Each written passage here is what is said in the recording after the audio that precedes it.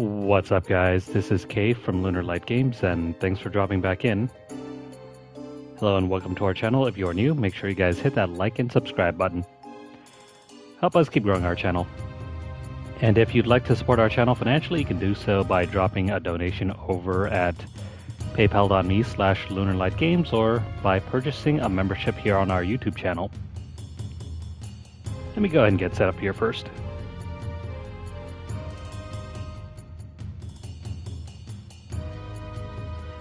Alright, so welcome back to our continuing coverage of Final Fantasy IX.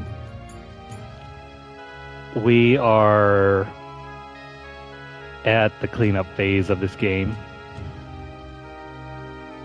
Last time we had just completed Disc 3. And now we're looking forward to just wrapping everything up in the game, really. There isn't a whole much more that we can do. There's like one final dungeon that we have to run through. There's a super boss as well, but we're not going to do that yet until the very end. And let's see. Yeah, the super boss is going to have to wait until the very end. And there's a whole bunch of cleanup that we have to still do. There's one final side quest that runs concurrently with the final dungeon. I wouldn't bother with it if you're looking to save on time, though.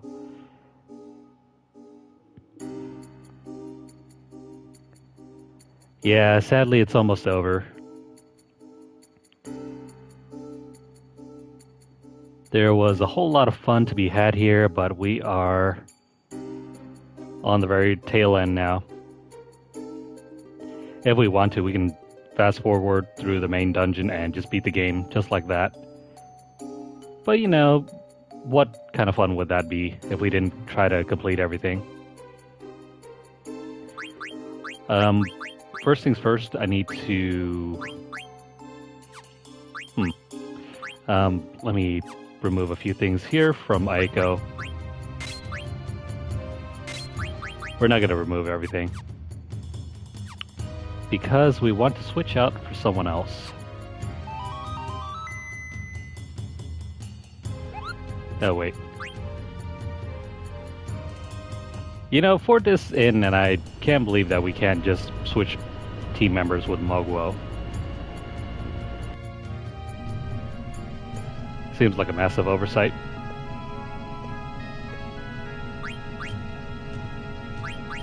Instead, we have to go inside the airship and rearrange our stuff here. Now, you might be wondering, what am I doing? Well, there's a certain, I guess you could say, trophy that you need to complete by fighting against this monster in Treno. Let me adjust my equipment here.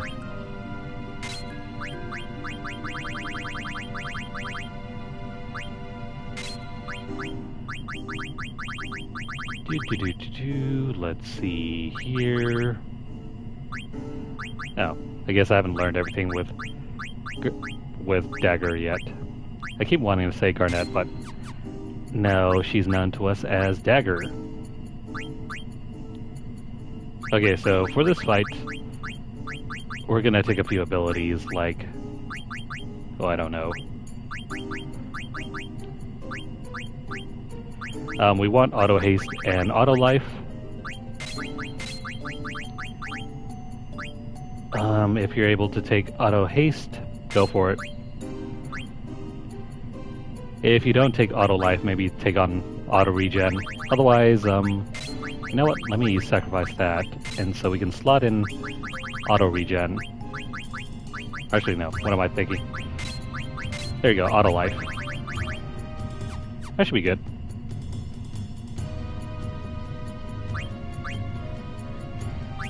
We don't need a whole ton of magic here. The main thing we want to go after is Silence and Blind.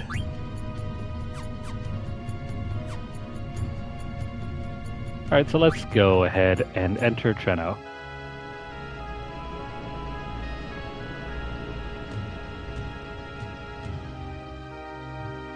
And thank goodness for once we don't have to worry about the Mognet letters anymore.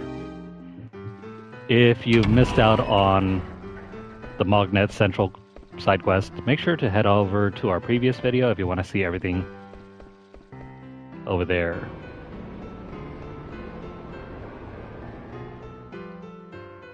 Please, Garnet, I hope you can survive this.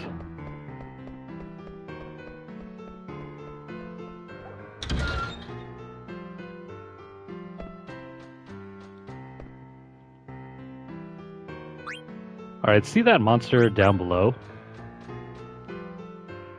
In order to get this trophy, you need to defeat it using just dagger.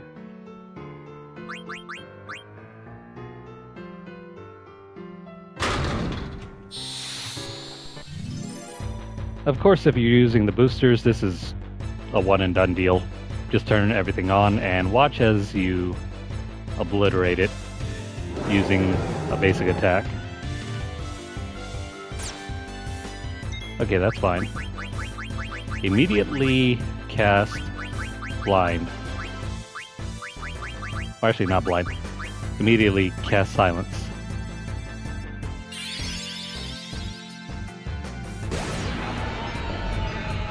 There we go. Alright, we gotta heal up before it kills us.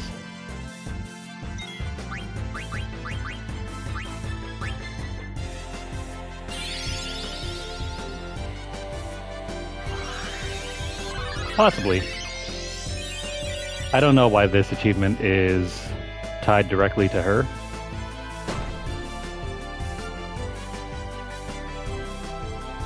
Well, that's fine. If you just toss on the boosters, it's going to be an easy fight. He can't kill you because your physical, his physical attacks can really take you down. He doesn't hit high enough. But you gotta be wary of his physical, his physical attacks are gonna really screw you over. But thankfully he's already silenced. If he wasn't silenced, he could throw out a magic spell on us.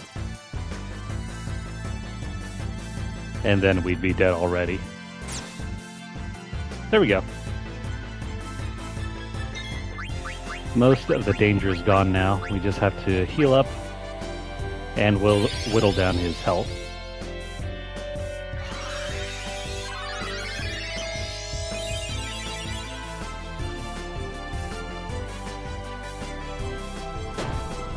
Oh crap. Well, this is no good. Is there any way that we can reduce damage? Yes, we can.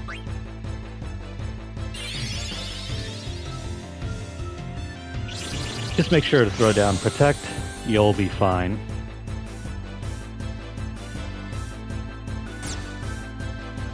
Or, just don't hit us.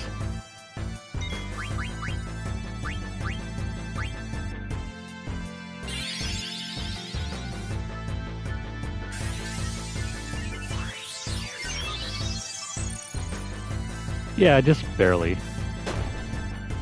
Heave, there you go. Cast Protect and Heave does little to nothing.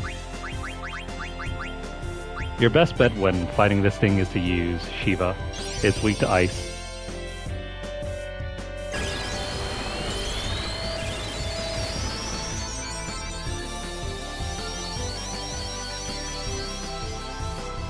Or, barring that, just use your physical attacks. Just make sure you have a racket on.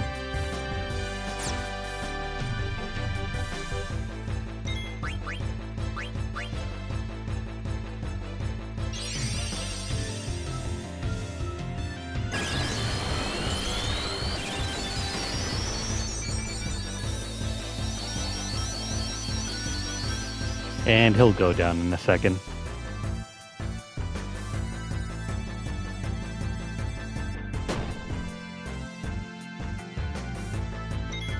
You know what, just for fun, let me throw out Bahamut. Let's use all of our summons.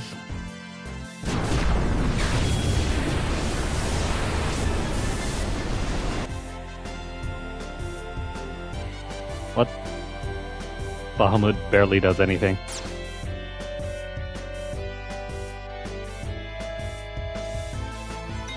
Well, so much for that. How about... You know what? I want to see how much we can reduce its health by.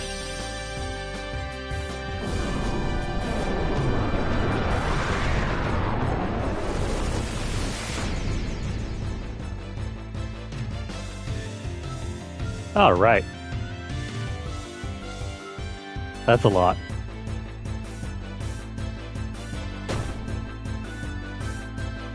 Well, I definitely know what I'm using now.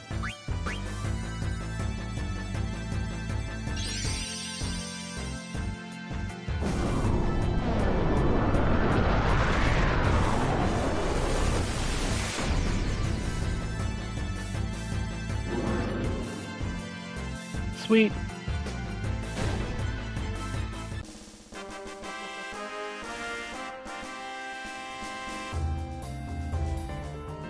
That was an easy kill. Wow, I can't believe it. Give my prize. In exchange for that, we get a very rare circlet. Good for Dagger.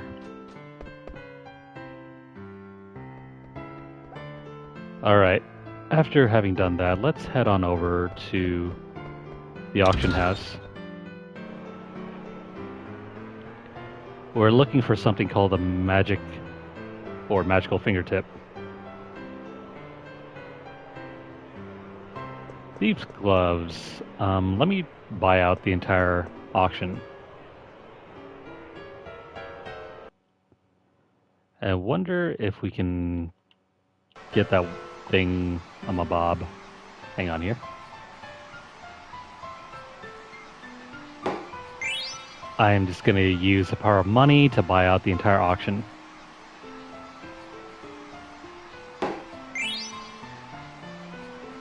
It's nice to be rich.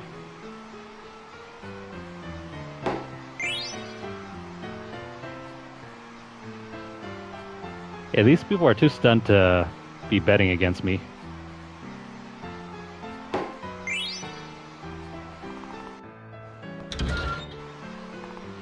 If you bid high enough, they won't stand a chance. They're going to be too shocked to even bid anything. But what I'm trying to do here is force that thing to spawn in. And that thing is a magical fingertip. Alright, so it's got the ribbon there. Man, y'all just rich, huh?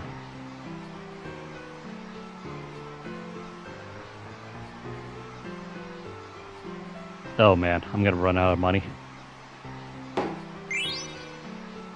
There we go, got a ribbon.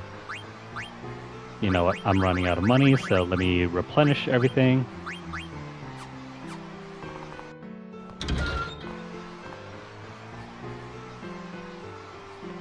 Pearl Rouge, what the heck? So why is it not spawning in the magical fingertip? Do.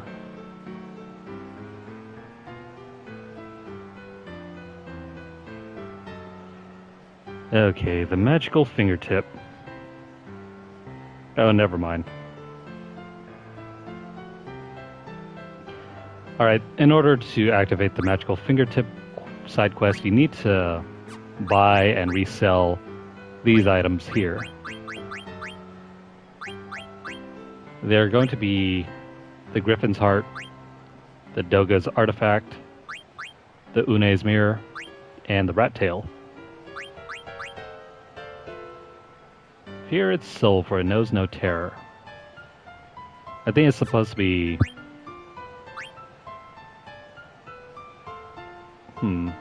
We seek magic as a way of life. We create dreams after life. The body may perish, but the spirit lives on. And funny enough, I almost ate this thing when I first found it. I thought it was a snack. Oh man. all these other items have some sort of, meaningful message. But this rat tail, Baku, you remember that that guy that's supposed to be Zidane's adoptive father? Almost ate this thing. That's the power of good writing. Anyways, so yeah, once we have those, let me go ahead and sell these things off.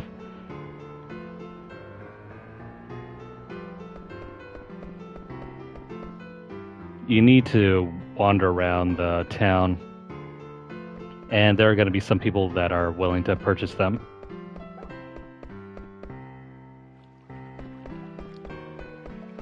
So if you're having trouble, just talk to everyone, I guess. For example, if you go over here... Oh, I'm so glad you joined me for tea again tonight. Really? Oh, here we go. You have Une's mirror with you. Will you sell it to me for 12,000 gil? I think it's possible to haggle them for more money, but I'm not going to bother with that.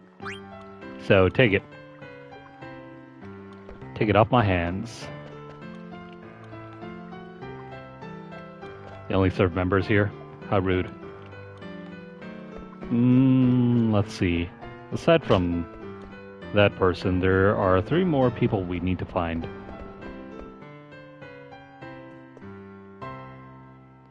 Oh, this guy. He wants the Doga's artifact. Well, take it off my hands. So that's 2 out of 4.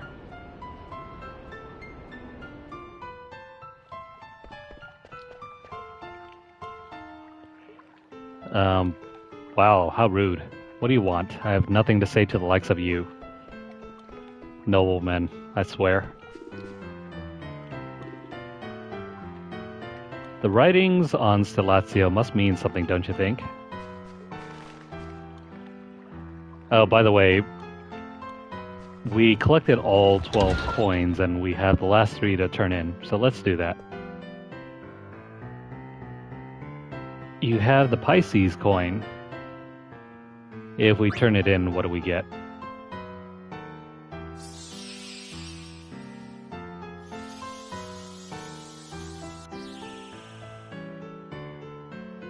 Yes, give me my reward. A Rosetta ring. Those are pretty rare. Now hand over the Aquarius coin.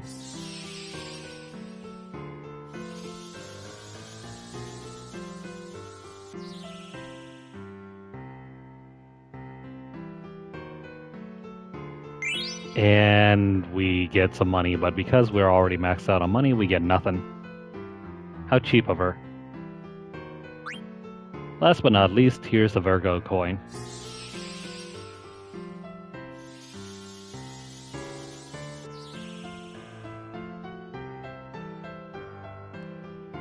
Now, what's our last reward? Oh, sweet, the Robe of Lords. That's another way of getting this endgame robe. But wait, we're not done yet. Something is missing. According to my information, there are 12 Stellatio. Then why do I feel that I'm missing one? Probably because there is one missing. Yes, there must be a 13th Stellatio coin somewhere. My queen, if I may, the writings on the Stellatio must be the key to solving the mystery. Well, fine, I'll give you all my Stellatio, and you bring me the 13th. Alright, so... funny enough, she's gonna give us back all the coins. I'll find the 13th one after we do the Magical Fingertip quest.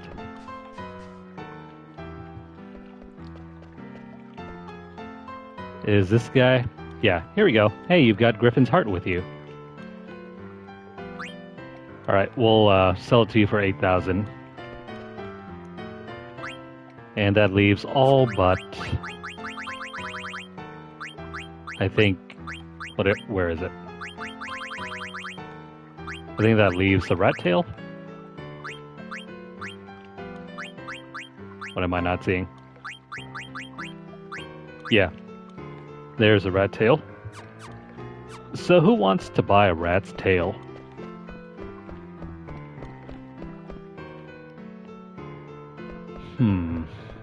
If I remember correctly, Alexandria and Limbum fell. Anything can happen in this world. I can only rely on myself. Poor girl. Okay, so that's not where we're supposed to sell.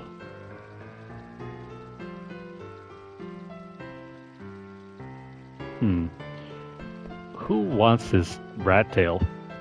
Seriously. Hang on here.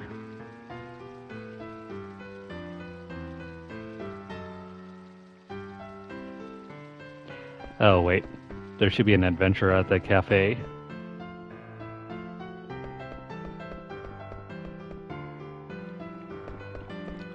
So somewhere around here there should be some adventurer.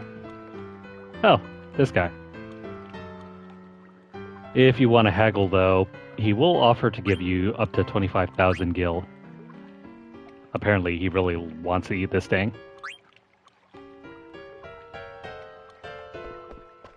Now once you've done that, head back to the auction house and purchase the items again.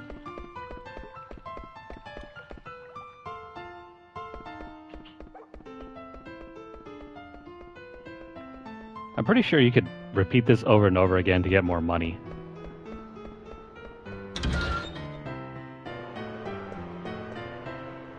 Alright, so what are the items? The rat tail, the fairy earrings, the magical fingertip, there we go.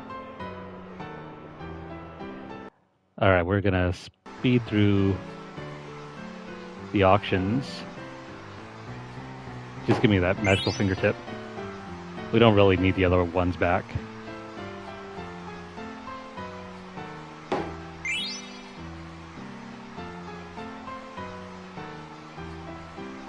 Okay, so we're gonna be in a bidding war. Well, so much for the bidding war.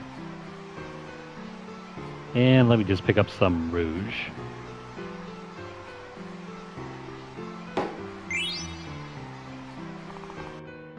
Okay, sweet. This is what we really wanted. The magical fingertip. No one knows who this Go-Go guy is. He just disappeared. Does he really exist or what? Well, who knows? Who the heck is Go-Go?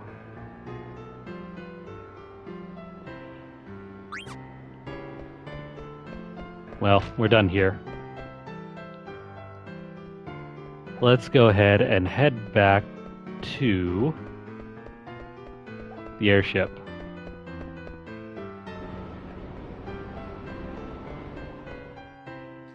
Oh, and also before I do that, remember all the Stelazio coins? They have a message on the back of them. Let's read it together. The story of 12 zodiacs. The 11 zodiacs pondered how best to catch Virgo's heart. Aries headed east. Okay. You gotta go east. Taurus had an idea. He would give Virgo a gift. Through the forest and over the mountain, he found a star. Well, not really sure how we're supposed to find a star. Gemini thought by the river, I will sing her a song. He didn't know where she was, but he hoped his song would reach her. Okay, so this is getting a little more vague. It's over by the river. East by the river. Cancer headed to the cape where Virgo waited. The sun was setting into the ocean. Would he finally see her? Okay, so it's got to be somewhere where the sun is setting into the ocean. And maybe some sort of cape? Leo was waiting for the sun to set into the ocean. Then Cancer showed up, and they began to fight. Into the ocean they fell. Wow. Two bros fighting over a girl. When has that ever happened before? And especially into the ocean. Virgo. Watching the sunset from the Cape, Virgo whispered, "My only wish is to be with you now." So we're still talking about the sunset and the Cape, right? For Libra, he was a perverse fellow. He would always walk in the opposite direction of the sun. Would he ever see Virgo? It's still mentioning the sun and its direction. Scorpio. Scorpio was very timid. He always looked at his shadow until one day he decided to look away. He walked up a hill. Alright, so it's somewhere up a hill. Maybe it's in darkness? Who knows? Sagittarius dashed through the night, defying the chilly northern wind that was stinging his right cheek. Okay, so, again, they mentioned something about the night. Capricorn. Impatient Capricorn ran up a hill toward the sun and fell asleep from exhaustion. Once more, it's in a hilly section that's somewhere halfway between nighttime and sunset. And it's right at a cape where you can fall into the ocean. Aquarius. Aquarius arrived late. He asked everyone, "Who kissed Virgo?" Who indeed? This is our main clue. It's written in red. And you know, the only other message that was written in red was this one. "My only wish is to be with you now." Okay. So put two and two together. Now Pisces. Pisces said to Aquarius, "Virgo made her choice. Go see him and he'll tell you the rest." Who's him?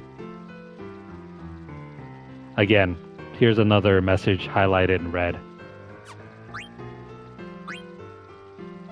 Alright, so that's all 12. And from there, you're supposed to decipher the riddle. Go see him and he'll tell you the rest.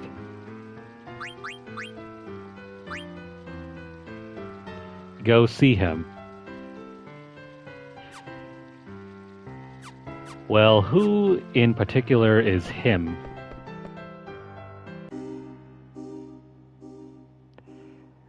You might be wondering, where can we find this last Delasio coin after we read all those hints? Doesn't make a lick of sense, right? Well, consider the red messages. My only wish is to be with you now. Who kissed Virgo? And Virgo made her choice. Go see him and he'll tell you the rest. So it's a love story. Who did Virgo choose of all of the remaining 11 zodiac signs? So we can count Virgo out, right? Virgo is not one that we can consider. Aries, well, Aries headed east. It mentions nothing about him meeting her. Taurus, well, I mean, he might have a chance. Gemini. This one seems kinda iffy. He didn't know where she was. Cancer. Cancer is a good candidate. Leo, though. Leo ended up fighting Cancer, and they both fell into the ocean. So that rules out Leo and Cancer then. So all you have remaining is Aries, Taurus, and Gemini. No Virgo. Libra. He would always walk in the opposite direction of the sun. He might be the one. Scorpio. Scorpio's story is very simple. He just decided to walk up a hill. Very straightforward. Sagittarius. This guy was rushing. He was probably late. Probably didn't make it in time. Capricorn. Well, he fell asleep. So I guess we can rule out Sagittarius and Capricorn. Same thing with Aquarius. Like these two over here, they probably arrived late. And especially Capricorn after he took his nap, so it definitely can't be these three. Pisces. Well, Pisces is sort of a storyteller. He probably didn't go see Virgo. So we can count out these four down here. Cancer and Leo are gone. Libra. This sounds kind of iffy. He always went in the opposite direction, so he probably didn't make it. Alright, we also ruled out Cancer and Leo. Gemini. Gemini didn't know where she was, so... I mean, it's kind of hinted that he never found her. Aries. Aries is a little vague. And same thing with Taurus. I think since he took so much time finding that star, he probably didn't make it. Which all but leaves this dude, Scorpio. The shy guy who went up a hill. I hope that makes a little bit of sense because remember where we found Scorpio? That's where we're gonna go. Honestly though, without a guide and a lot of piecing together the clues, you might not really be able to solve this puzzle on your own. I know for sure I didn't. Couldn't figure out for the life of me what that riddle really meant.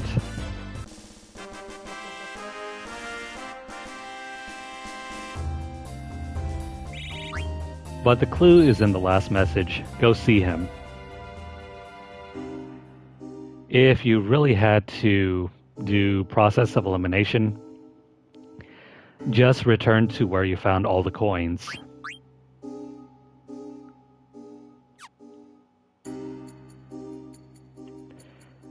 So where did we find Scorpio's coin? Well, it was back in Quan's little cave. So we're gonna head back to that cavern.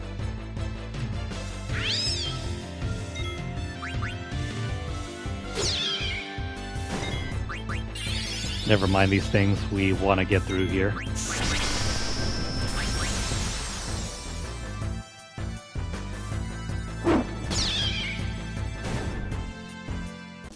We're not really going to gain any XP off of them. But at least we can still keep improving our abilities.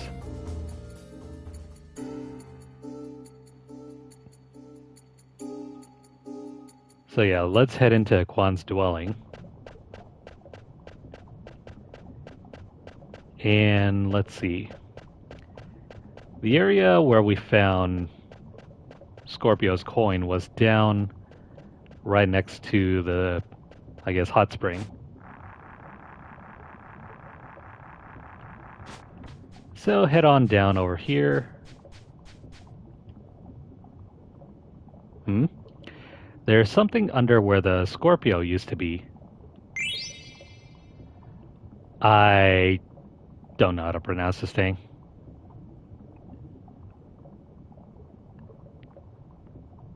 Yeah, I'll just leave it at the O coin. So pick up the O coin. Did the Scorpio and the Virgo just sparkle in my hands? Well, let's see.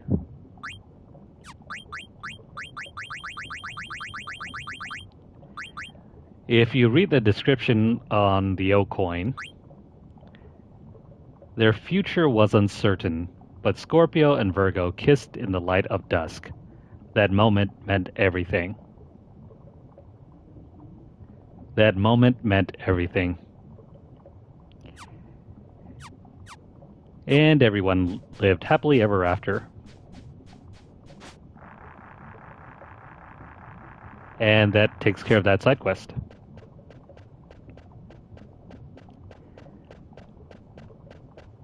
Of all the stories written in this game, I think that's one of the cutest ones. Though heaven help you if you're trying to decipher it on your own.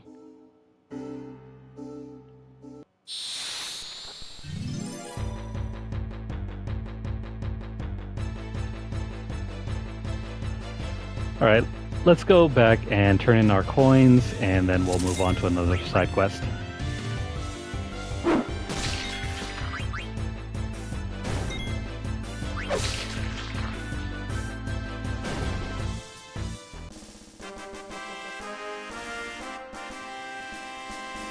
Yeah, it's a little strange. Maybe it might be due to some sort of weird Foley effect. I don't know.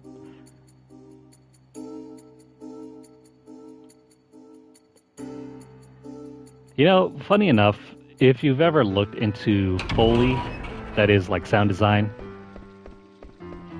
you'll understand that not everything sounds the way it's supposed to be heard. Like, for example, you know the squishing effects in some horror games? It's actually the sound of someone, like, squashing, like, some melons. Or Jello.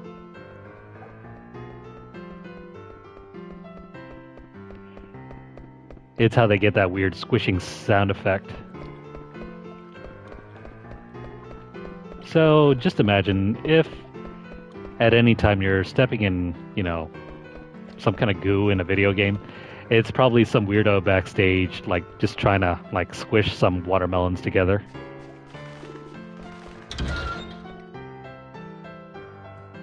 Okay, so... Oh, you found the last Delazio coin. The O coin.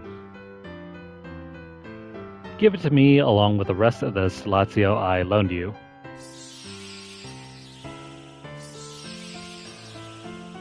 Take them all. Take them all off my hands.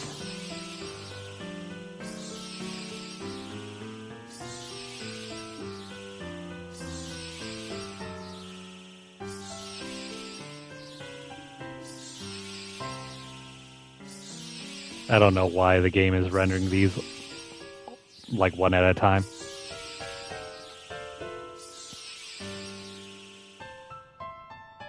Anywho, take the reward. We get a random hammer. What is this hammer used for? No idea. It's just a random key item. Where is the hammer? Oh wait, hang on. Isn't the hammer some sort of item that we can equip?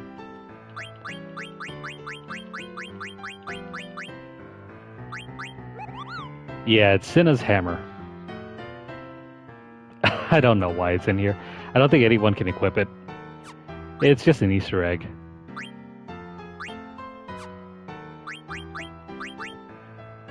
Funny. I mean, in some sort of weird way. Oh, I forgot to equip this thing. So we have Zidon's ultimate weapon now. I probably should have mentioned that the last time we were playing.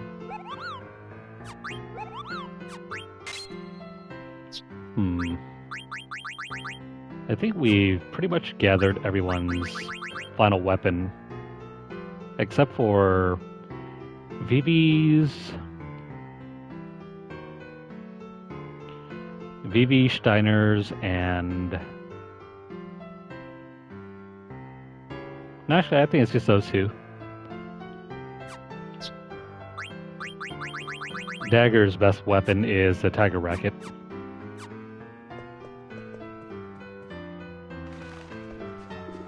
Anywho, we're done with Treno.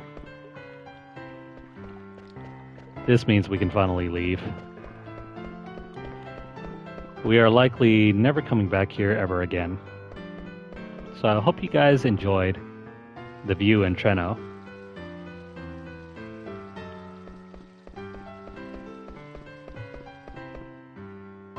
Same thing goes for Quan's Dwelling. That's the last time we'll ever be there.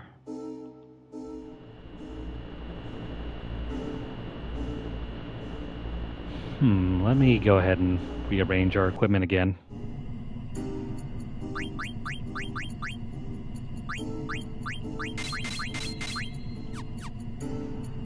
There we go.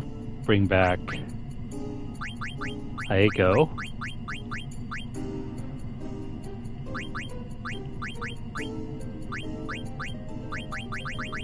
Has she not learned everything yet? Probably not.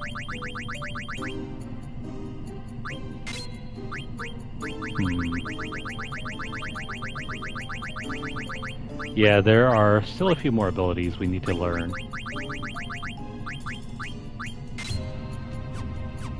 Let's put those on. And then Amaranth. You're still working on those. Quina has nothing to learn for now. Okay.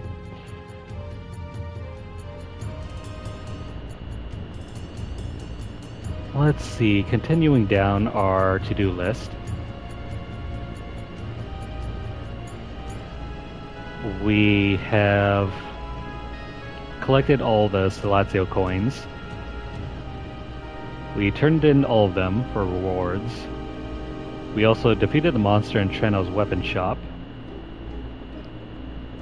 We picked up the ribbon from the auction house, and we don't really care about any of the cards, so this card game, mini game,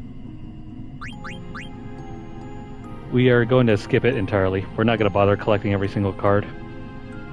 But if you're looking to get more cards, head on over to the card game clubhouse that's in Treno to win some more cards. There are new monsters that will spawn in on the world map if you want to go farming for XP. If not, if you want the most efficient way of farming XP, just go over to the Vile Island and fight the Yans. They look like the little cute ram sheep looking things. They're also fairly strong, so take care if you're gonna plan on fighting them. Let's head over to Daguerreo so we can turn in our magical fingertip. Oops, keep pressing the wrong button.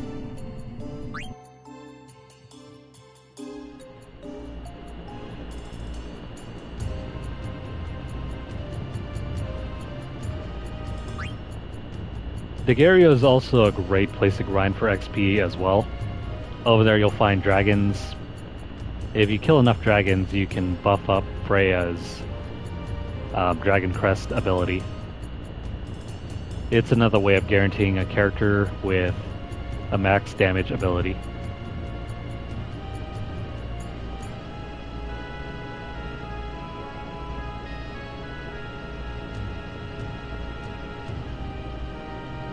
When I was younger and I was, interested in grinding for 99 levels for every single character, I would just fight over here for a while, just so I could get Freya's ability up.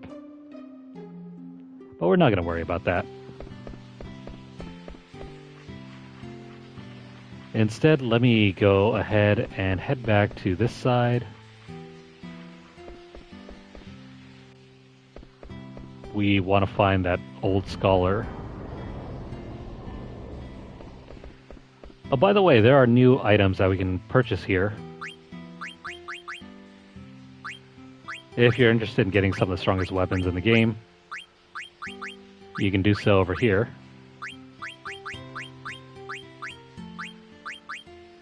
But there's an even better shop towards the very end of the game. It's like only a few screens away from the final boss too. Huh, you have the magical fingertip. Will you give it to me? I beg you. What does this old fool want with a fingertip? You know what? Never mind. I don't want to know. Oh, thank you. What is it? What's wrong? I used to be a fairly well-known blacksmith. My work was everything to me, and then one day, my wife died. That's when I moved here. I've lived here ever since. A few years ago, I read a biography of a great craftsman named Gogo who was known for making dolls that looked like real people. Supposedly, the secret to his extraordinary skill was in his fingers. So, I figured if I could get his fingers and combine them with my skills, I could make a doll that looked like my wife. This is some pretty dark storytelling. Why do you want the fingertip to make a doll that looks like your wife? Ugh. Oh, never mind, scratch that. I guess he wanted the fingers so he could make the doll, not make a doll with the fingertips. Never mind. That took an even darker image in my mind. Anyways, I'm such a fool. Look at these fingers. They look worn down, as if they never got a break. They look just like my fingers. Did you just go around collecting 10 fingers? I thank you from the bottom of my heart. I now realize that I must accept who I am and how I have lived my life. Please accept this as a token of my gratitude. I no longer need it. Sweet. We got the Excalibur. It's the third best weapon in the game for what's-his-face, Rusty. Our good old knight. Also, there's a weapon description about the sword, so let me check it out. Where is it?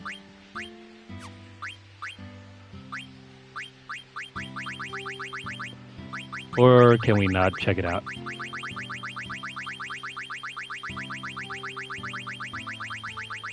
Where's the sword?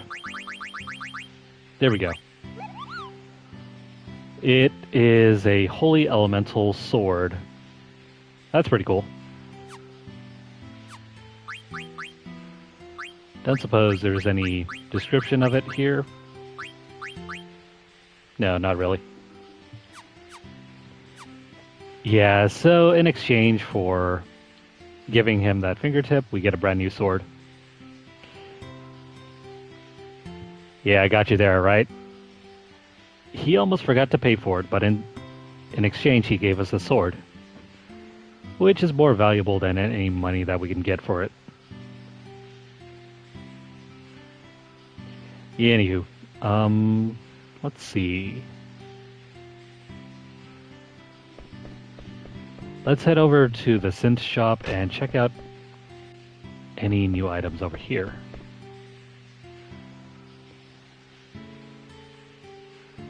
I forget if they offer anything new. We don't need the white or black robe.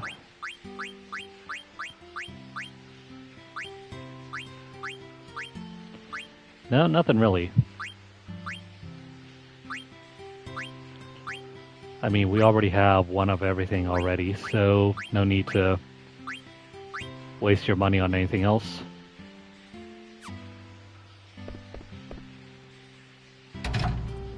I also should check out the Black Mage Village. I think there's another update to the shop list over there. We'll go check out the weapon shop and the synth shop over there.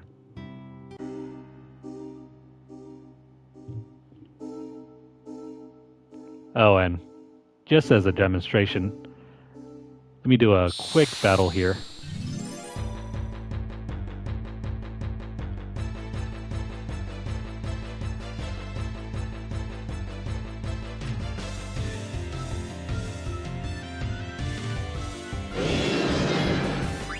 These dragons are pretty strong.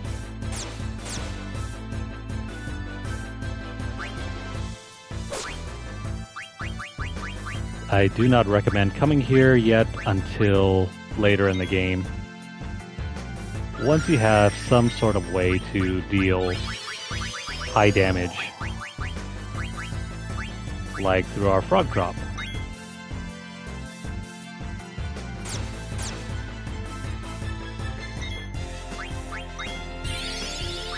Also, what does this thing have?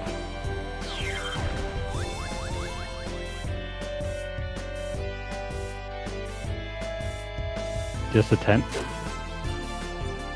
Oh, no problem. Because that tent will be an instant, you know, health recovery for our characters.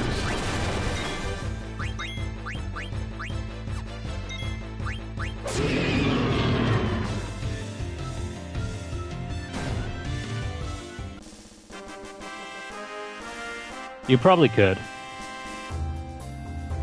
The trouble is, there's no reliable way of getting up here.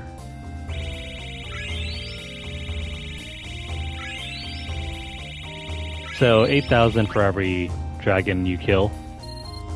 That's pretty high. Let me see, is there a beach here that you can use to climb up here?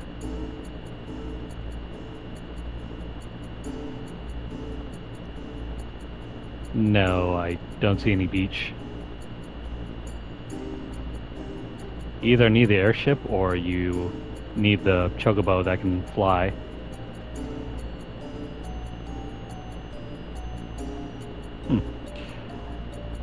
Okay, so after having done that, let's go check out the shop over in the Black Mage Village.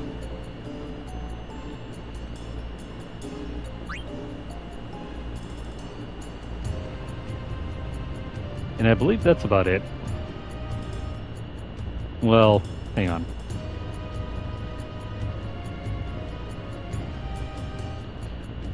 No, never mind. We still have to go over to Chocobo's Paradise for a quick cutscene.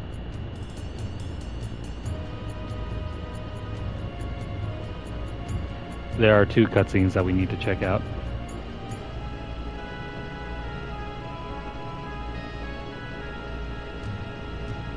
Yeah, I wouldn't be surprised if something similar to that would work. I mean, some other massive status effect.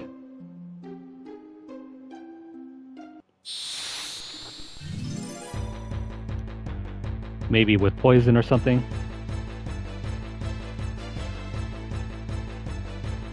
Well, this thing is new.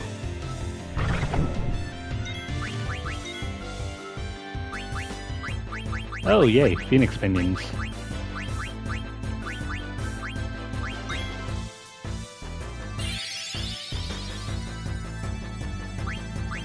What is it doing?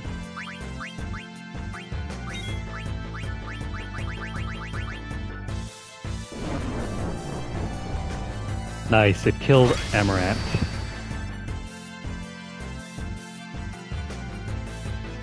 Well, you know, thanks to having auto life, it didn't kill him.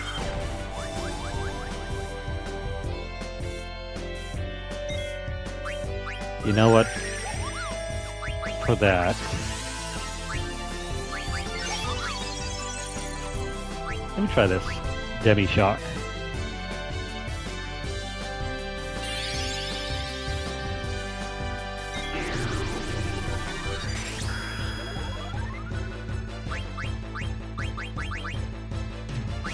Nice, it wasted our trance ability.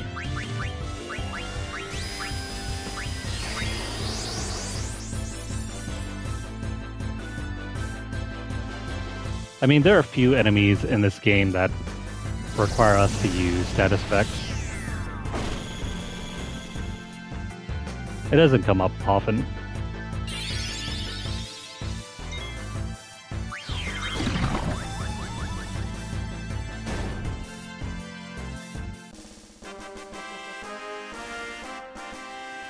Outside of maybe a few bosses.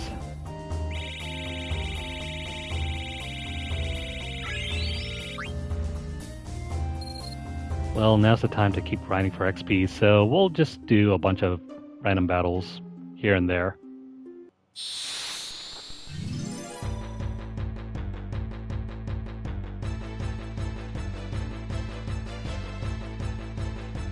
Oh crap. Not this thing. This thing's gotta die. We can't wait to steal or anything like that. Instead, throw everything that you have against it.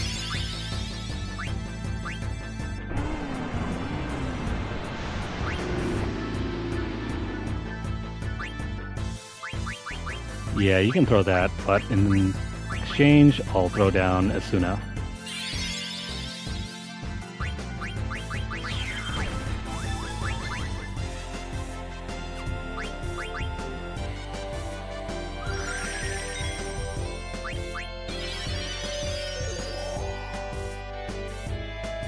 Oh, by the way, Quina has a very handy ability in case you get afflicted by a bunch of status effects. I don't know how I neglected to mention this one.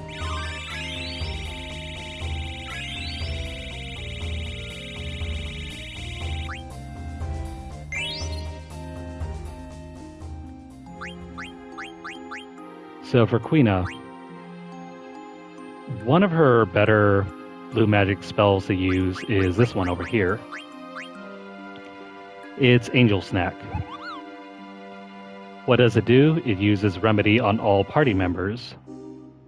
So for 4 MP, you can remove all status effects on your party members, provided you have like 4 remedies on hand. It's a very easy way to heal up everyone. So, if you're fighting something like the super boss Ozma, and it uses Curse, and suddenly everyone has a status effect, throw down Angel Snack. It'll remove everything off of your party. But then that means you have to stock up on these things. It's way better than attempting to use Asuna one by one.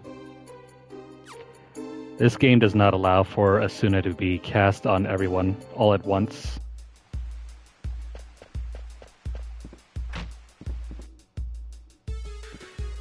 Just another way to strategize. Let's see, the Wizard Rod. How have we not collected any of these?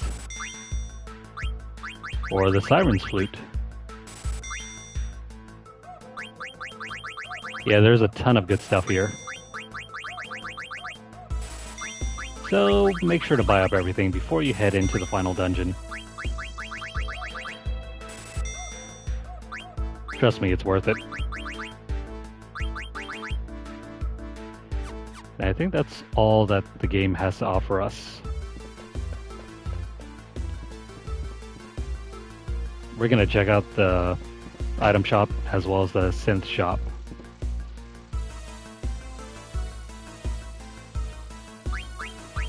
Okay, most of the stuff we should have already. This is kind of late, but you can also grab the Masamune. Don't bother with it though if you have the ultimate weapon. But we're just gonna make one. I don't think I'm gonna waste my materials at this point anymore.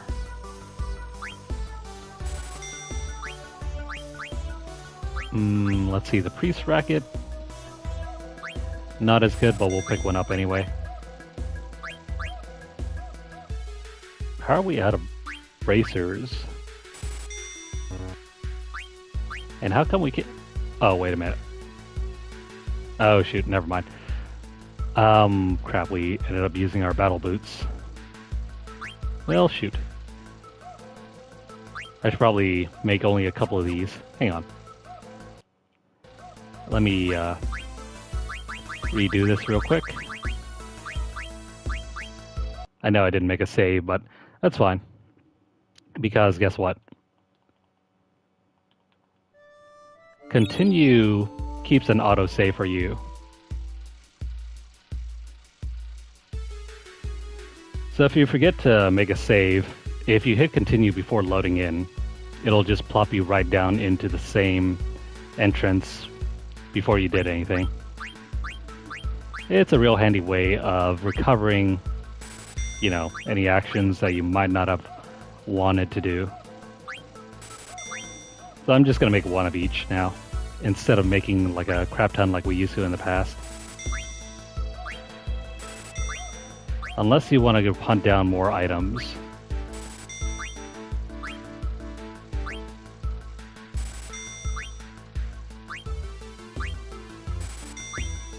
I think we should have at least one of everything now.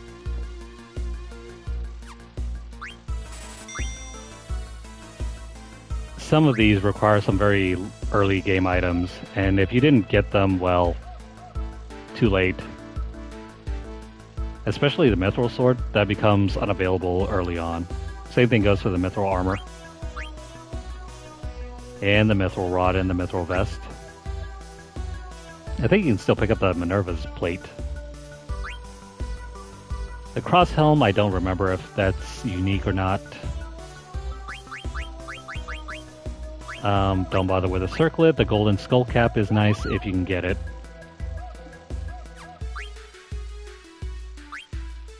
I forget if some of these can be attained or obtained like later in the final dungeon. But if not, here's the earliest chance you can get at making them. And I think that's about it. Yeah. So just make sure to make those items before leaving.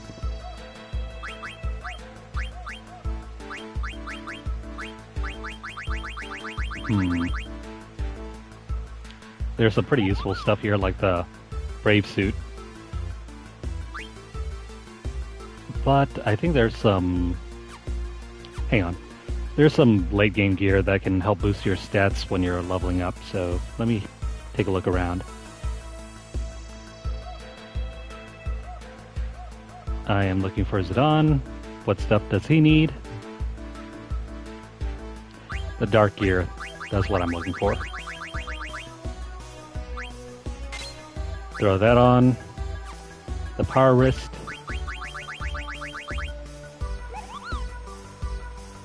The bracer increases wind elemental damage.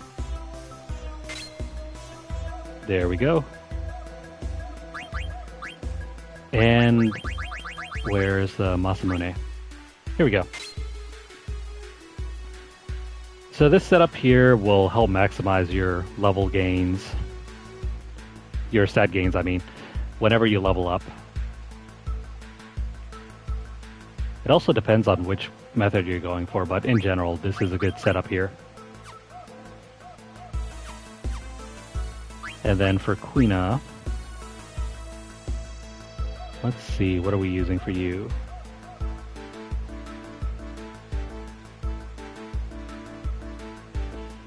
Alright, we want the Holy Mitre, the Enkai Armlet, the Robe of Lords, and a ribbon. He's fine. We're still working on what's his face here. Let me learn that, and then that's okay. Alright, Eiko, you're gonna have to learn something else here too. Let's take the pumice piece.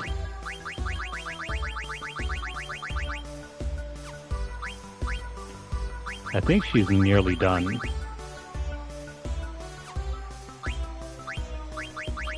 Great question.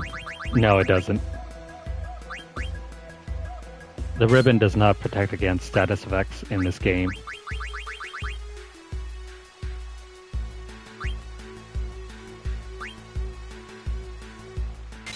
I guess if you're looking for the best weapon for Aiko, she can either use the Siren's Flute, or if you're really going for attack, equip the Priest Racket. It's Wind Elemental though, be aware of that.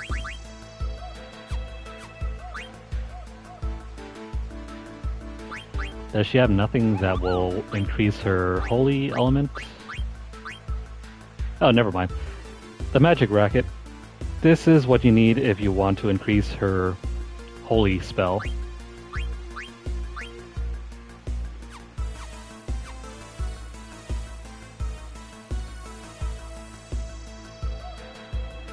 Yeah, this is one of the rare times where ribbons don't protect against status effects. Bit of a bummer.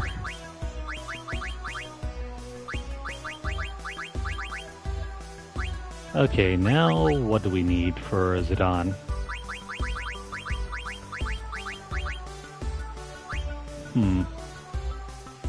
I guess Auto Haste is the most useful one of all, next to Auto Life.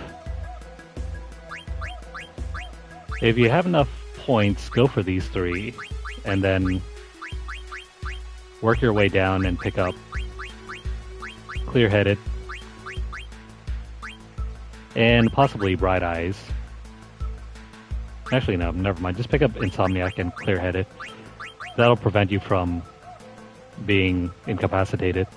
You can also pick up Locomotion, but I don't really think...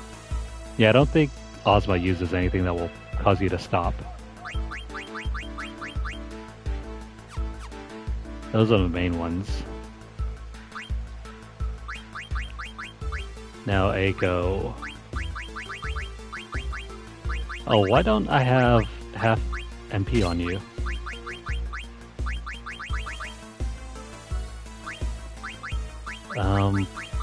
What can we sacrifice here?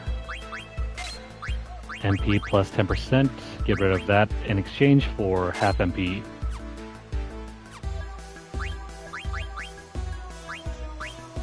In general, half MP is great on all of your casters like Quina and Aiko.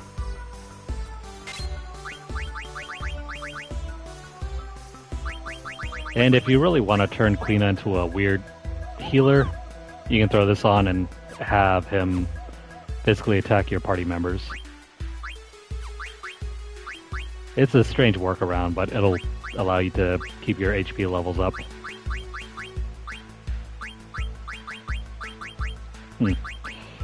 I do not see any half MP on Amaranth, so we can't switch anything here.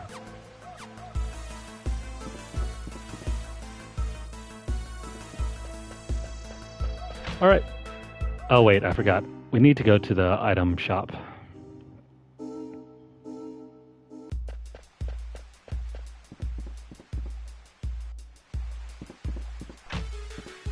Gotta take one last look at the item shop before we go.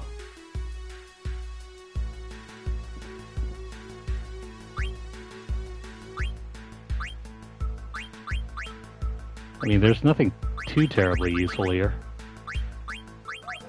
Pick up as many remedies as you possibly can, though.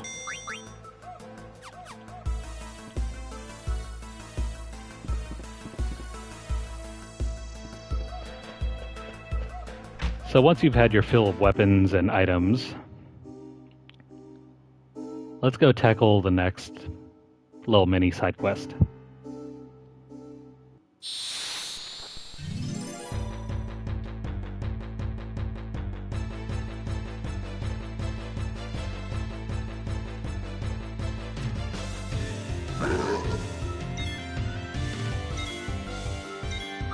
By the way, how's our beavery thing looking?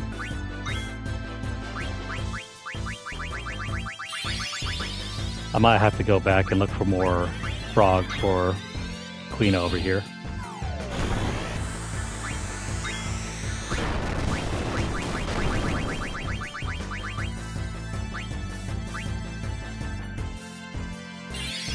I mean, it's decent. Not great.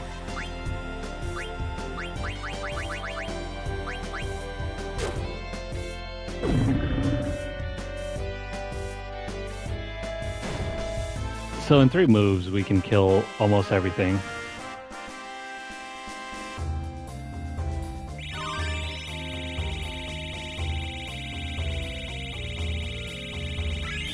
That's another level up.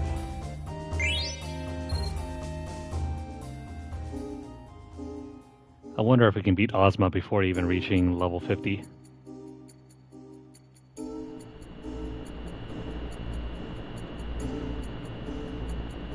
Okay, where are we going to next? We're not going here yet. Instead, that's Kuz Marsh. Actually, you know what? Let me check out the marsh. Maybe there might be some frogs for us to catch.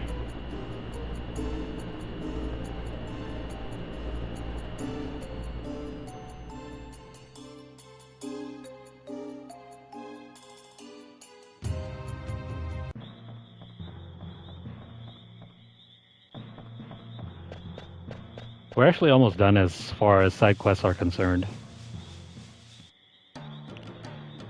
It's because we spent so much time doing all the side quests throughout the main story that there's nothing left for us to do now. Especially the Chocobo hot and cold minigame.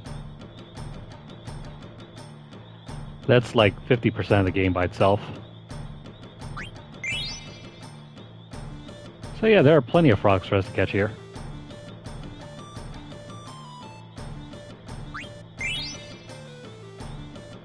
Plenty of frogs. Come here. Come on, frogs. Gimme. Gotcha over there. Come on. Hold still. Hold still. Gotcha. Alright, I guess we can pick up this baby frog. Oh, come on. Come back here. Gotcha. That's 1, 2. Okay, so we'll leave those 2 alone.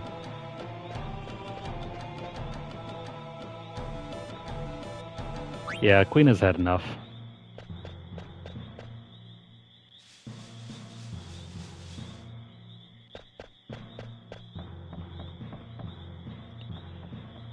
Now for this upcoming side event, it's not really a side quest, it's more of an event.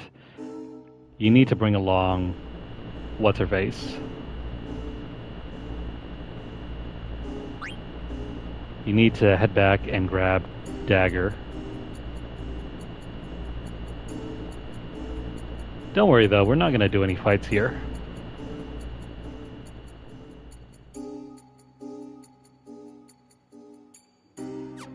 Oh wait, hang on.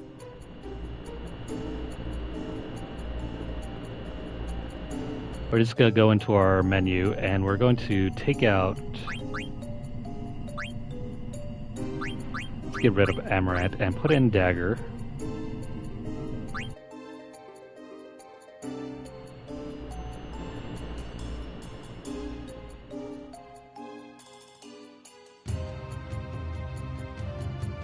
And we're going to head into Madain Sari. If you've ever wanted to learn more about Dagger's backstory, here it is.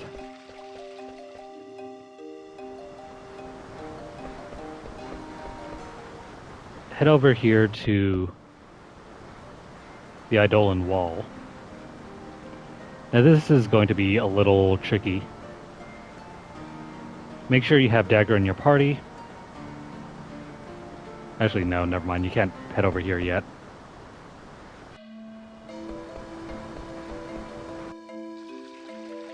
Just make sure you have Dagger in your party for now.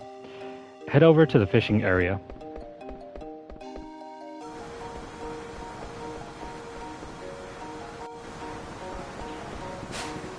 And over here, someone just jumped away. I wonder who was that? The fishing has been horrible since the mist appeared. I know, right? There's like a monster right over here. Ain't that the strangest fish ever?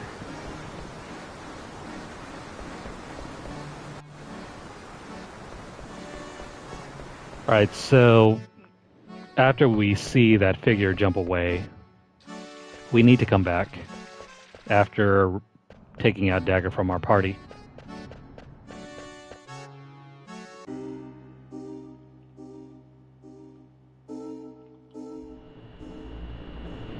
Also, make sure you don't have Amaranth in your party either.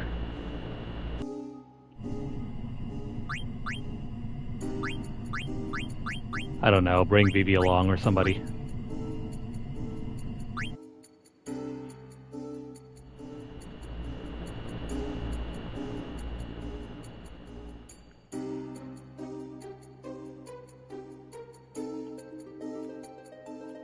Alright, so head back into Madain, sorry.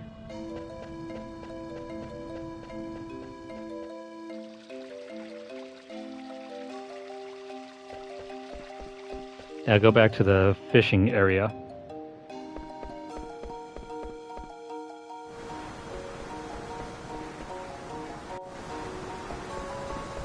Oh, look who it is. I forgot her name.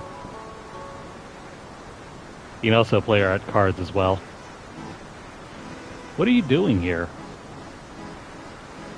I tried getting back to the Mist Continent, but Fossil Rue was blocked, and the Alexandrian fleet was destroyed before my eyes. Remember Lonnie from way back in like this too? Yeah, such a shame we never saw her in Disc 3. She disappeared for like a third of the Eva tree.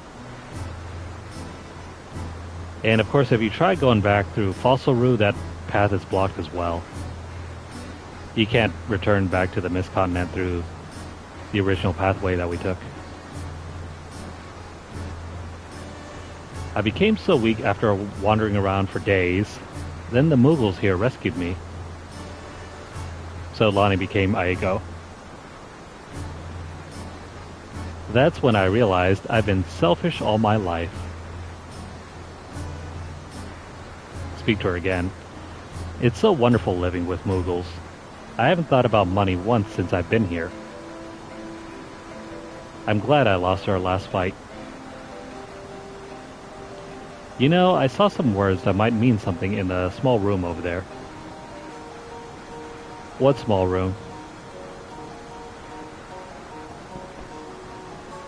Well, if you go in here... Oh, shoot. The 8-way control system is working against us. Now, if you move carefully right about here... The old records are fading because of the mist, Kupo. Maybe it's because of the seawater. I don't think that's it. Hang on. There we go. You have to face away from the Mughal, and then you'll see the exclamation mark come up. Interact with it, and then you'll get this message. There's something carved on it. Time moves forward once. Time moves forward... excuse me. Time moves forward once. Time moves backward once. 9 is the last number. It is also the first. Remember that. Time goes forward, time goes backward. What does that mean?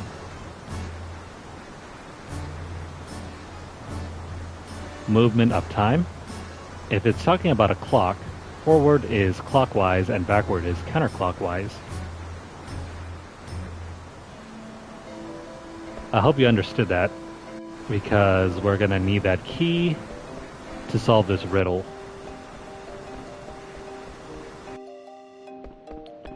Head on over to the Eidolon Wall.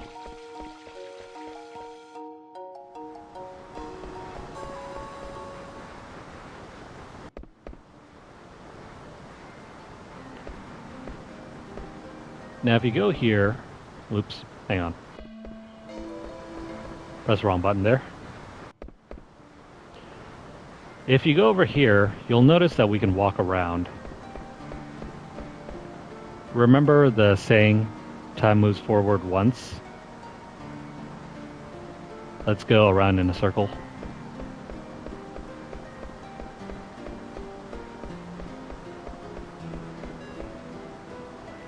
You should hear a faint beeping sound.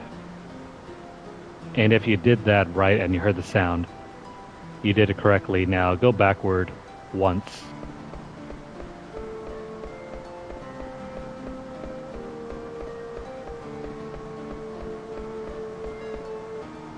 It's very faint. You'll probably have to turn up the volume, but there it is again.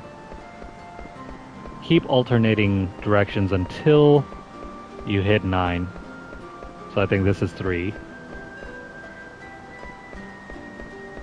Now it's going to be 4.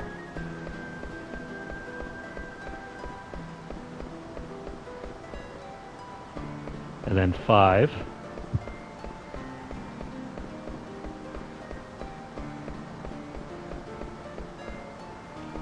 6.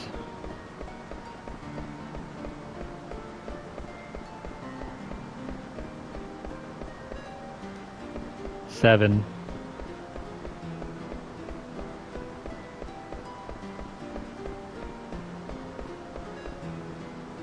8.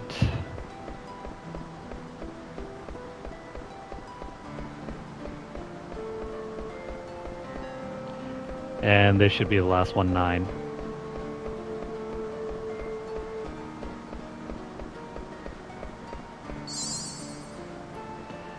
If you did it correctly, you should see this pop up.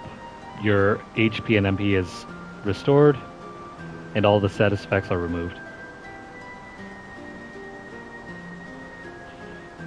Now, after doing all of that, we can finally examine all of the stuff around here.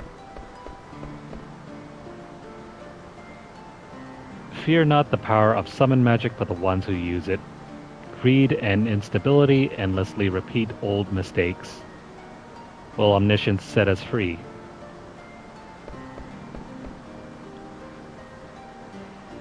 This is where the fault lines collide. Listen to the planet's heartbeat. Breathe slowly and calm your mind. Let memories return to you. Memories shape time. Time overlaps. The overlap becomes our memory. Memories construct time. History repeats itself. We must stand in its flow and understand the world. Such is the goal of our tribe.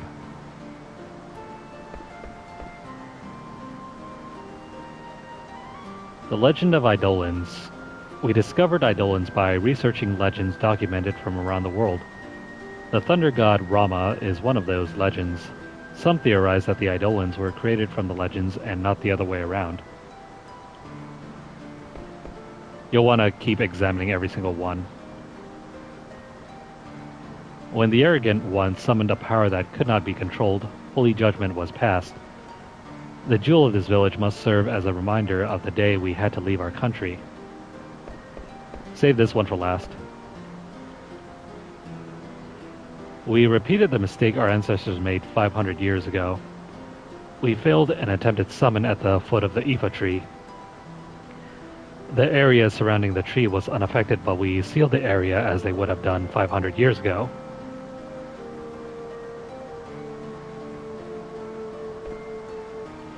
It's hard to tell which summon this one is. Aiko, my lovely child, until you turn 16 and have your own eidolon to your control... Until you turn 16 and have your own eidolon to your control, stay in this village. Then build strong friendships with others. I wish for your happiness from far away. This message is from her grandfather.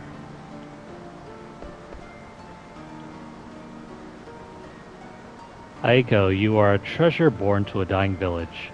We are dying, and there's little we can do for you. We shall return to the stars with one wish in mind. If legends are not born of eidolons, and eidolons but born out of legends, let us leave this place with one wish. If we can give birth to a legend, It shall create an eidolon that is friend and protector of humans. Gee, I wonder which eidolon is that.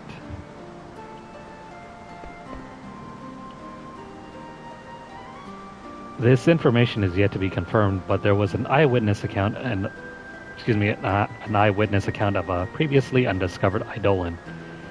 It was witnessed in Estogaza. If there is an eidolon that can exist outside of our legends, our theory would no longer hold true. But maybe there are other tribes that have legends of their own. This is hinting at how Aiko ended up with an eidolon of her own.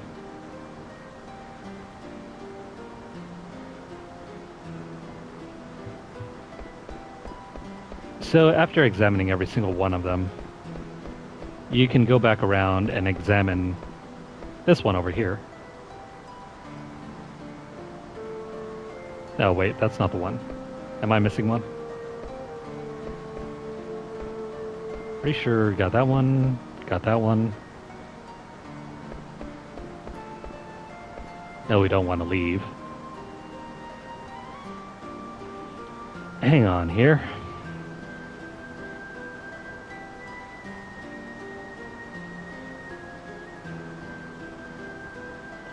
Do.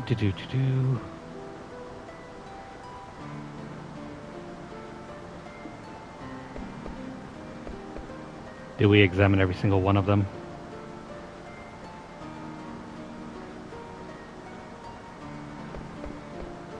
I think this is that carbuncle? There should be one around here that I didn't see. Oh, never mind, it's this one. The first eidolon discovered, Shiva. Shiva took the form of a young girl when she was first discovered. She now appears as a grown woman. Eidolons adapt their forms to the time and culture in which they appear. Shiva illustrates this theory. In certain areas, Shiva is depicted as a snow fairy. This cannot be verified, since the only written document that remains is in the Summoner village. People associate Shiva with a snow fairy. Why she changes forms remains a mystery. This is a nice little in-game joke about why Shiva looks different in every Final Fantasy game.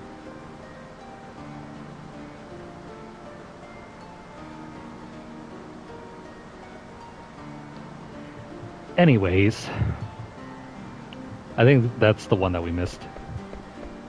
Now we can check out Ifrit. I survived the storm. I wonder if you two are okay. I see the two of you smile every time I close my eyes. I imagine I see you when I open my eyes. I have a mortal wound. I won't be able to wait for you very long. I regret being so unemotional for all these years. I'm writing down everything here in the hope that you'll read it someday. To my dearest wife, Jane. Although we fought many times, and I may not have shown my affection enough, I love you very much. To my beloved daughter, Sarah. My life changed when you were born. You made me happy. These are the things I want you to know. Okay, we're done here. And if you manage to do all this correctly, you should also get another achievement as well. This final detail right here, this note, this letter, this was written by Garnet or Dagger's father. It's addressed to Dagger. Her real name is actually Sarah, not Garnet. And Jane is the same woman that you saw at the very beginning of the game as they were being hurled across the sea.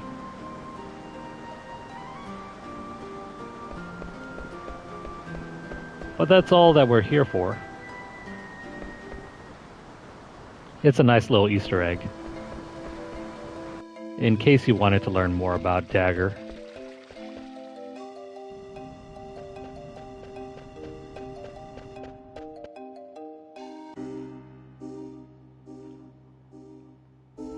And let's head off.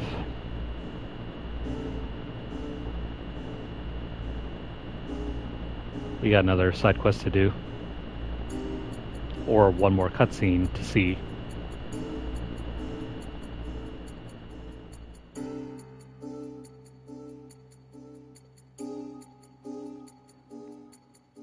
Alright. Remember Chocobo's Paradise? We need to go there once more. Where the heck is Chocobo's Paradise?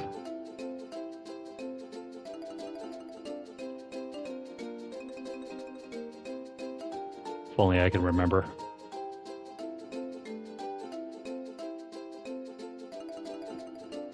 I'm not looking for the air garden. But where the heck? Hang on. Am I forgetting something here? There's the Desert Palace, Smognet Central. Wasn't it somewhere up around over here? Hang on. Okay, give me a sec here while I look up the directions once more.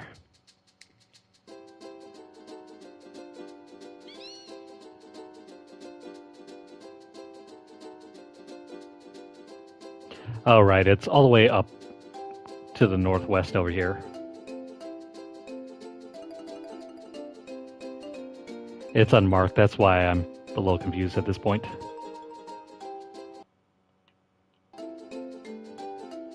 So let's speed things up.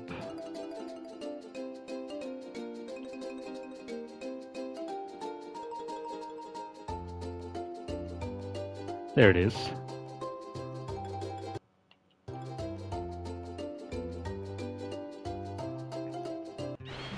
So once you've uncovered all of the dig spots, the dive spots, and collected all of the treasure from the chocographs, you should be able to see this new cutscene.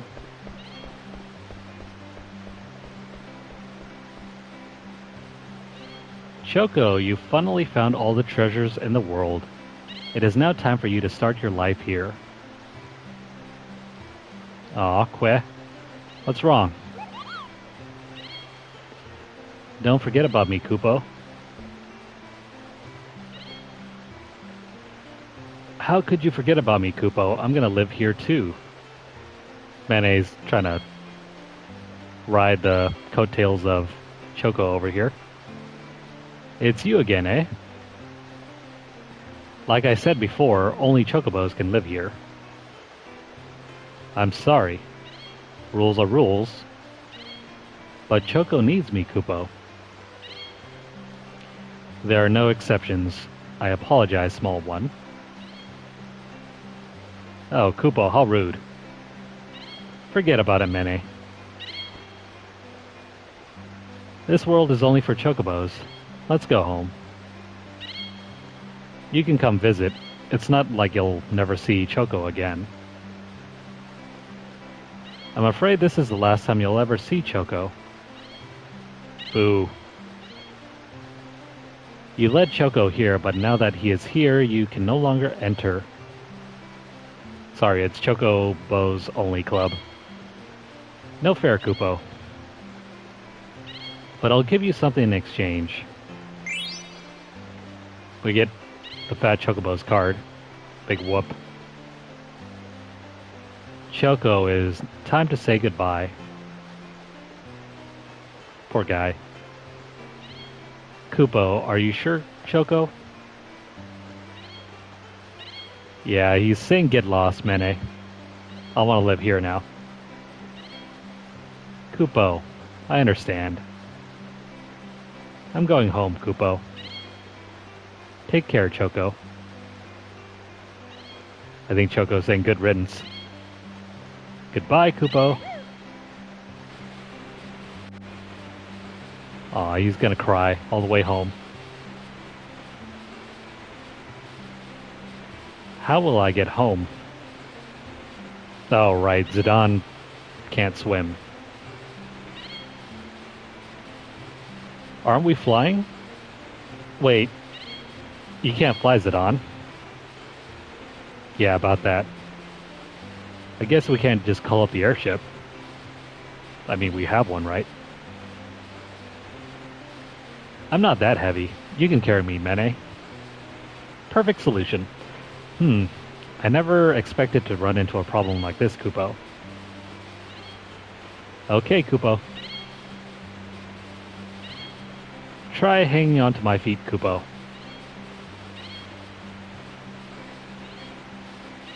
Oh no. Zidon's too heavy. You're killing him. Well, that solution didn't work out. This ain't good. Oh, but who's over there? Hey, listen, Mene. Did you hear that? That's Choco. He's in Chocobo heaven laughing at us. He's laughing extra hard. This is Chocobo's paradise, Kupo. It's probably some other Chocobo. Yeah, they're all laughing at us. Oh, wait, he came to laugh in our face.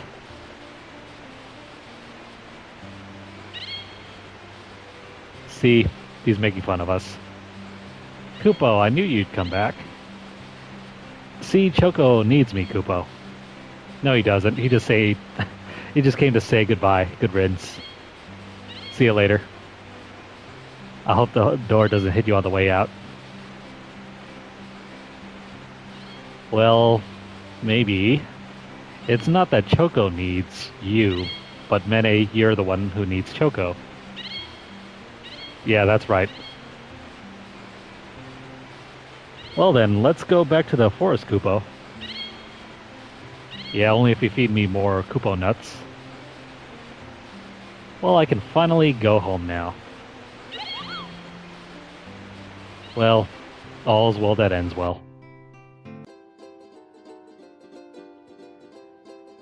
And that's it as far as Choco is concerned.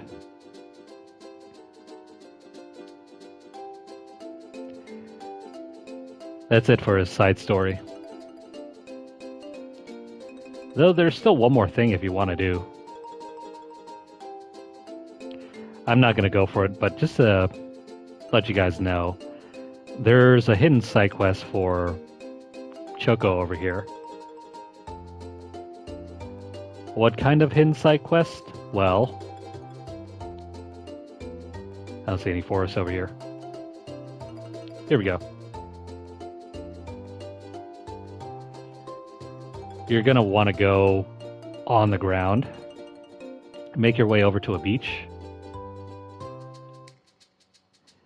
and if you're on the beach, is there a name to this beach? Yes, there is. Ryuki's Shores.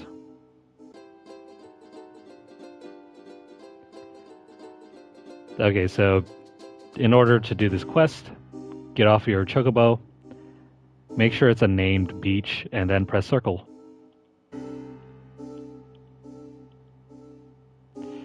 If you don't hear a sound when you press circle, then it's not the one that you need to look for.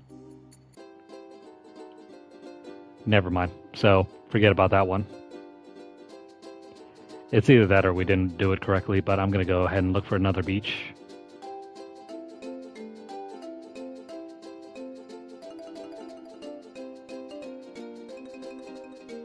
How about we go over to Vile Island? That's going to be over here, I think. We got to head on over here. No, never mind. There's no beach. There are a bunch of beaches that you can go around. I'm just having trouble finding the right one. Maybe over here. Yeah, that looks like a beach to me. There are 21 beaches in this game.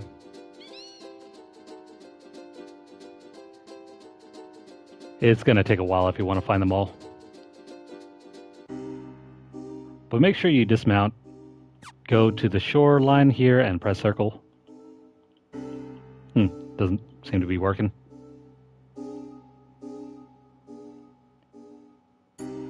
Deck.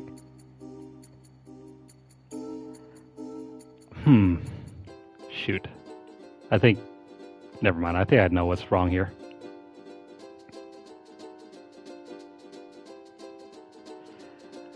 The reason why it's not working is that we didn't challenge the Fat Chocobo to our card game.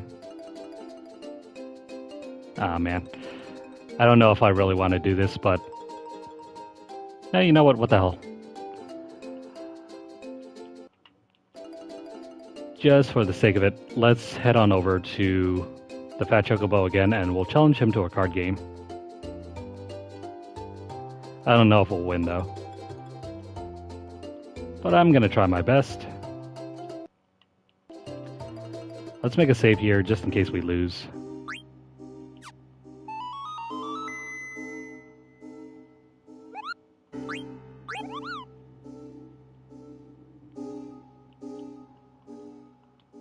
There's one more side quest that we can do after this, but that one's going to be a pain in the butt.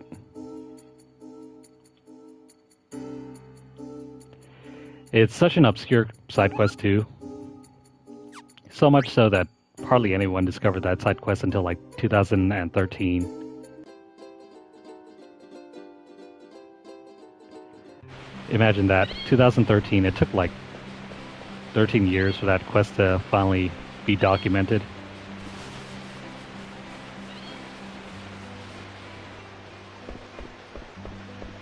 And it's only because it has so many requirements.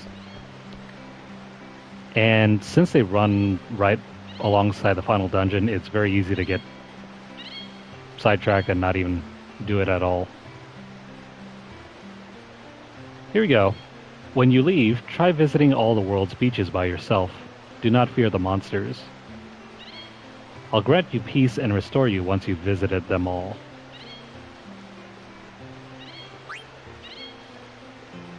Alright, we'll just play him a quick card game.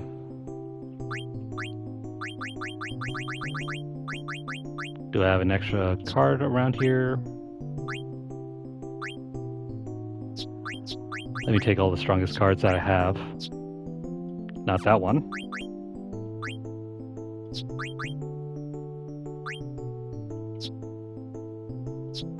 That looks fine. I hope we win. Let me stick this one over here.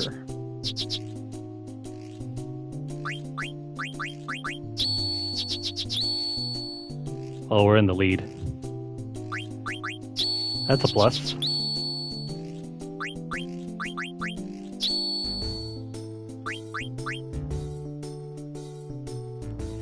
And I think that's going to be it.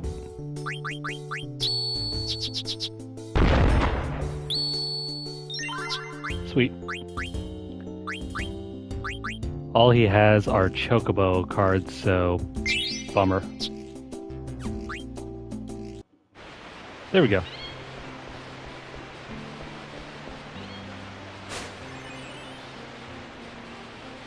That should allow us to start the Chocobo Beach quest.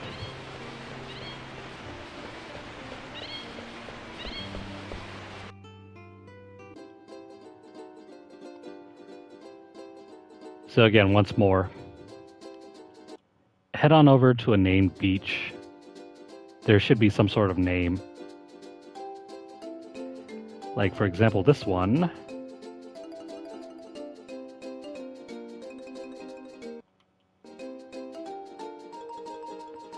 Alright, so hop off. There you go. Once you see that icon, press circle. It'll register the beach.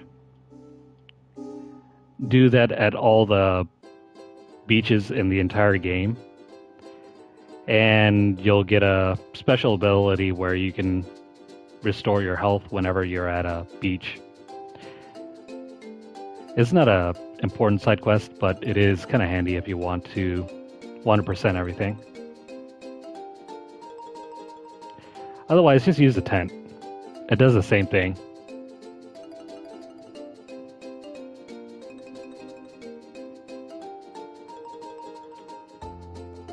I don't think it's required for the platinum though, but if you're just looking to complete everything in the game, I guess why not? Though it comes at the very tail end where you complete, I don't know, you've already completed all the chocobo graphs, so not only have you completed the chocographs, you've also done all the dead pepper digging, so there's hardly any point to wandering around outside of just for completionist sake. I think that's, what, 2? 19 more to go.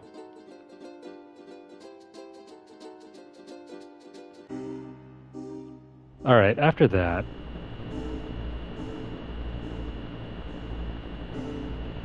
I'm just going to go ahead and start the Nero Brothers side quest.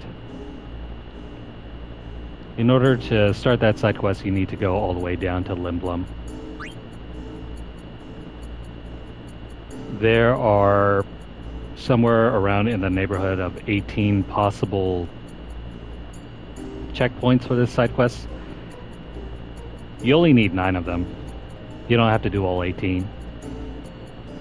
But you can get double the rewards if you do all 18. I think I'm just going to do 9 of them.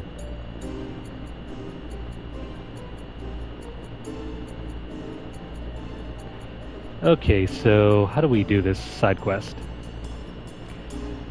Well, the first checkpoint for this side quest is already right now.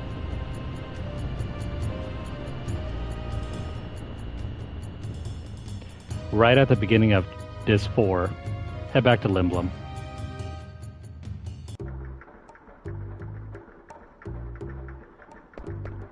Head back to Limblum, and then you need to go over to the theater district.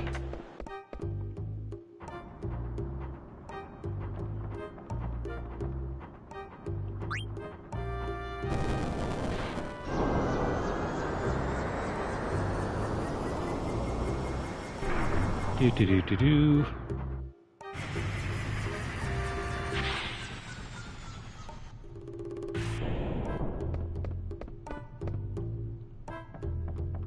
We need to go find these weird-looking brothers.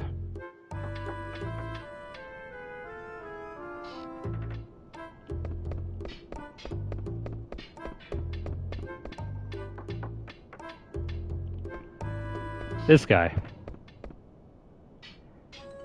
They're gone. Where'd they go? Where's Cinna and Marcus? Let's go look. Yeah. We need to find these Nero Brothers. So that's, I don't know, Nero or... No, that was the Nero, and the other one, I have no idea. Let's see. Where are we supposed to find the first guy?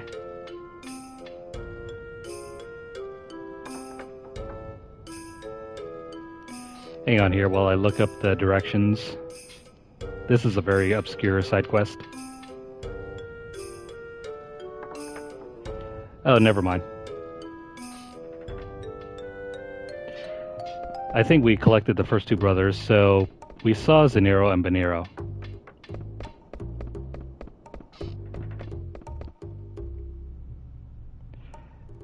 The next checkpoint is going to be after we head into the final dungeon.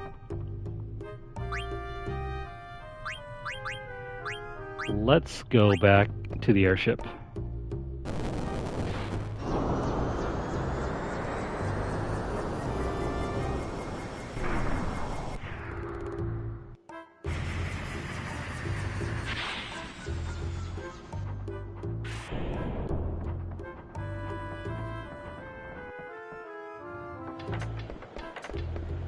Now at this point we could probably head into the final dungeon. We've done everything there is to do in this game at this point. Aside from maybe fighting the final boss. Or not final boss, the super boss. Should we take it on now, or should we wait until later?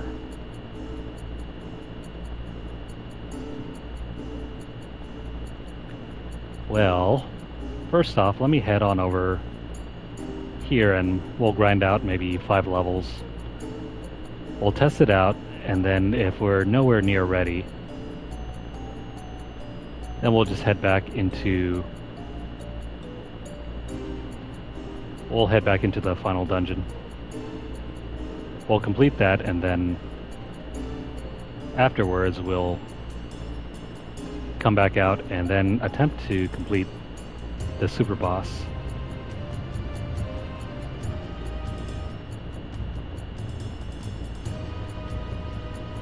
I need to find my chocobo.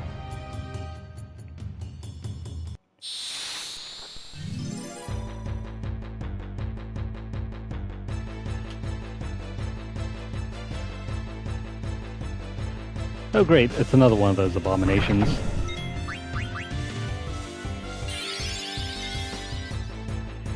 This thing reminds me of the Daedra from Skyrim. I forgot the name though.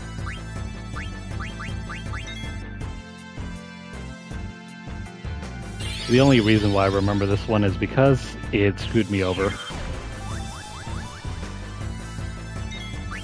It was one of the few side quests where I had to restart because the game failed to load, and it left me in a situation where I couldn't leave.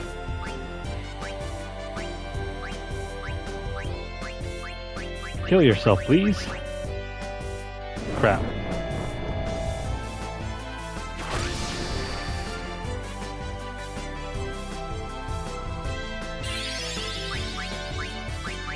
All that backfired on us.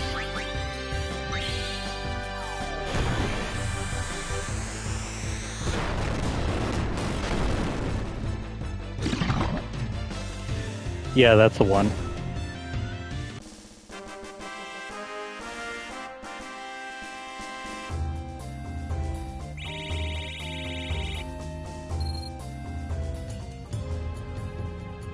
The side quest for that thing was the one that caused me to lose my save file. So I had to load up a backup save and retry the quest again, and it worked the second time around. No idea why it didn't work the first time around. The game just failed to load.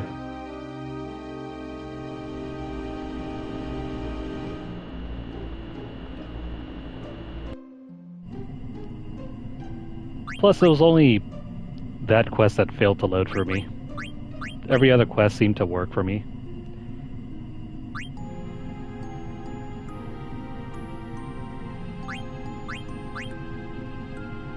I mean, I wish there were mods for that back when I was playing it. This was back on the PS3.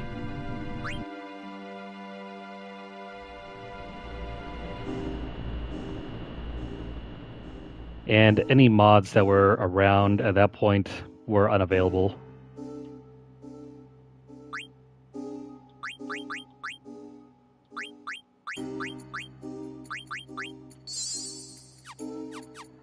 Alright, so let's grind a few levels. We'll probably get up to level 50 and then we'll proceed with the final dungeon.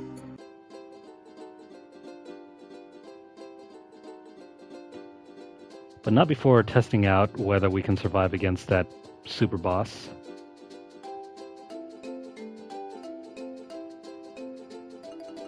I got a good feeling we could probably beat it right now.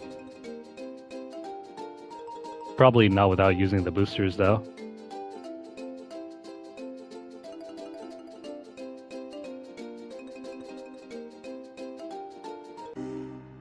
But if we did use the boosters, it'll probably be a cakewalk.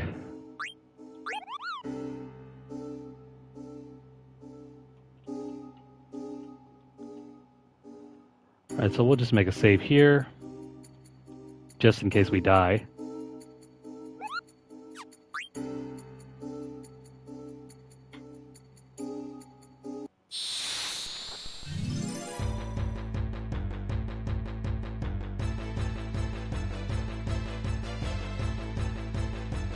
If we die too easily, then I'll probably switch on the boosters.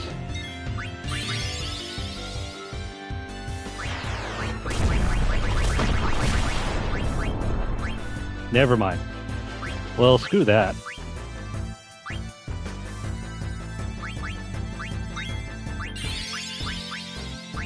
Yeah, this is not going to work unless you're using...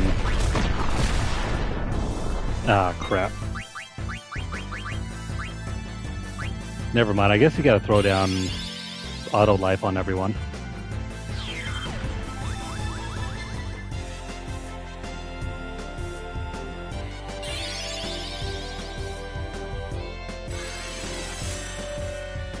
Why is it using float?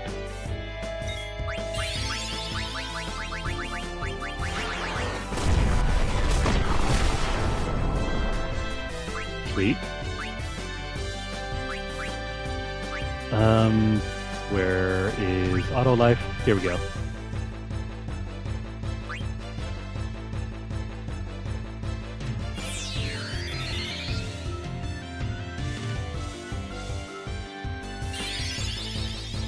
Please don't die.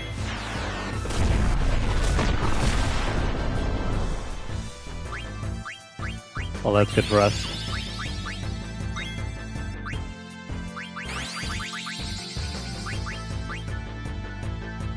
That didn't seem to work.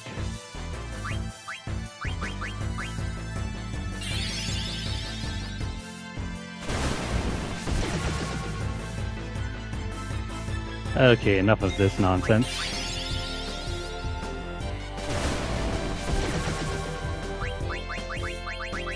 Let me throw down Mighty Guard.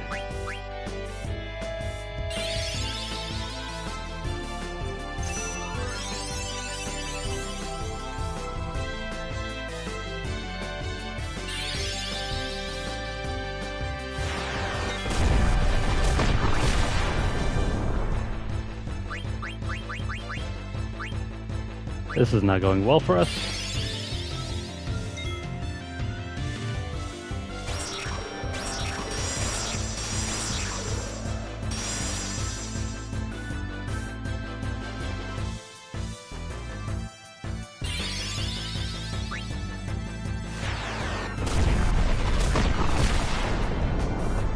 Okay, there we go.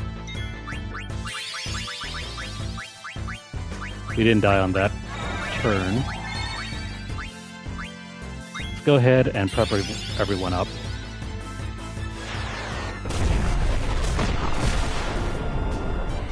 Crap.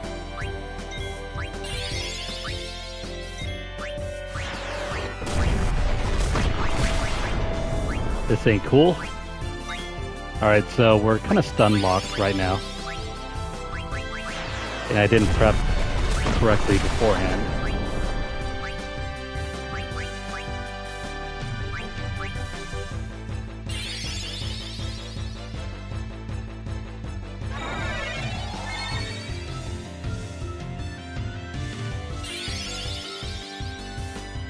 If you're having a hard time here, it's probably recommended to go after the dragons first and then come back around.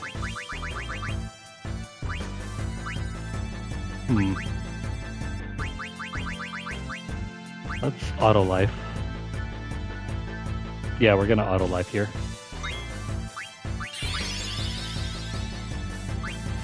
You know what? I'm tired of this.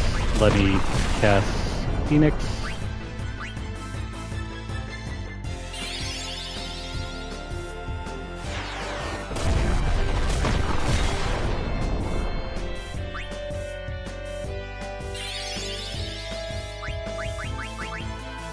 And also we have to make sure what's-her-face doesn't go down.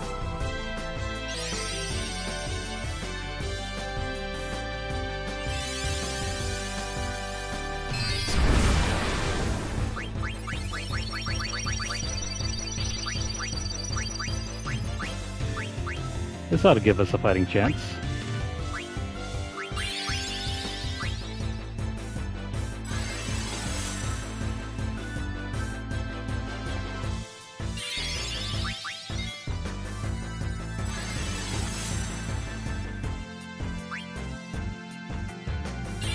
So far, so good.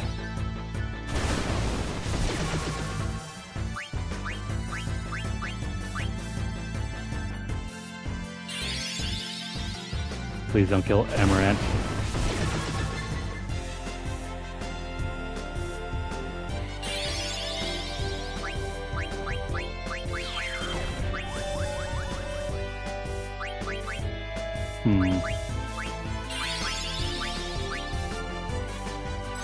Well, we're back into another position where things aren't looking good.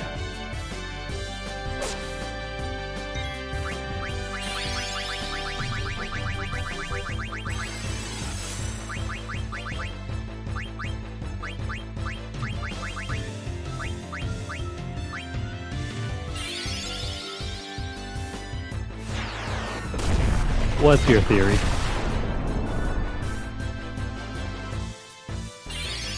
You know what? I never looked into depth about what that does. I'm not sure if that helps or doesn't help our case.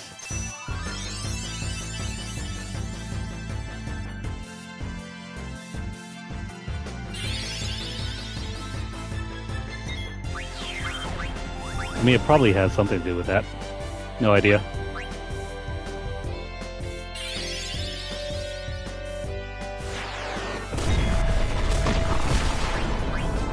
Why? Why do you keep killing her?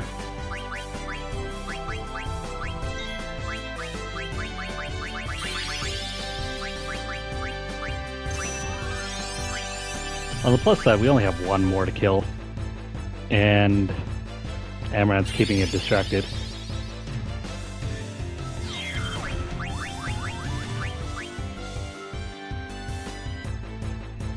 We just have to attack a few more times while it's still distracted.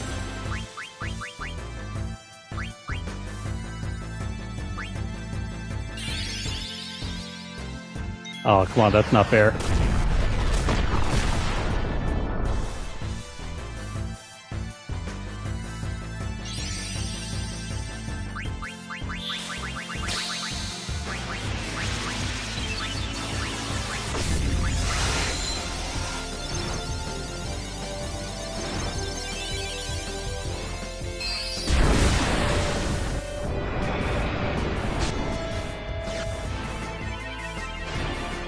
Whenever you see the long animation, that means the summon spell deals more damage. That's great for us.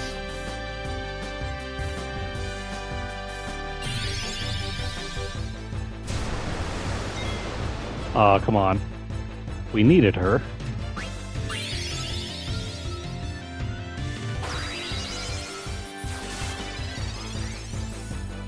Well, on the plus side, if we die here, we don't game over.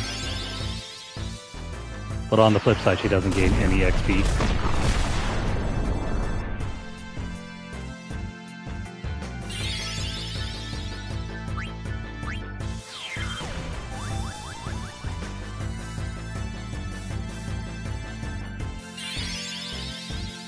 Come on, Zidane, kill him. Kill the mean goat. Not quite dead yet.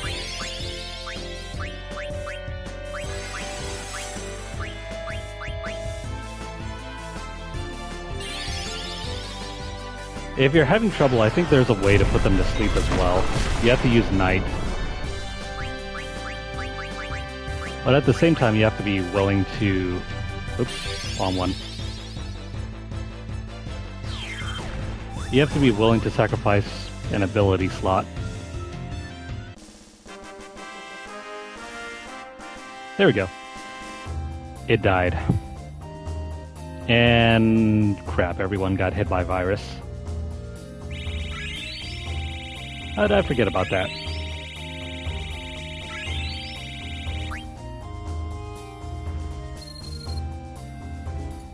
Well, that was no good.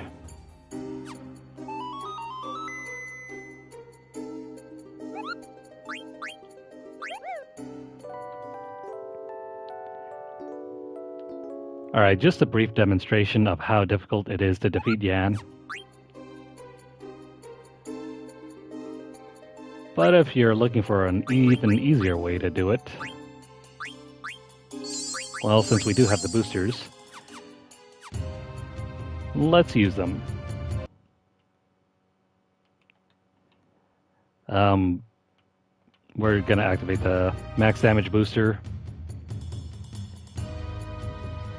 and the trance booster as well.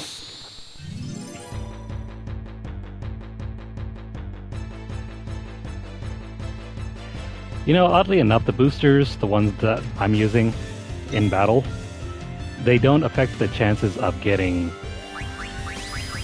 your platinum. The only ones that do prevent you from getting the platinum are the money booster, the level booster, and the ability stone booster.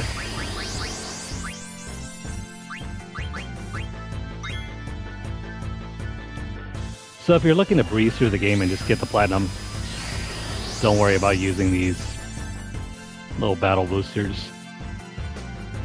Use them until you're happy with where you are.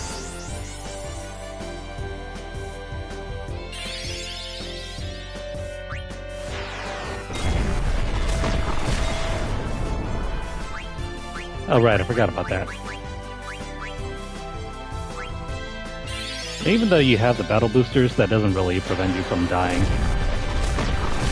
If they can hit above your health threshold, you'll still die anyway. And I think we gotta run away. Run, bro, run. Oh, I forgot.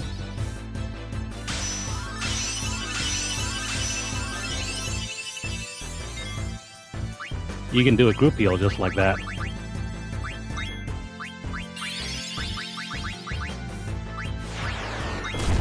Please let me heal up.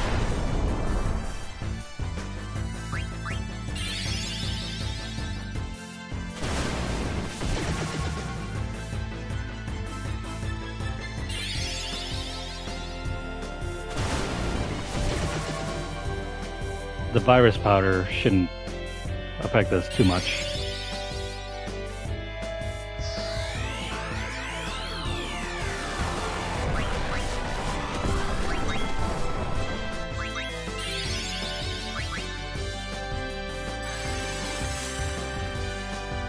Come on, everyone, attack.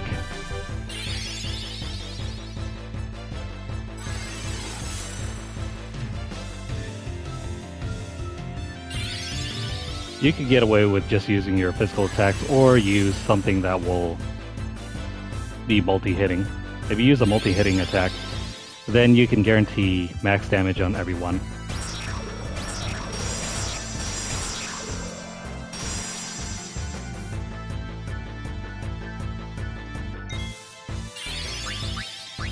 Crap.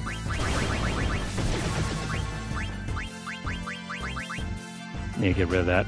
Where's our vaccine?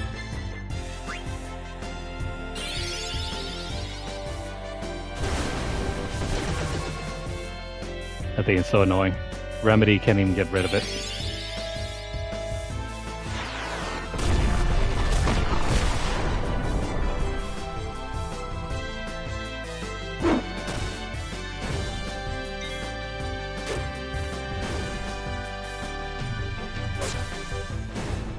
Well, shoot. A couple of our party members didn't get any XP. Like that.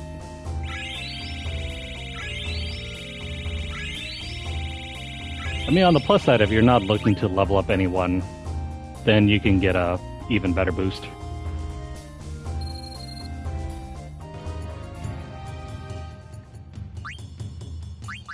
That's how you deal with that.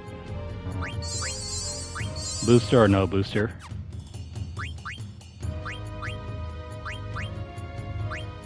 Let's see here. I'm just going to continue using the boosters so we can level up quickly. That way we don't have to waste any time. So make sure you have auto life on. If you're using the speed booster, don't worry about having auto haste, just use auto life. That'll save you a turn.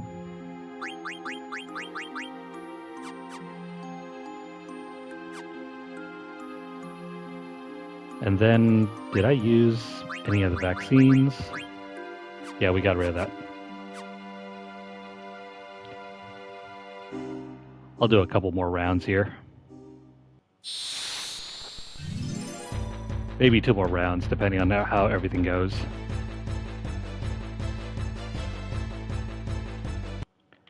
Let's speed through this.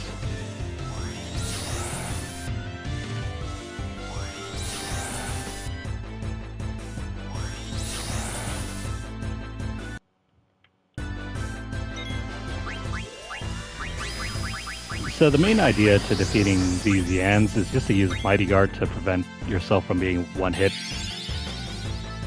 From being knocked out on the first hit. Or if you have, I guess, auto life, that'll take care of it as well.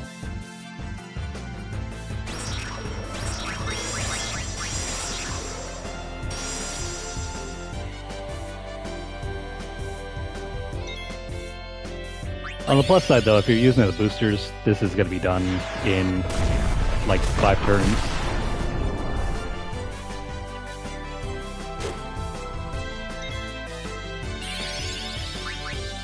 This thing is so speedy it can move in between our characters' turns.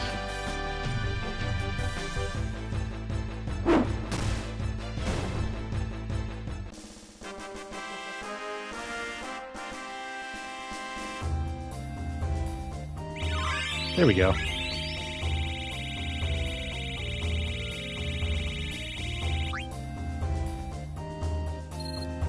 I'm thinking all that we have to do is just get up to level 50 for everyone, and I think we're capable of defeating the super boss.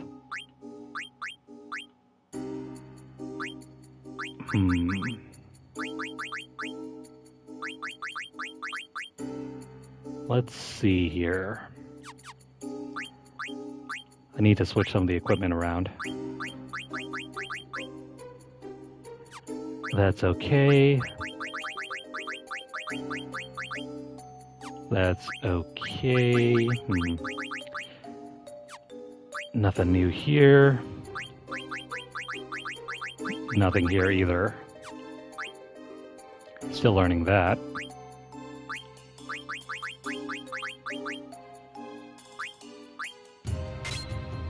You can have that, and then over here... No, power throw. I don't use items very often with Amaranth, so throwing stuff never becomes an issue.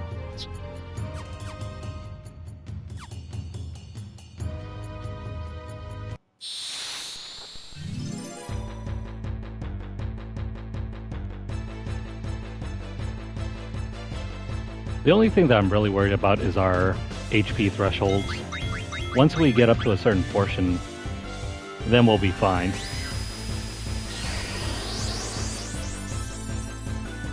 If we don't get above like 6,000 or so, we won't be able to take out Ozma.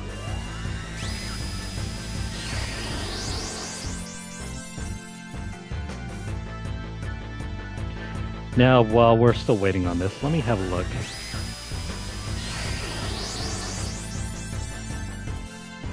So, why do Yans use float?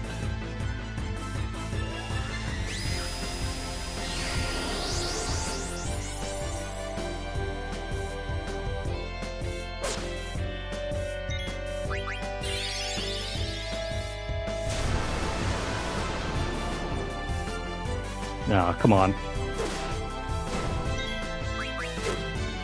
That's one at least.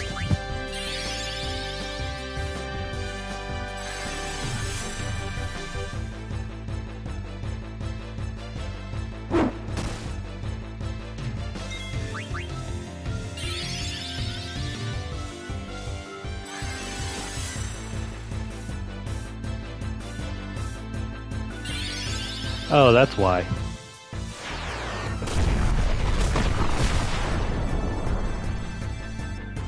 If you're wondering why Yan uses float, it's because it has a wind elemental attack.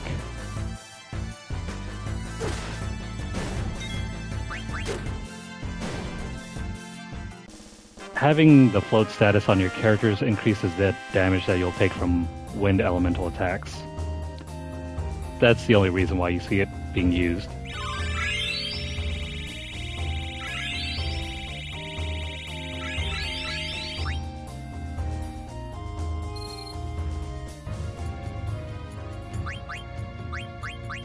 Alright, that's done.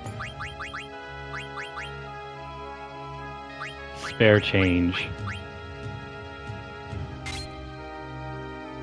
You know, if there was no damage limit in this game, I wonder how much spare change would work. Like if you threw the entire book at the enemy using spare change, that is like however many millions of gil, would it do up to like 9 million worth of damage? Who knows? No, it uses a spell called Era.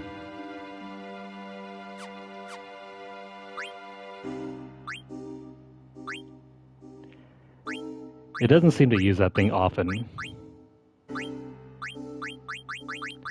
You know what, just for fun, let me use Return Magic over here. I'm going to take off Bird Killer. Now, if they ever try to throw magic at Amaranth, he should be able to counter it.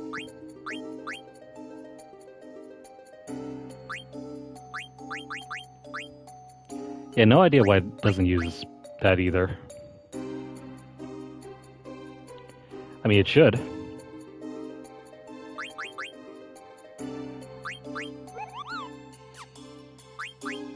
Is there any way for Quina to counter? No.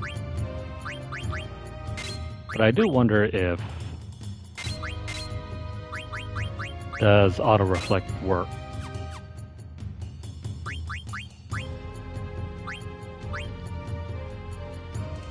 Since we're not likely to die, or... you know, since we're using the boosters, is there any other way for us to up our damage in case we're not using that thing? Or the boosters, I mean. Concentrate is a great way to increase your damage.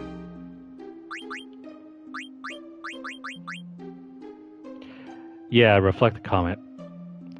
That, and also use Return Magic, so we can probably counter it as well. I don't see anything useful here.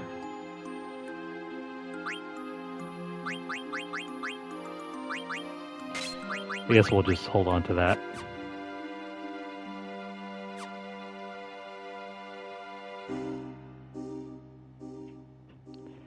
Are we at level 50 yet? No, I still need to grind out a few more points for the other two.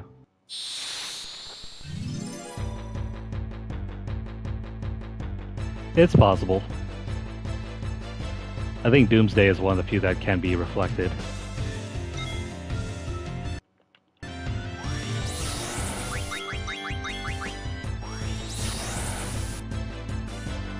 Well, let's test it out. It's been a while since I played this game, so I don't remember if this works or not.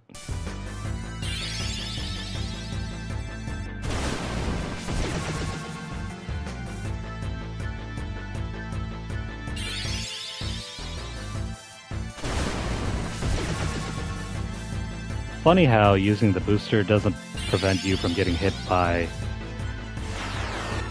the virus attack.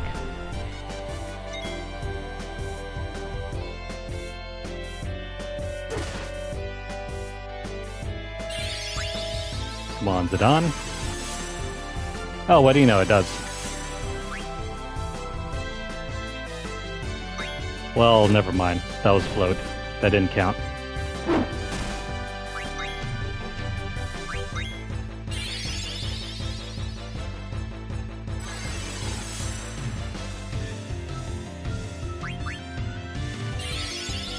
Please use that on Quina.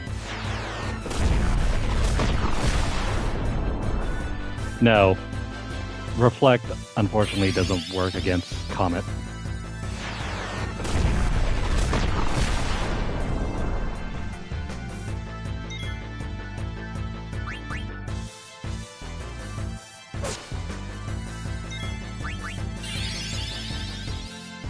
In that case... There is no auto shell or auto protect. So you can't just throw up shields whenever you want to. You have to do it manually.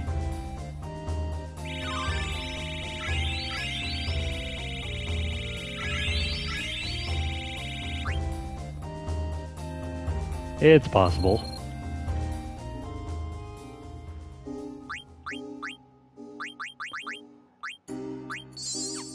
Alright, we got another level up.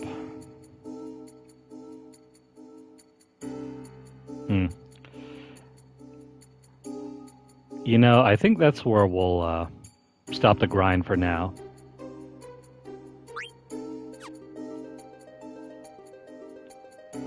Let me go ahead and continue on.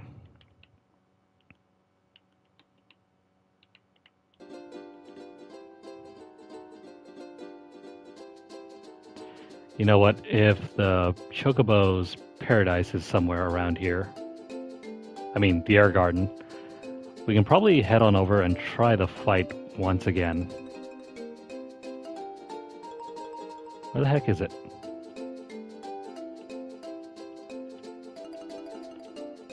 It's got to be somewhere around here, isn't it?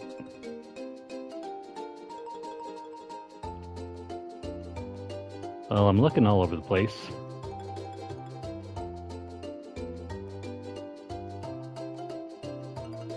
That's Lagoon. There we go. So we need to head south.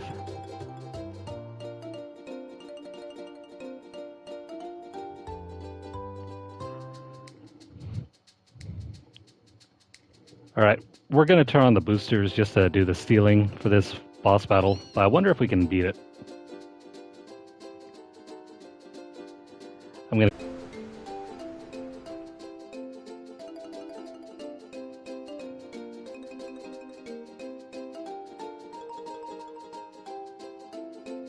This is the place where we're supposed to be.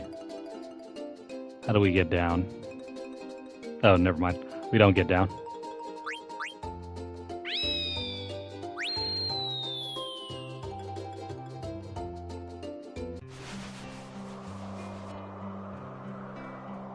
Alright, we're gonna switch our party. Well, not the party, but we're gonna switch our items around.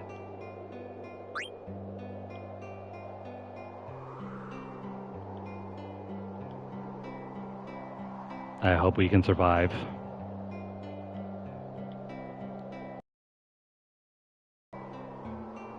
I'm only gonna do this once, so let's do this correctly.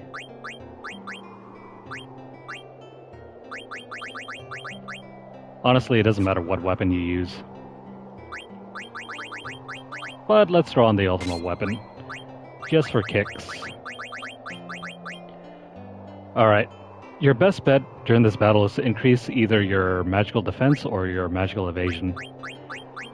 I'm gonna see if there's anything that will give us the best of both worlds. Otherwise, we're gonna go with the circlet. And then over here, a jade armlet is pretty good. Try to throw up anything that will increase your magical evasion. You'll probably end up dying anyway, so it doesn't matter whether you get hit. It matters if you can avoid getting hit.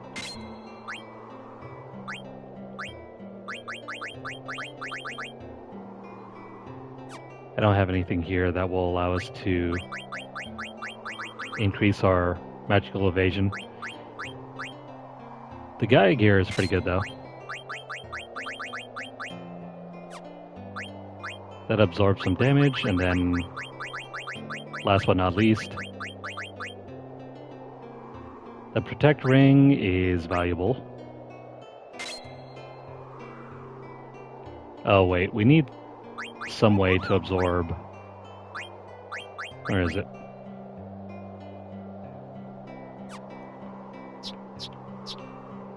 Crap. We have two characters that are level 5. They might end up dying from death.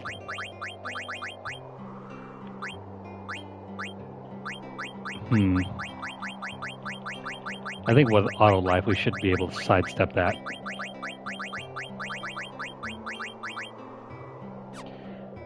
So let's throw on the pumice piece.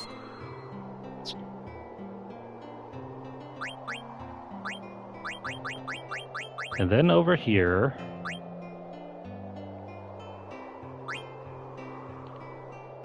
we'll toss on the egoist armlet. Never mind the jade armlet.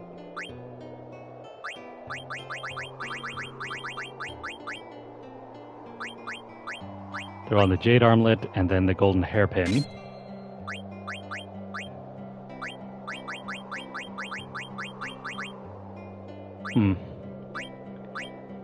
I'm afraid we might have to... Let's see, who's absorbing... Okay, we'll let Queena...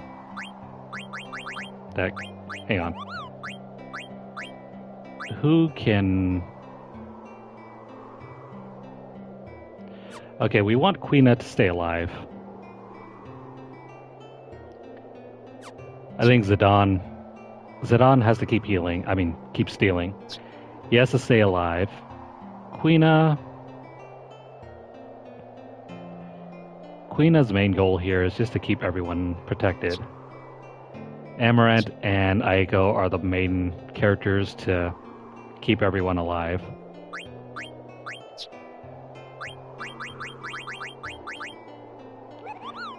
So, since he can't really use anything to boost up his magical evasion, I'm going to give him the egoist armlet. Yeah, he doesn't have much in the way of improving his magical evasion. So the best that we can do for him is just to improve his magical defense. And then his weapon doesn't matter too much.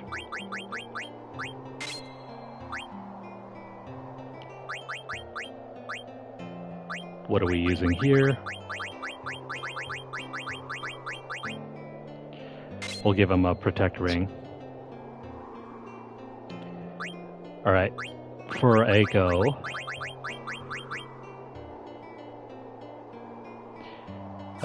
probably not that. Where's the jade armlet? There we go. Give her that, and then give her this, and then as far as this is concerned, I think that's fine.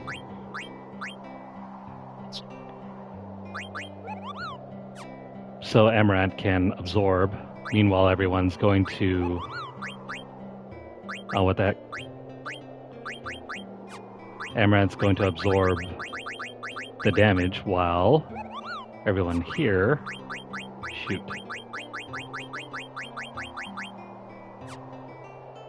I need a way for Queena to absorb the shadow damage.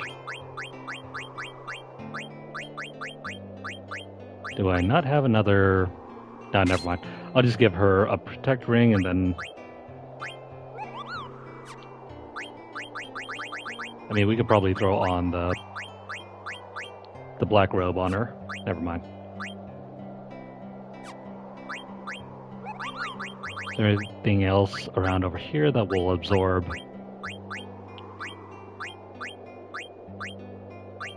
No, I do not see anything over here that will absorb. Yeah, so... You know what? You could probably use... Wait, what the hell? Okay, so Queena probably should use the pumice piece.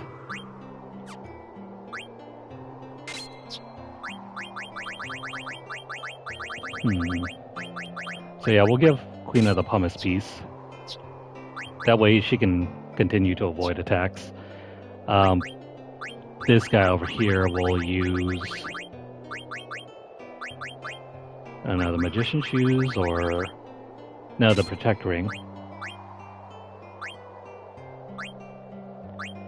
Unfortunately, I can't use this thing. Unless... Is there any other way? There we go, the Ninja Gear. Alright, this should give Zidane a fairly good chance of surviving most hits. Debating whether to give him the not armlet, circlet. I mean, this is... I mean, it's alright. Okay, so just to run back through our decision, we want the pumice piece to absorb the shadow damage. Everything else is here to boost up our magical defense or our magical evasion.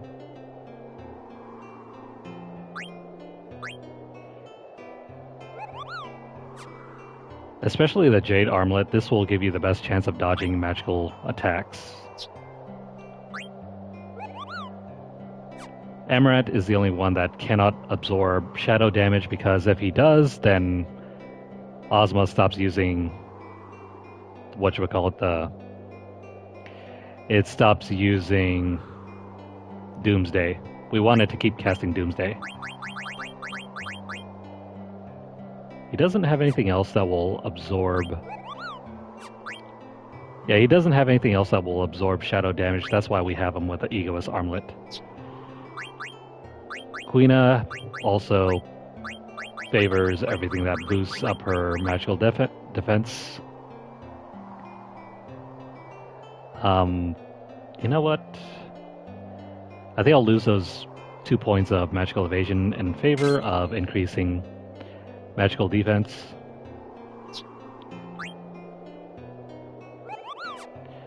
A 30% chance of dodging is pretty good. I think that's as good as it's going to be in terms of equipment. Now for abilities. Try to boost your HP levels as high as they can go. We're using boosters, so don't worry about auto haste. I mean, auto regen, if you're not using the boosters, is good. Bird Killer, make sure to throw that up. Make sure you have Master Thief. Same thing with Clear-Headed and Bandit. This is the #1 thing. If Ozma uses Curse, you'll become confused, and therefore you will end up attacking your own party members. That's not cool. I mean, you could probably also throw up antibody, I think, in case you're worried about poison.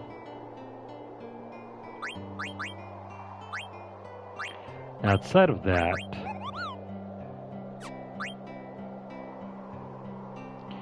if you want free counters, you could probably throw up counter plus eye for eye. I don't think we'll have enough here, though. Yeah, I'm like 6 points off. Now for Quina, get rid of that. We're not worried about MP. If you are using the booster, don't worry about half MP. Just make sure you have Loudmouth and Clear-Headed on, and then you can probably work your way around counter, possibly.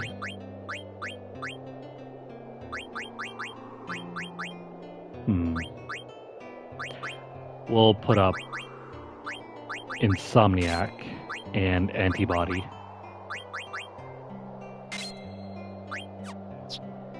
And then for Amaranth, boost his HP levels as high as they can go. Bird Killer is good if you're not using the booster. Otherwise, counter, eye for eye. If you also have return magic, throw that on. Clear-headed needs to be on.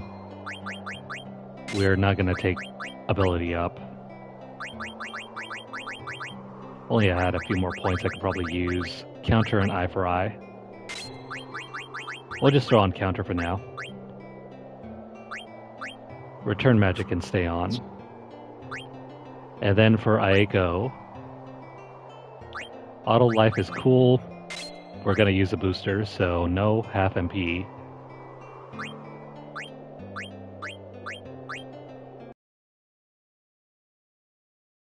Boost is not necessary.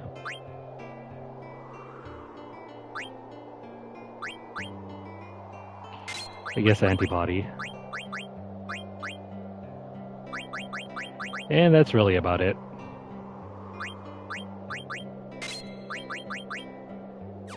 If you absolutely want to defeat this boss by any means necessary, then just do what I'm doing. Use the boosters and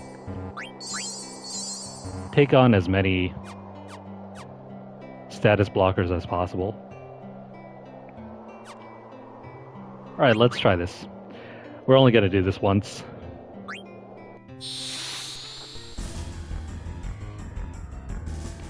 And if we fail, well, we fail. We're going to put on the status boosters and the max damage thing.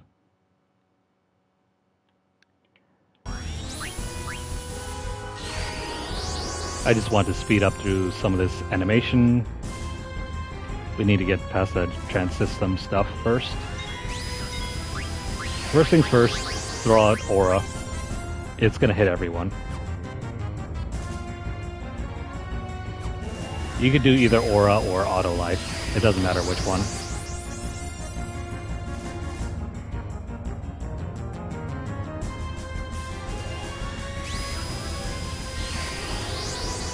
You just gotta hope he doesn't open up with curse or something.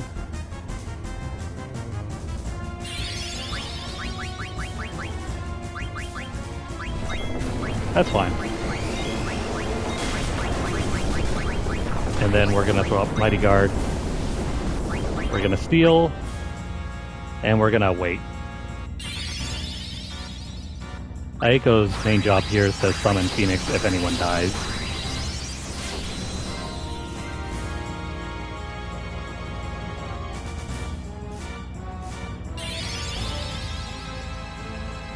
So far, so good.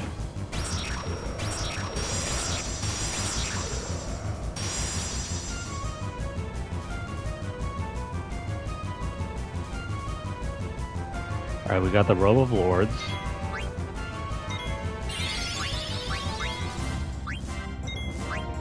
Level 4 Holy, this might hurt.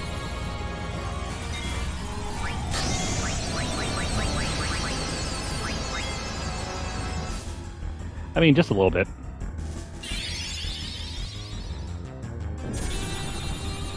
Remember, by any means necessary. Use whatever tools you have on hand.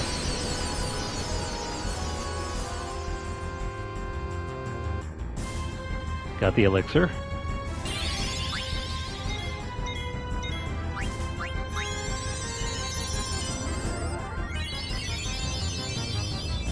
Come on, we need that pumice piece.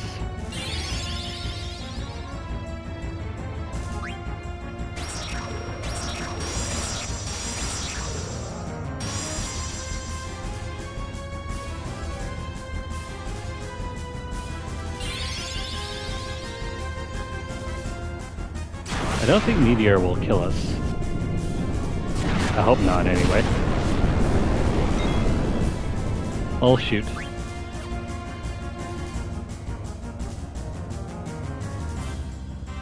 Alright, please move next.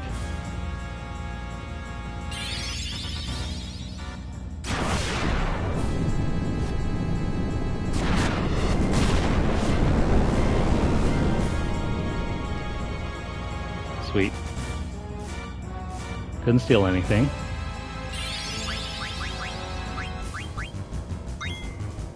This might hurt.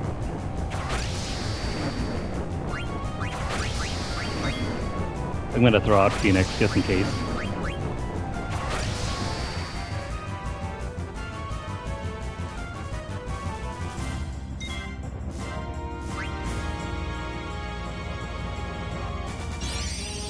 Dang, we don't have any buffer for Amaranth here.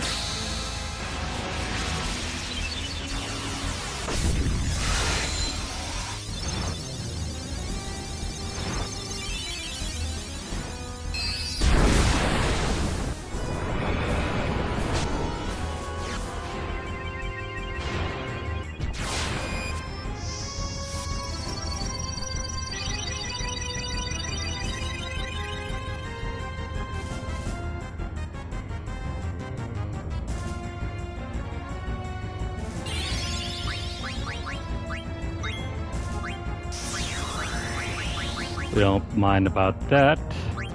Shoot. Oh, come on. Oh, never mind. We still got an extra turn.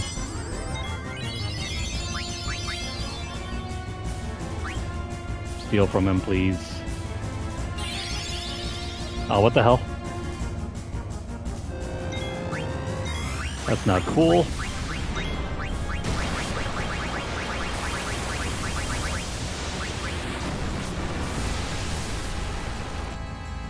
There we go. We ended up surviving that.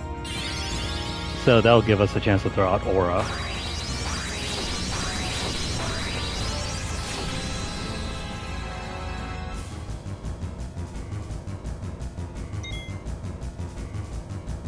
I need to throw out Mighty Magic again, or Mighty Guard.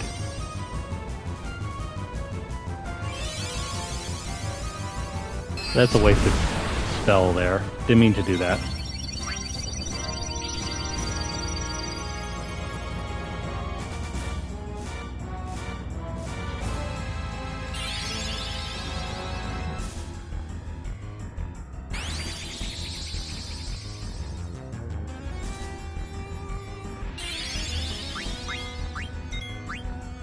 Okay.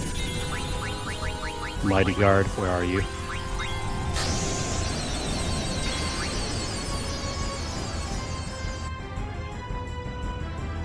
If you're really worried about dying, just make sure to cast Aura whenever you can.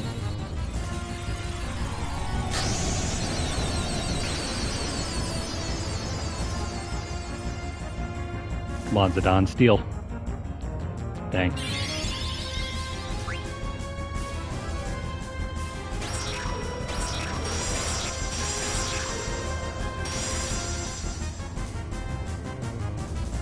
Come on, Zidane.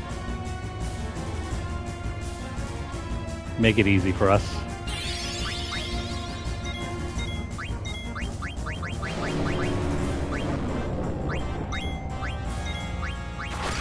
Alright, not cool.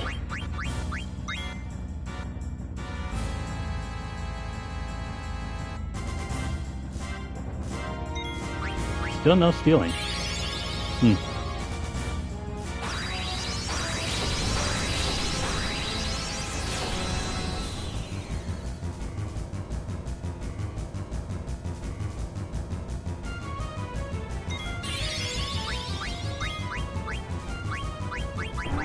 This is gonna hurt. Alright, so whenever that's active, you can use Queen to throw out Angel Snack. Let me see. Where is Angel Snack? There we go.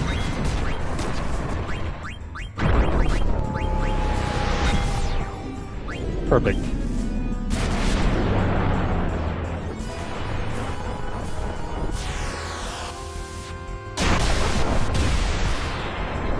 For us, this is a free turn.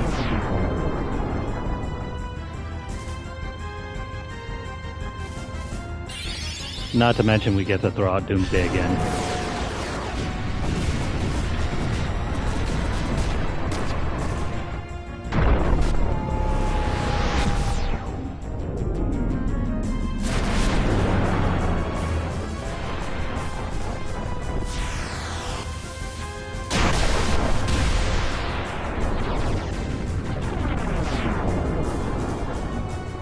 I hope we don't kill it though. It doesn't have a ton of life. There we go, there's the pumice piece.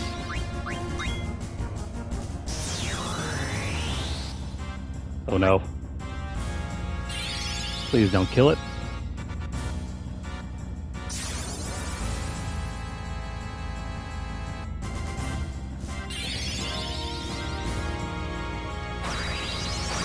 Damn it. It caused Zidane to be,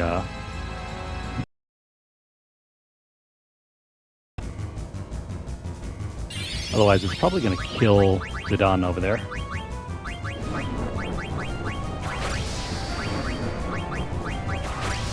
There we go, let me dispel Zidane.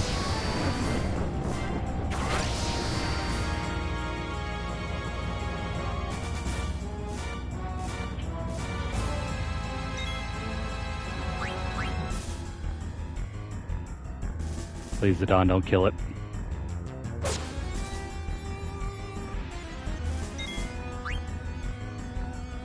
Start your animation, please. There we go.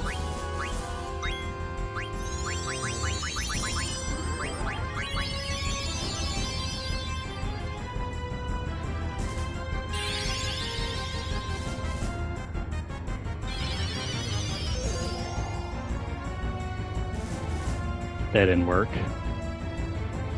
Come on, Zidane, don't kill it, please.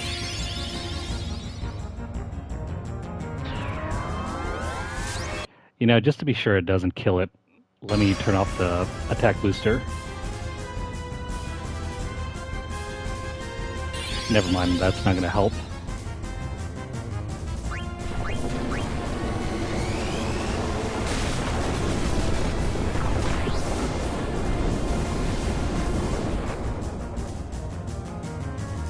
We're just gonna have to kill Zidane real quick.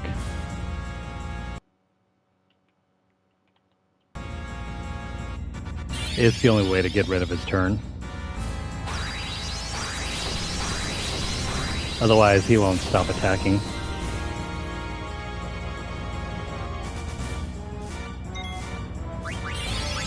I wonder, do we have anything here that will get rid of Berserk? Oh, this.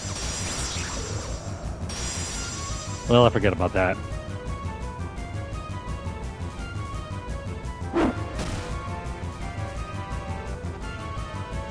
There you go. That did the trick.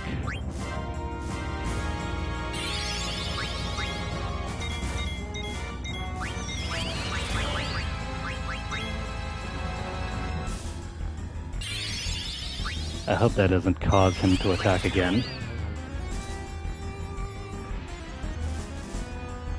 He has one more item we need to steal.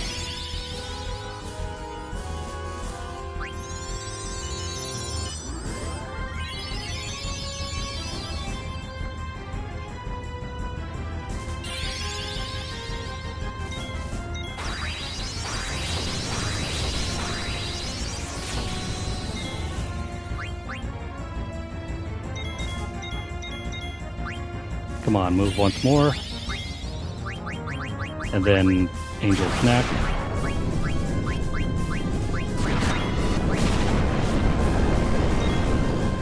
Crap.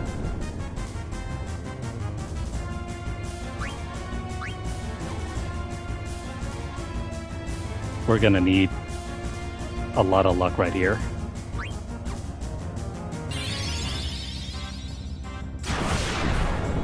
I hope it uses Doom to stay or something. Because we need to get rid of those status effects.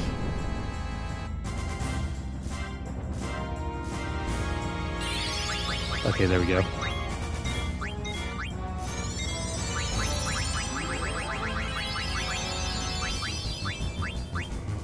Well, I was a little too slow there.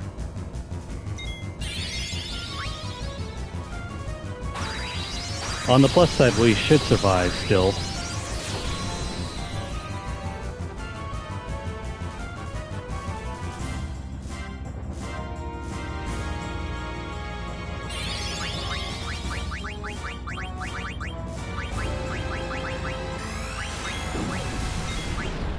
Please don't die.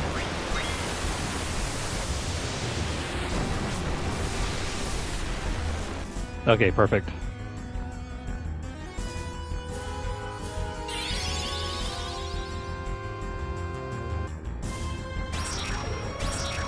Maybe I should have used Angel Snack there.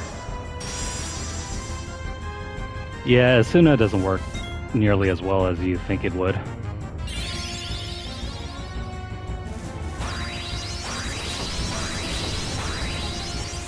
You gotta be on your toes for this battle. Every single time it moves is another opportunity for you to choose your attacks.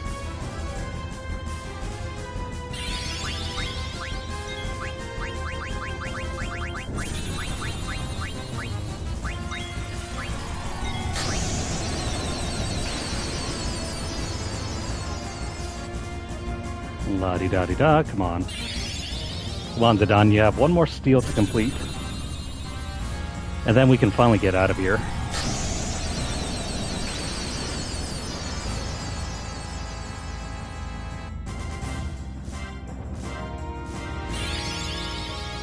What utter nonsense.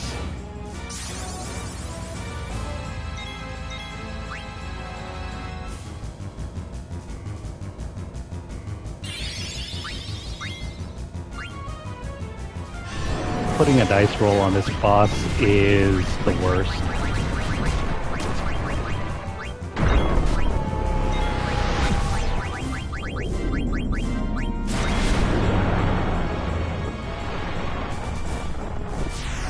I think it's more likely that we end up killing it before we get that steal.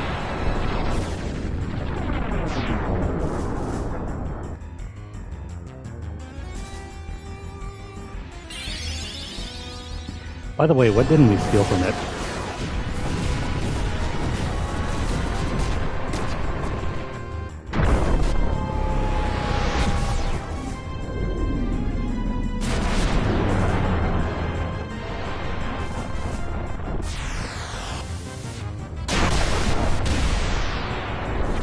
Please don't die. Crap. Well, it died.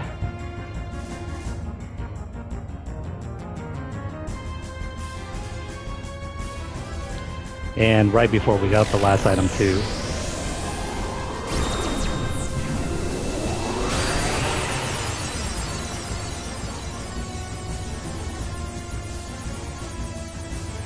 Let's see.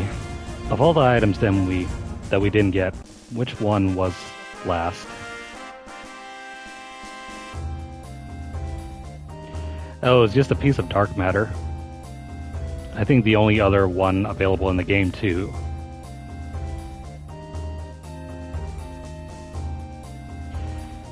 Well, that's a bummer.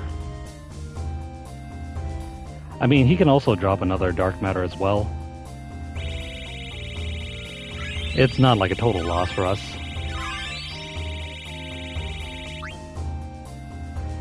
Yeah. This is what we didn't pick up. There was supposed to be like another piece of dark matter.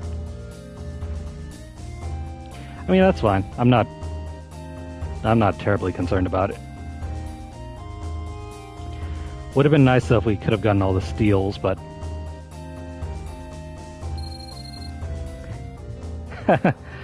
yeah, I mean, we cheated, but I mean, just as a proof of concept, you can defeat it at this point in the game with the right equipment.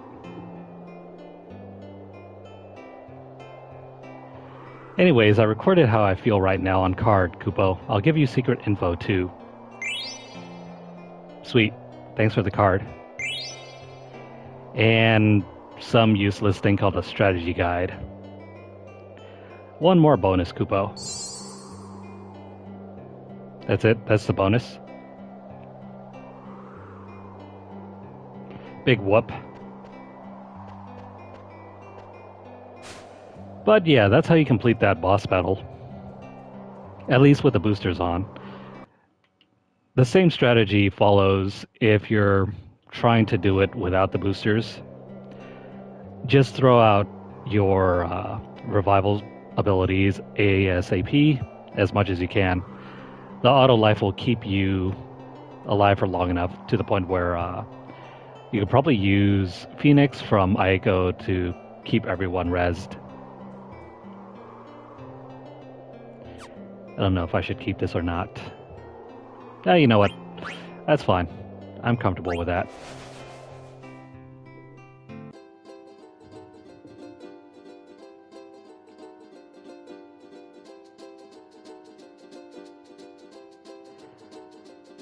Okay, so what did we pick up?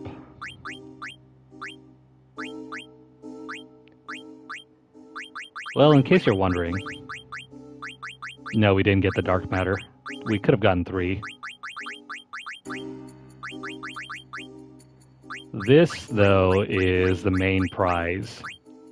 The pumice. With it, you can summon the beast from the dark.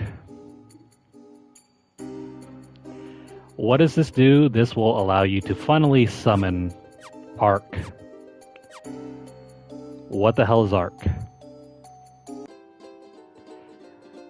Well, I'll show you. Let me just register that.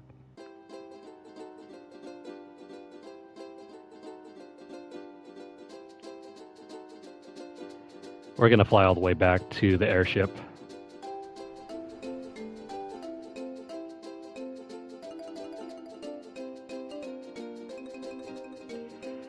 And I guess we'll start on the final dungeon tonight. So yeah, the main strategies for Ozma are just to keep everyone alive using auto life, or aura if you have it for Amaranth. Aiko's just there to either throw out, I don't know, Phoenix, or if you have an available remedy, throw that out as well, or a Gasol green for Zidane if he gets berserked. Quina is just there to throw out Mighty Guard and Frog Drop if you're planning on killing it. And also, I think Quina also has auto life. Oh, I forgot. Aiko's there to throw out ethers in case you run out of MP. So you're mainly just sustaining your party using Amaranth and Quina. And you repeat that process for however long it takes for you to steal all the stuff from Ozma. I know we didn't do it perfectly though, but whatever. I am over it. And it's not like you really need those dark matters anyway, unless you're going for some sort of like perfect file. Alright, so let's switch out Aiko real quick.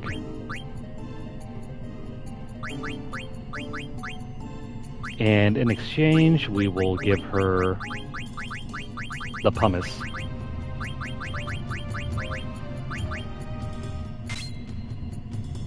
The only other point in the game where you can get the pumice is at the very end. There's a hidden synthesis shop where you take 3 pieces of pumice and you forge them all together and get 1 pumice. It's not worth synthesizing all those pieces though, because you need them for the fight with Ozma. This thing's just too useful. So I wouldn't recommend sacrificing them.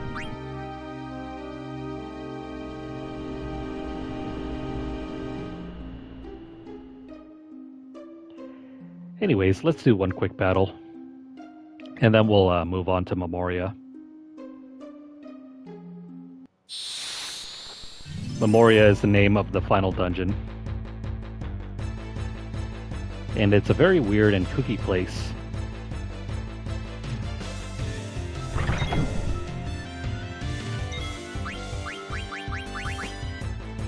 Alright, this is Ark.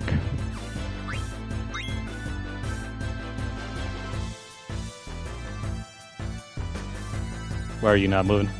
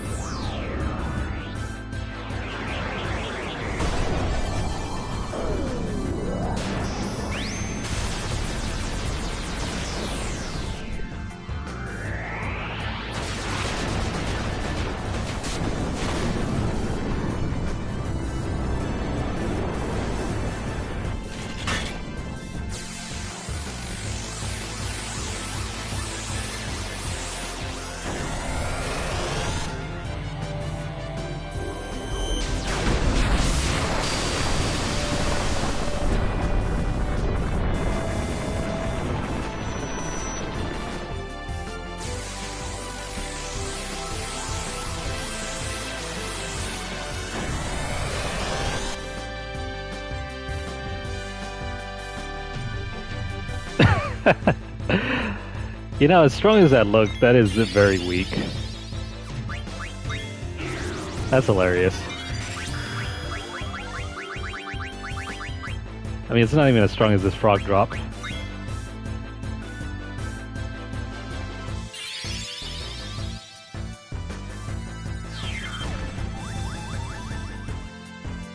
You know, I'm over here dropping frogs with Queena, and it's dealing even more damage.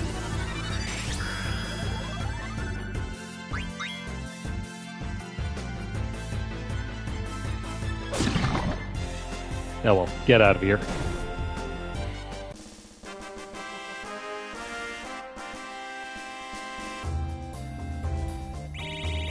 So yeah, if you manage to get that summon before fighting Ozma, it might come in handy because if you do the friendly monster side quest, it'll give Ozma a weakness to shadow magic. But as you can see there, against normal enemies, it's a total waste. Still though, we'll just leave it on her.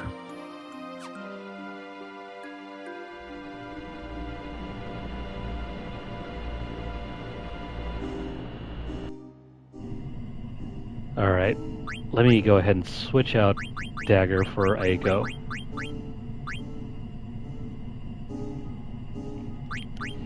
Yeah, I think we're good to proceed now. There's literally only one side quest for us to do. And I don't know, it'll require us to run back and forth.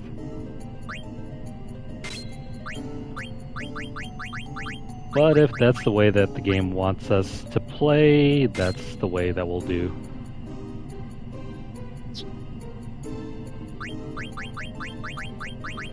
I mean, the plus side with using it is that if you have regen on any of your characters, enough time to replenish all your health.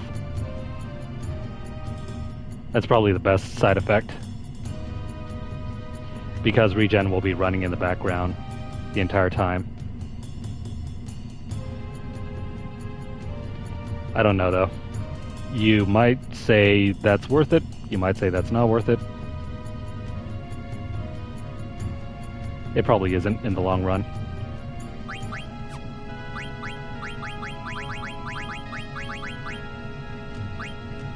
Let me just go ahead and re-equip my stuff here. And then we'll go ahead and get started on that final dungeon.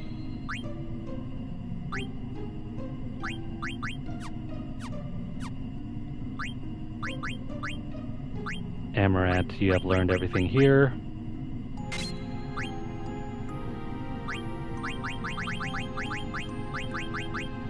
Still working on a few more abilities.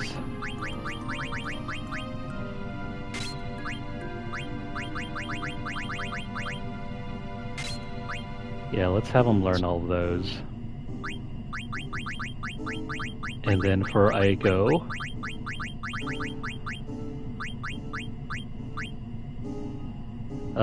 let's learn Medine.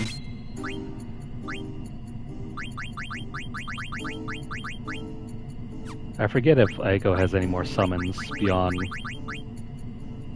like, her regular 3 or 4 of them. Let's see, where is Aiko? Here we go. Alright, we want her with a magic racket. And then the Holy Mitre.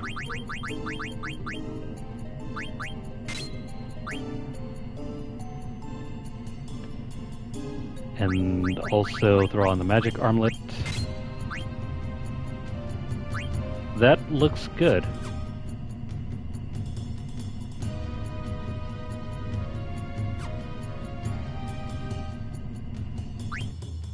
Oh wait, I forgot. Before we head into the final dungeon, let's do some more frog catching.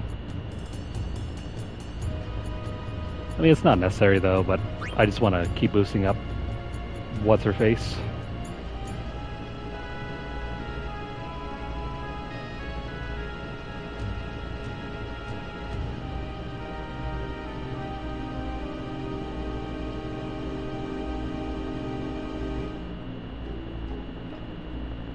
Let's see, how are we looking on time? I think we've been playing for like nearly 4 hours now. Especially with that last battle that took forever. No, we're barely over the 3-hour mark, so we can keep going for just a little bit longer.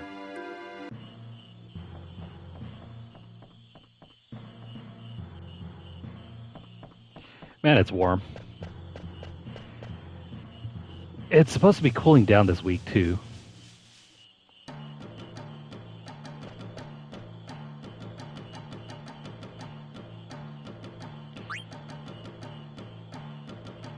Okay, so there are more frogs here.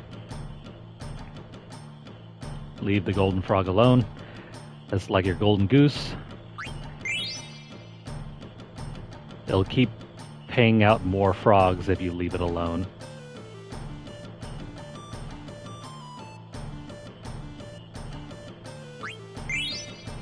You know, you actually don't need to catch very many frogs for Quina. Once you hit level 99, you're pretty much guaranteed to hit the level cap, or not the level cap, the damage cap, with only about 100 frogs.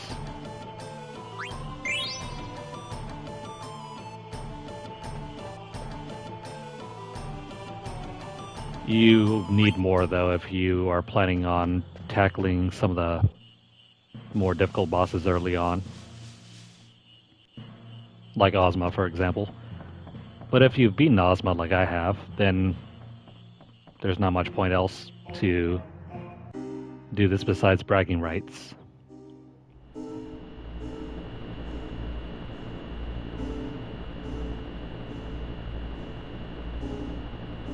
There's another marsh, and I think we can go in a sort of clockwise fashion, grab all the frogs, and then we'll be on our way out.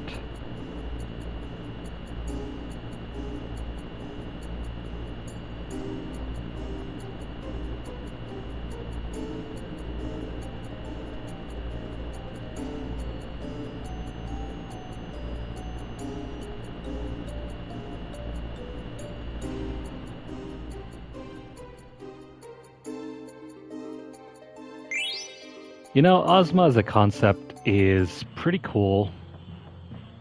In practice, I mean, what the hell was that thing?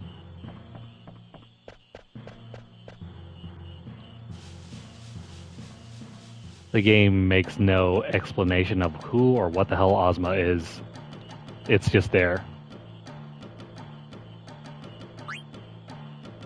Oh hey, a bunch of frogs.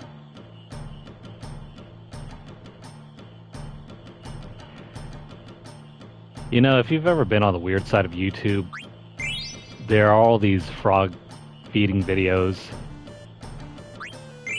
Or like these Pac-Man frogs eat each other.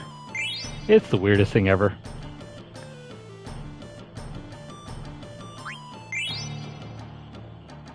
I stumbled across a trend on TikTok once before in the past.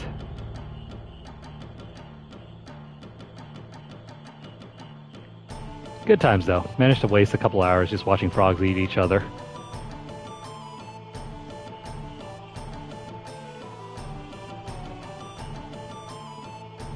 Come here, frog.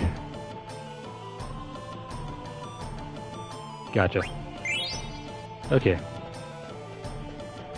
Another frog group completed.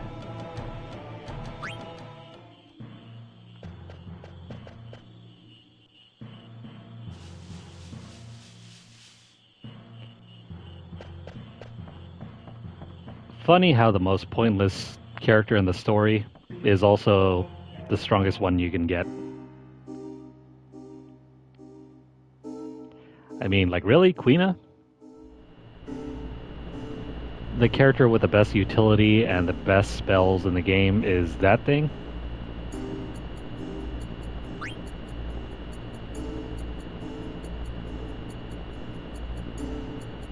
I mean, maybe it was Vivi who was going to be the strongest. Nope, it's not him.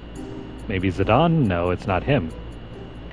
It's not even Aiko or Amaranth or Dagger. Instead, it has to be Quina. Someone has a very perverse sense of humor.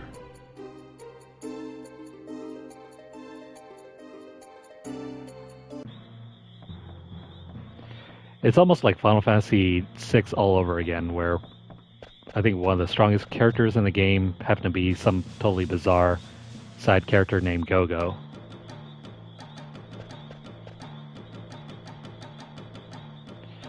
Alright, let's catch some more frogs.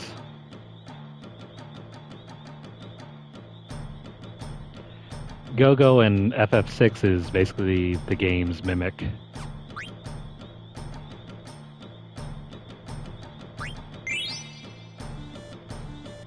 And if you're able to cast a bunch of like powerful spells, you can use Go-Go to mimic everything. And voila, you get free spells.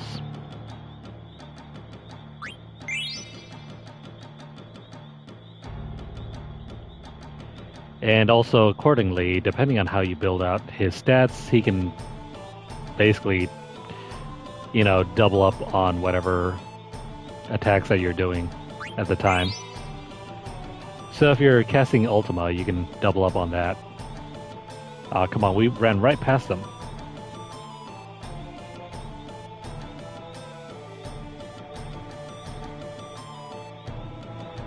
Come on, come closer. Don't make me steal your mama.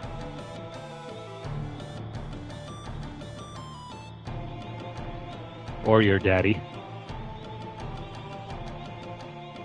You know, that's good. We'll just take your dad.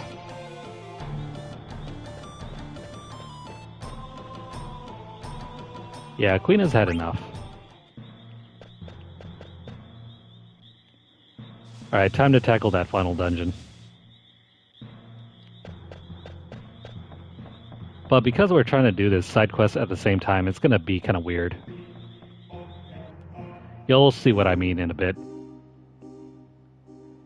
Every single time we do a certain checkpoint in the final dungeon, we're going to have to rush all the way back to Limblum. It's going to be annoying for sure. And a huge reason why no one ever completed this side quest until like 10 years after the fact.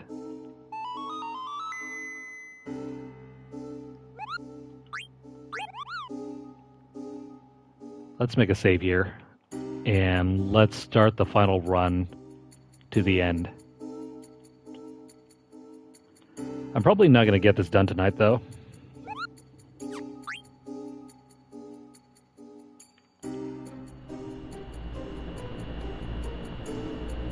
Alright, so where do we go? Well, remember the Ifa tree? That's where we need to be.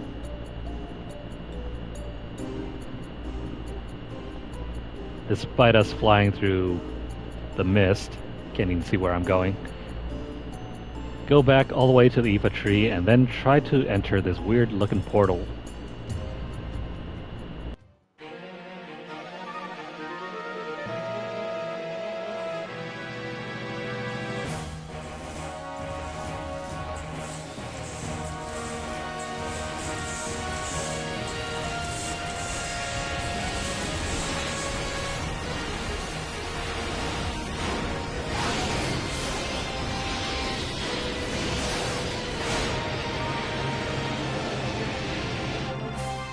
Yeah, they're coming all right.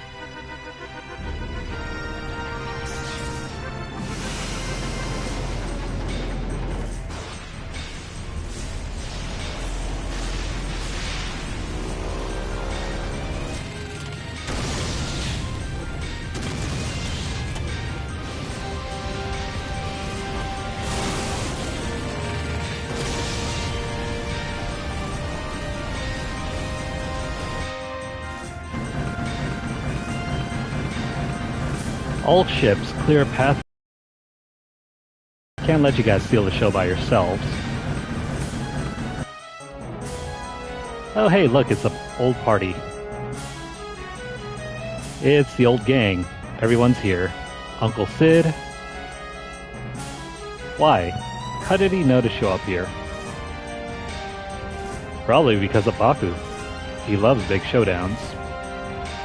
Who the hell told Baku? Now let's lose those dragons.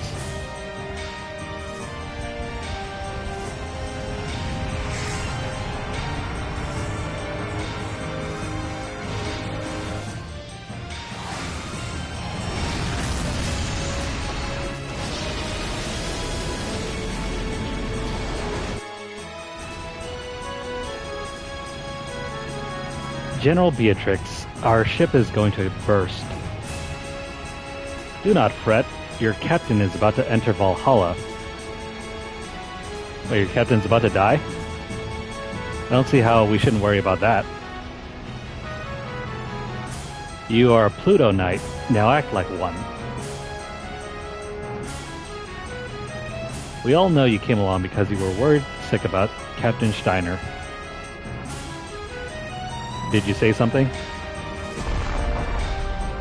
Yeah, don't piss her off. The Red Rose. Could it be Beatrix? Quite a woman you fell in love with.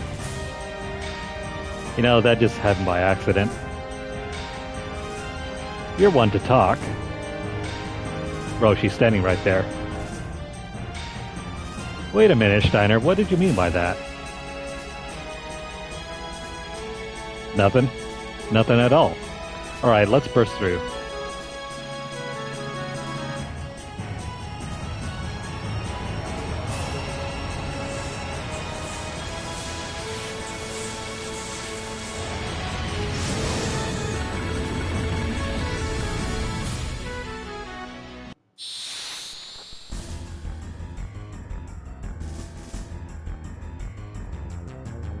Oh hey, a boss battle.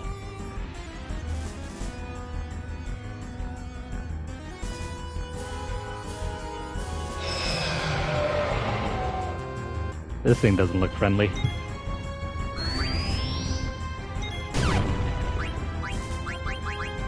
I probably should have readjusted some of my stuff. Anywho, we're just gonna start off by sealing. And don't forget the Mighty Guard.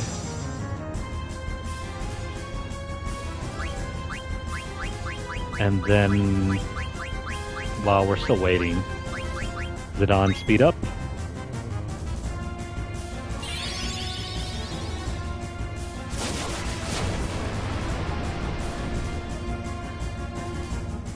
I think we have some equipment to deal with that, so don't worry too much about the wind elemental damage.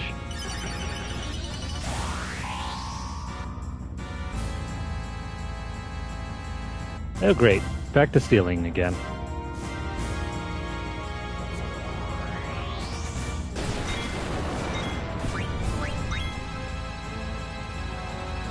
That kind of hurts, but we have all the best equipment on right now, so don't worry too much about that. Just make sure your HP levels are up high.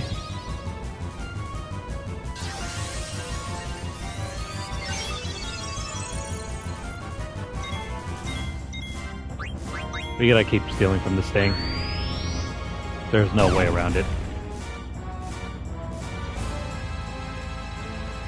In fact, it has a very useful item too.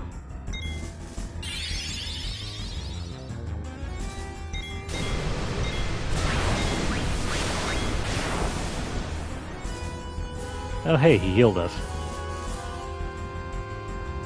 Why? Why you know steal Zidane?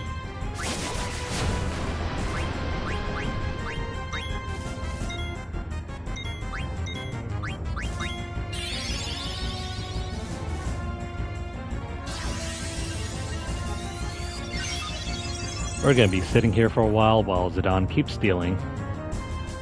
You know what, screw this. We're gonna speed up everything.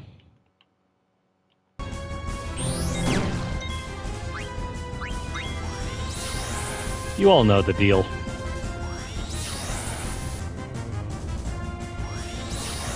We would likely end up just stealing anyway, but because this is taking forever, I'm gonna speed up the process.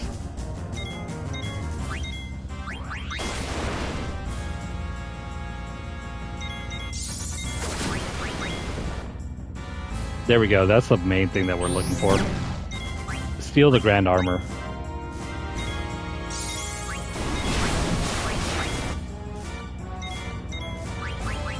Whoops. Crap. We don't want them to counterattack. So I'm just gonna heal this thing.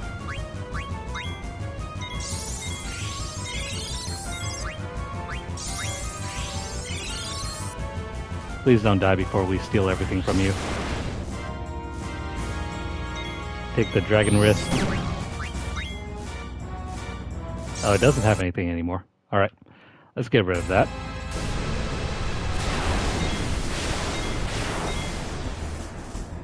And just to be sure, I'm going to continue stealing from it. Now we can finally attack it.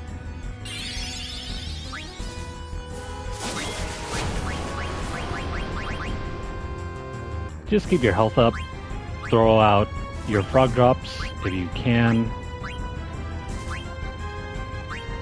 I don't think we need to worry anything about, like, you know, status effects or anything like that.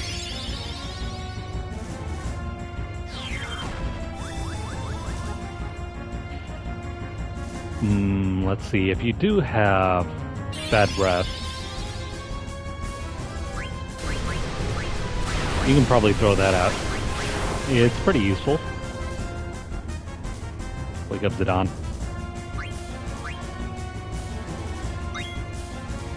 Don't die on us, please.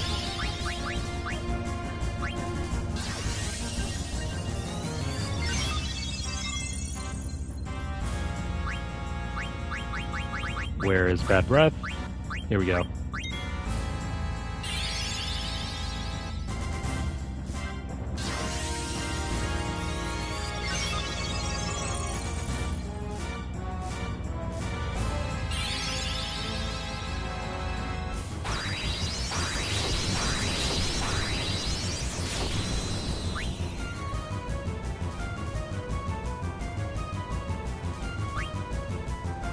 Come on, Queena. Use your bad breath. You ate all those onions and garlic.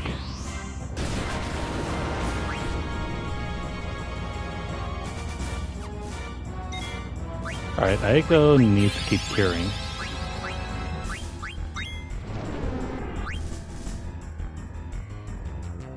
What? It missed? Never mind. Looks like we're gonna have to do this the old-fashioned way.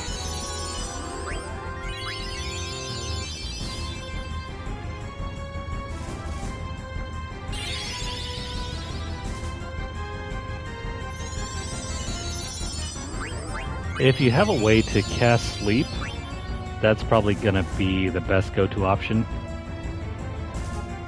Put it to sleep and then use magic spells on it. Alright, so we know for sure it has nothing.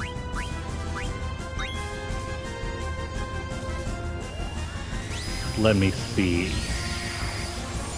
I'm not going to use all the overpowered spells because, well, I can't really get rid of trance whenever.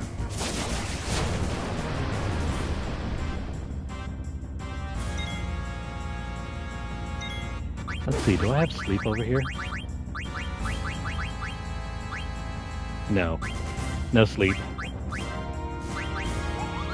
On the other hand, let me use might on these two.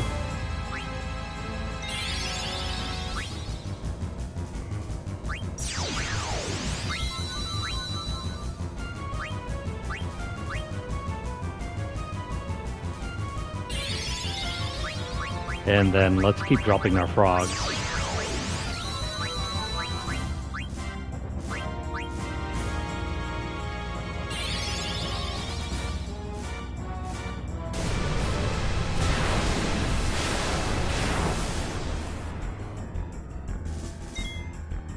Oh, by the way, I forgot, we do have a summon spell here.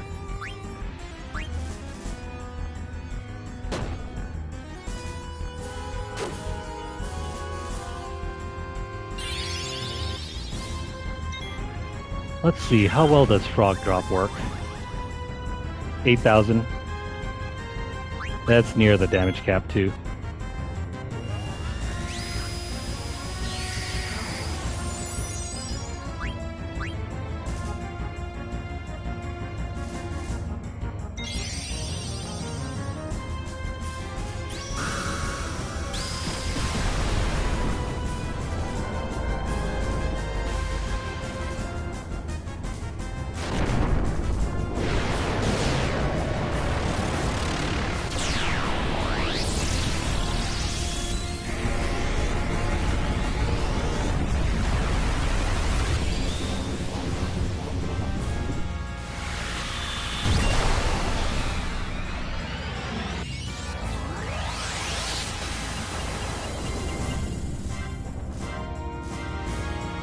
You know what? I think that summon's pretty neat.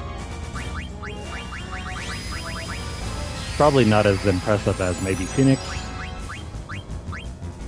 but that was totally worth it.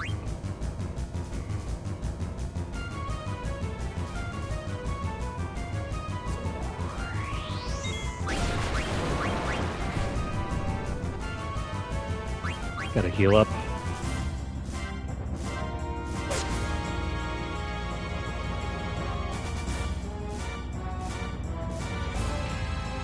Zidane can easily hit the max if you use Trance plus Ultimate Weapon.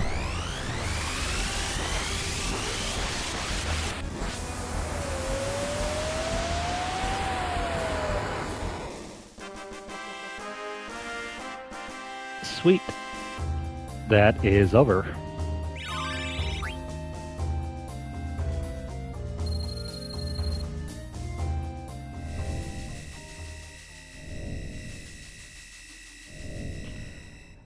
Now, on to the final dungeon. Are you sure this will work, Queena? Is no problem. I warp in from outside before.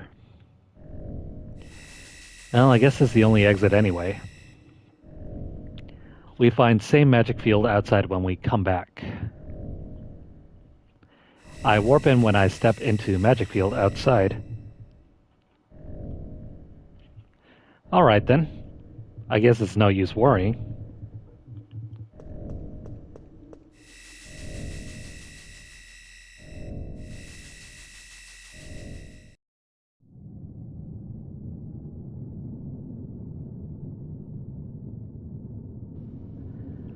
What is this place?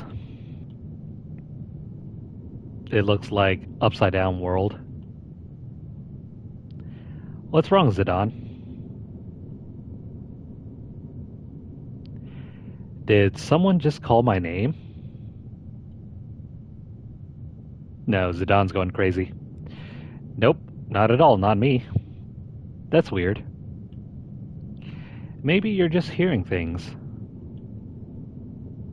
I don't think so. Wait, you hear that? I hear nothing. Zidane, can you hear me? Who's speaking? Garland? You mean he's not dead yet? I am speaking only to you. Garland, what is this place? Memoria, a place of memories. Memories? Yes, your memories brought forth this place. Here you shall witness the entire truth. You have no choice. Now go. What are you talking about?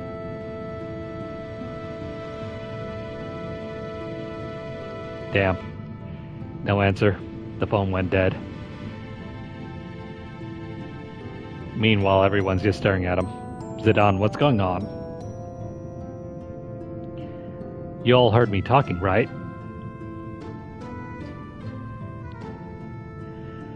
Looks like I was the only one who heard him. I was just talking to Garland. He told me that our memories created this place. I don't know what the hell he's talking about. I guess we'll just have to move forward.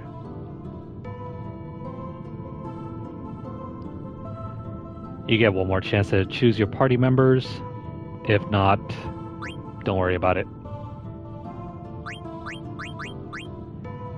Now, Zidane's wrong in the sense that you don't really have to move forward.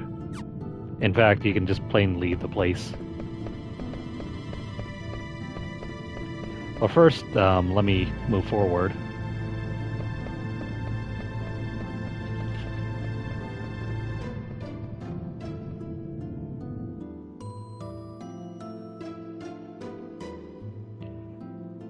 Let's see, over here, you can return to the Invincible. And we're gonna do this multiple times. We need, excuse me, because we need to do that one side quest.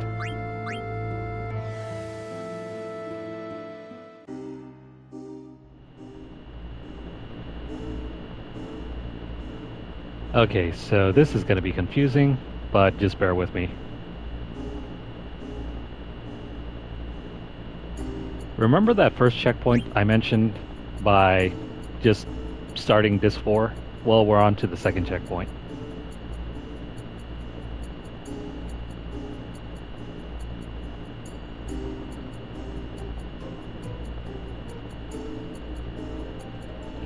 So head on back to Limblum.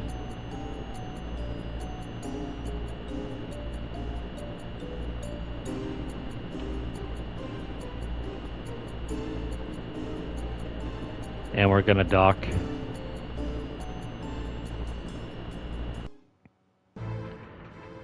This is just gonna help simplify the process.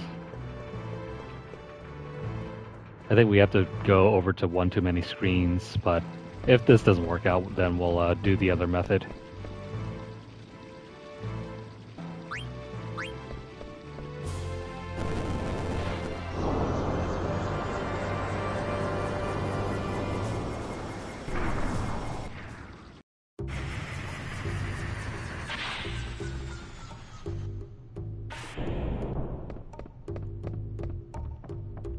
Alright, make your way back to the Tantalus hideout.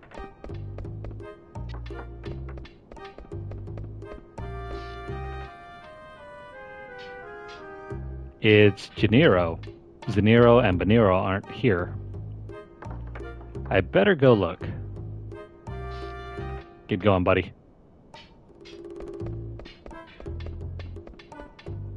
And that's it. That's all that we have to do. Now we can head back to the final dungeon.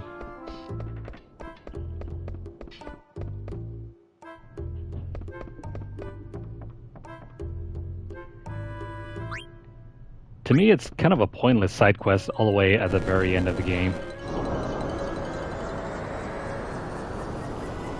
By this point, you should probably already have at least 2 to 3 protect rings, maybe more if you decide to farm them.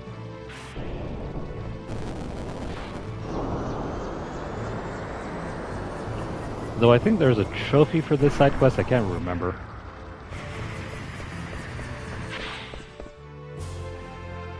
I'll have to look it up.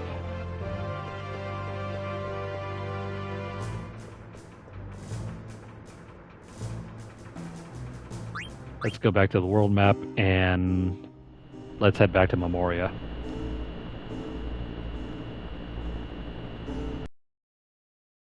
It shows a shortcut to get back and forth from the final dungeon to the airship to Limblum.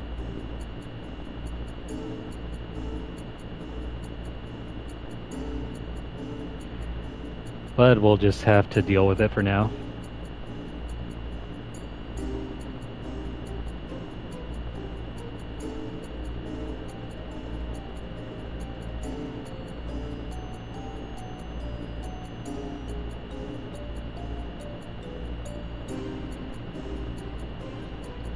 Alright.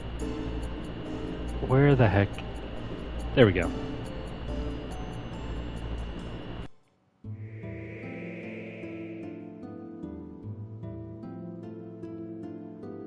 Alright, back over here again. Just a point of order, there are no more Moogles in this area.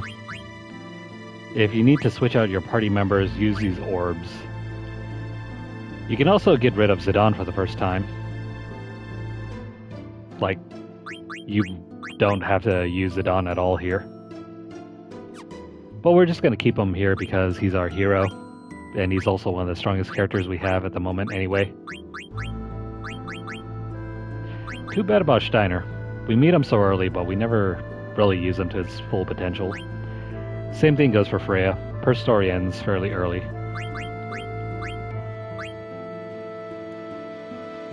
But if you need to 10 up, here's where you can do it.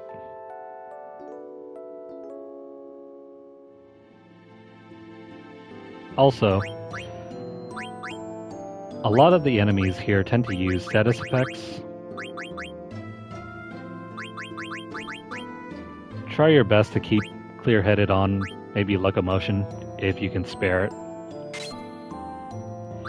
Insomniac as well. Anything that prevents you from, getting either stopped or anything that delays your turn permanently.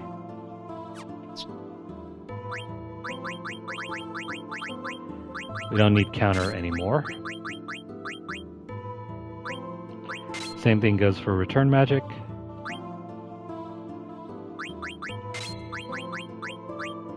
Let's throw on all these protective abilities.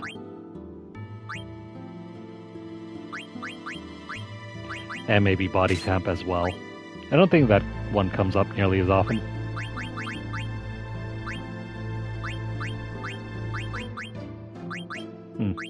Auto regen would be nice here.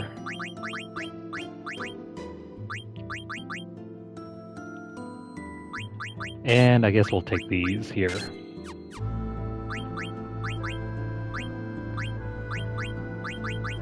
And let me double check all of Amaranth's equipment.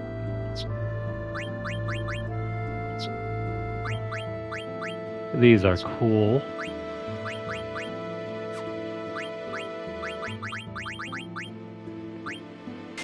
Throw that on. That's fine for now. Alright. I need more MP. Get rid of that.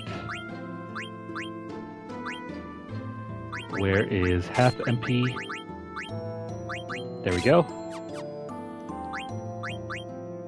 Same thing goes for Aiko. We need more MP.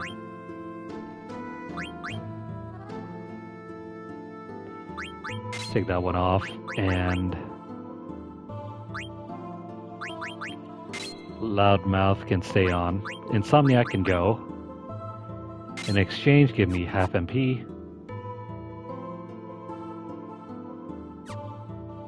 Okay, that looks good. Alright, over here. Shoot.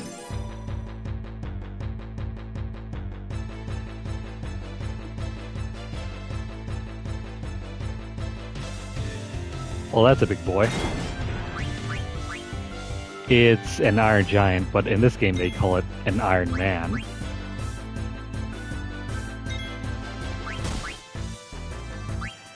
And holy crap, it hits for a hell of a lot.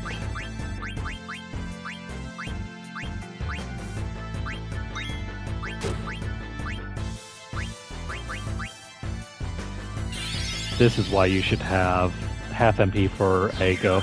She needs to keep up the healing.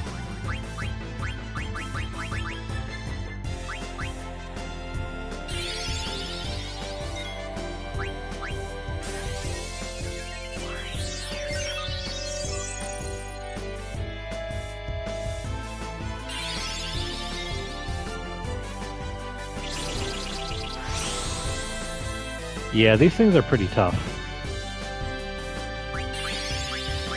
They're really strong.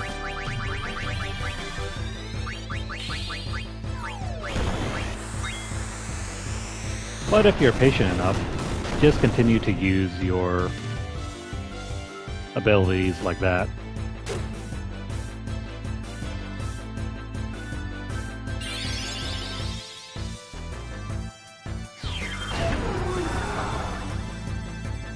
See you later, buddy.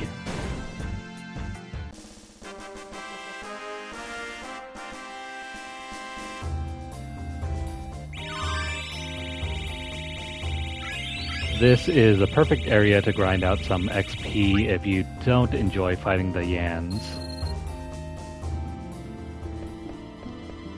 Make sure you hug the right wall. There's an item over here. Pick up the Kane's Lance. I think that should be Freya's strongest weapon. No, never mind. Second best weapon.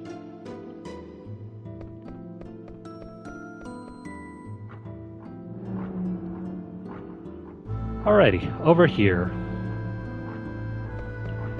If you go right here,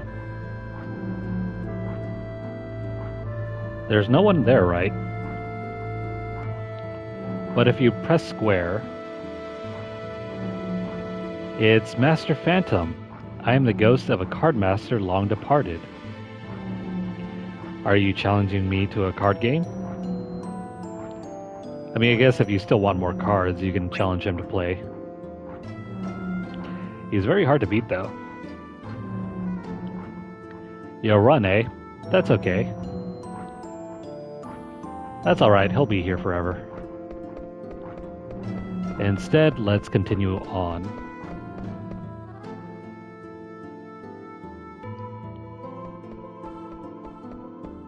There is a small section over here where we can pick up an item.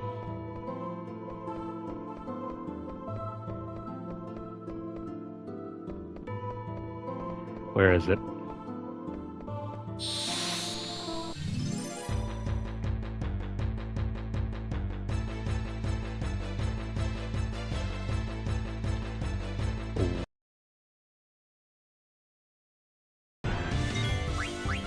Look at you, big boy. All big and mean. Ready to squash us. That hurts.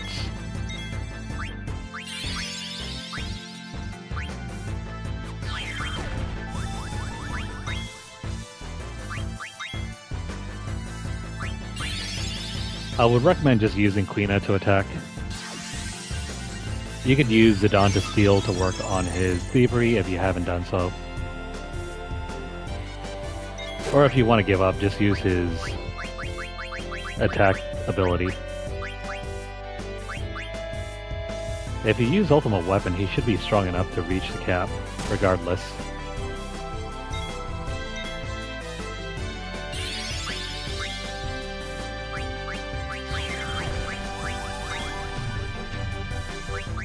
I need more healing. I mean, that's decent.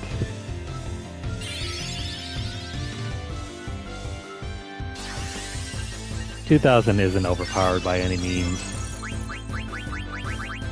Not like Quina over here for only, like, what, 5 MP?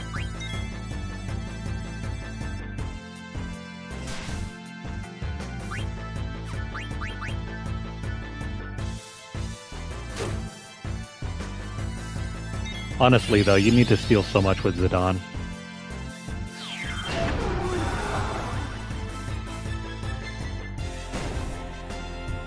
Despite the regular stealing that we've been doing throughout the entire game so far, we still haven't done enough of it.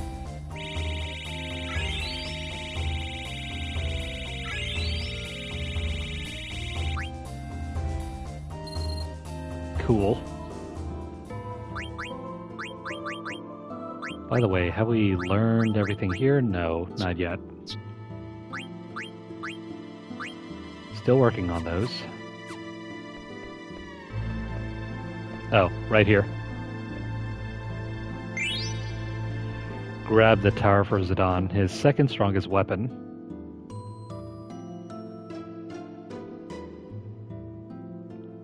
Now you want to make sure you're healed up for the next battle.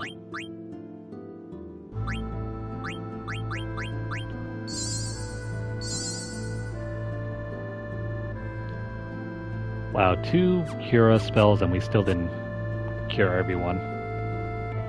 That's bad luck.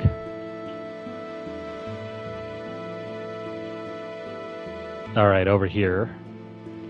Make sure you have Zidane in your party if you want to steal something.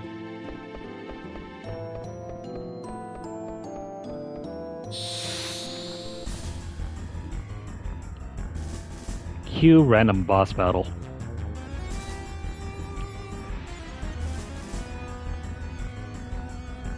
Remember this thing? We meet again.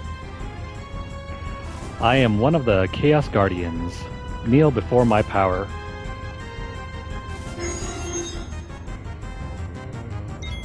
I forget, which one is this? Malorus? In either case, it's one of the few bosses that we didn't fight the first time around when we were doing those 4 temples. Just make sure to steal from it.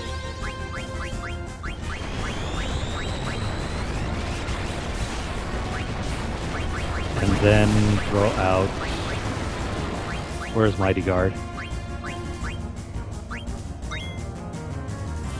Also, I should probably mention that if you have body temp, make sure to use that.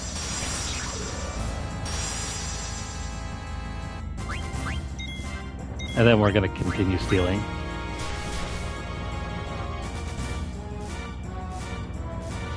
Why? Oh, great.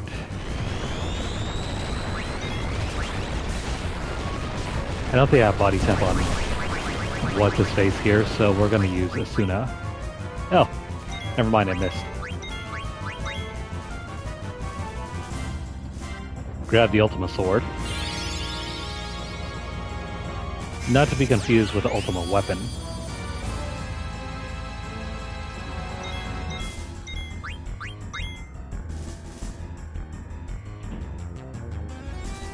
There's something more that we can steal.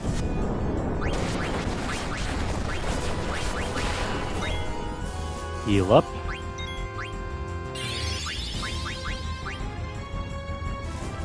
And I guess I can probably use this while we're waiting.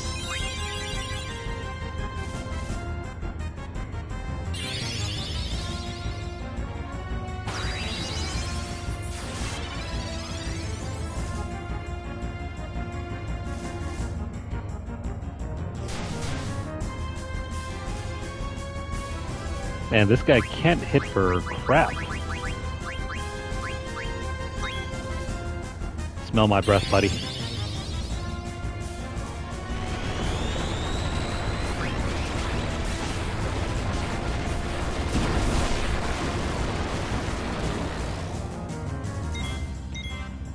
Okay, now it's just wasting turns.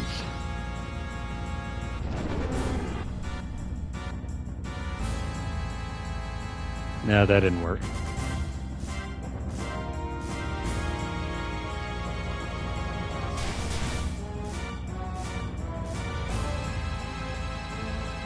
Come on. Zidane, please steal.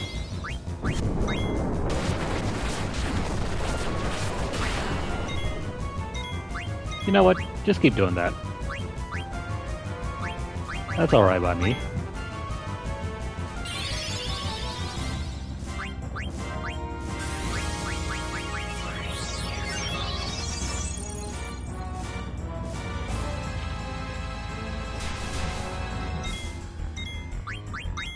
Come on, you gotta steal something, Zidane. We're waiting forever.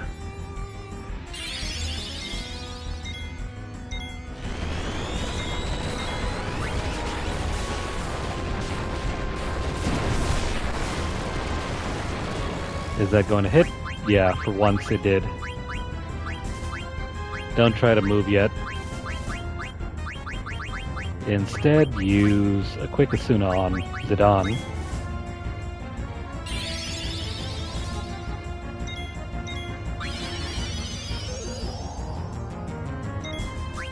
There you go. Clear that up.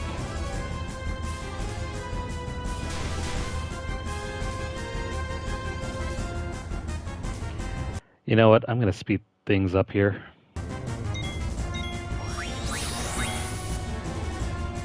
Waiting forever.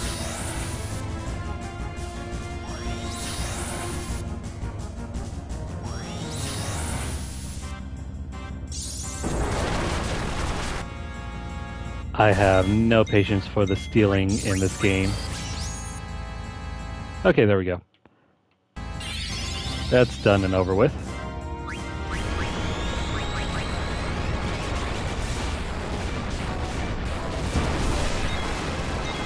You know, since it loves to keep using Mustard Bomb, I wonder if we can use Frost on it.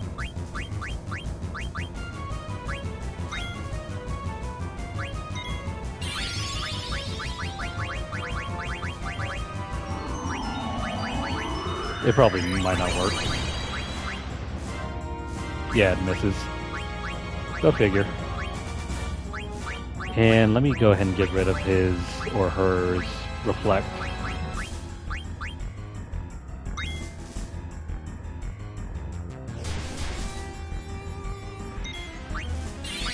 Amaranth, while you're still here.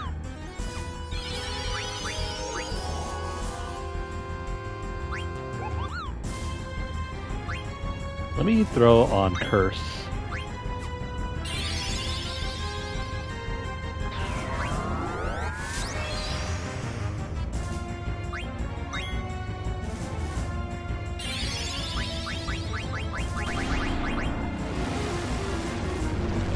They became weak against thunder.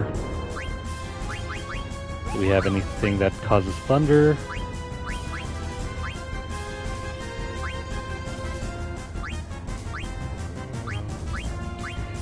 I mean, we got basically everything here except for thunder.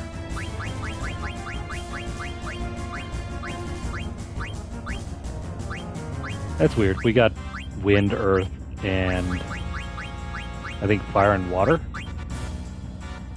But we don't have anything that will cause thunder damage. Also, just for fun, will this work?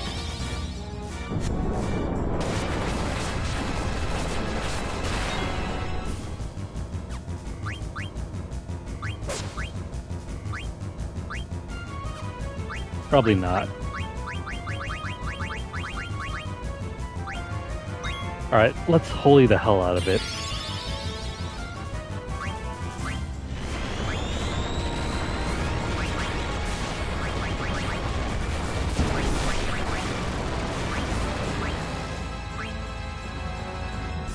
Well, that was useless.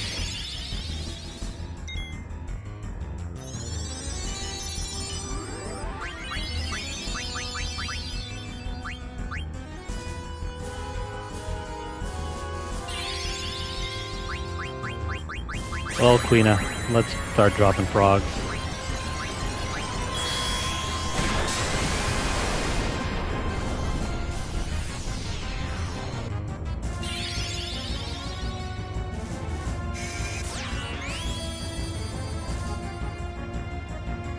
It's going to continue to throw up reflect if you don't attempt to get rid of it.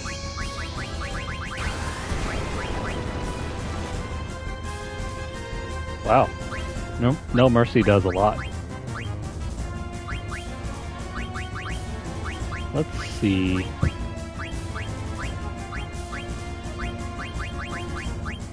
It's also susceptible to sleep, so maybe you throw that out and then continue using spells.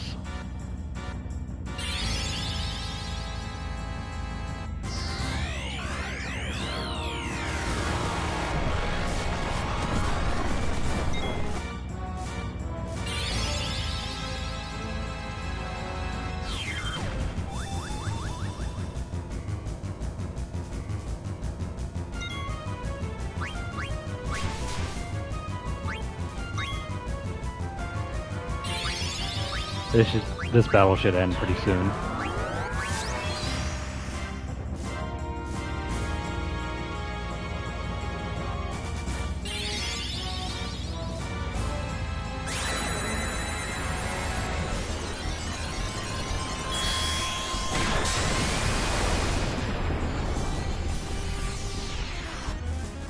Is it still not dead?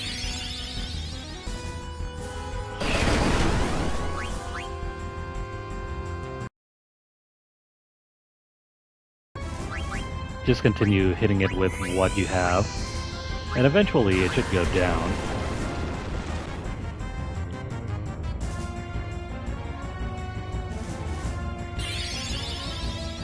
Never mind, it's over. Oh crap. It has one final attack.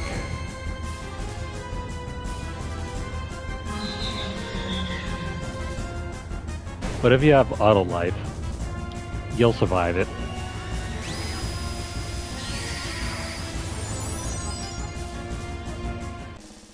May the Lords of RNG help you if you don't have auto life on.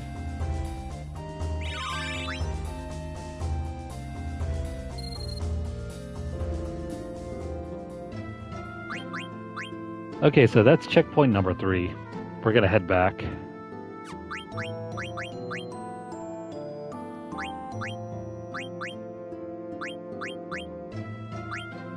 Let's heal up everyone.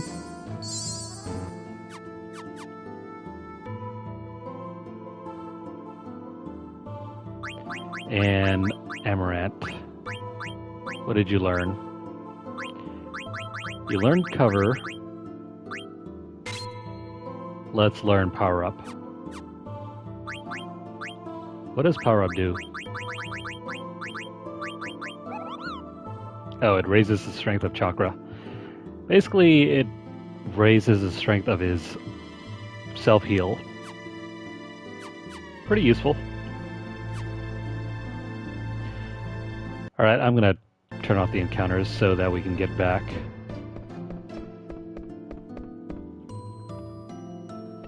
And yes, you have to run all the way back to the airship if you're planning on doing the side quest.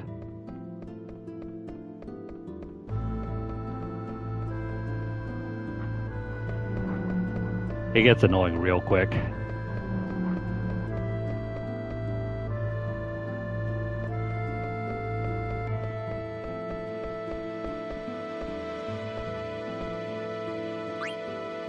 This is the only way to return to the Invincible.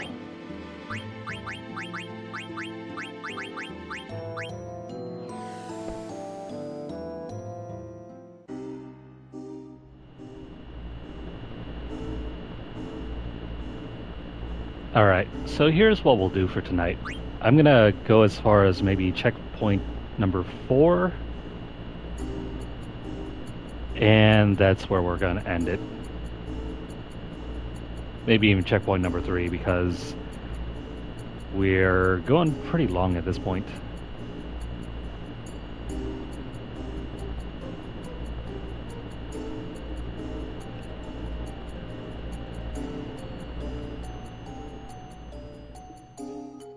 Let me go ahead and speed this up.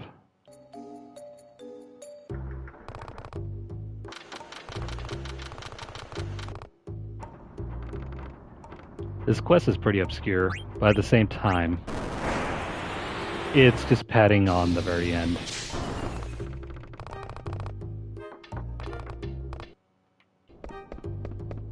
Alright, here we go.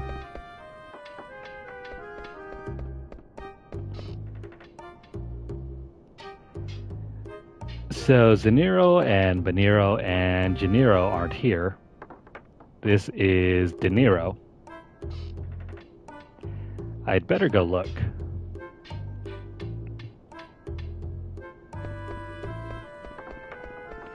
I don't know where they're looking because they're not looking hard enough.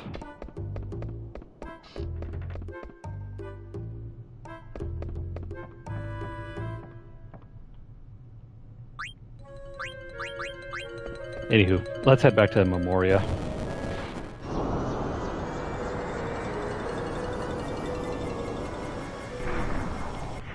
Yeah, I think we've hit the 4-hour mark.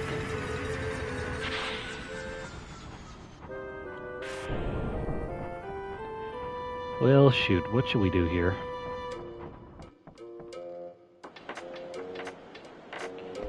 Yeah, the 4-hour mark. I need to take a break soon.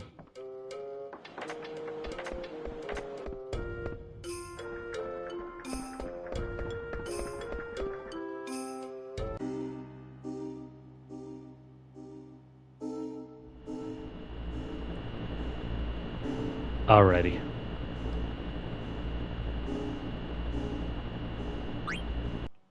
We gotta head back to the IPA tree. Come on, autopilot. Hurry, hurry.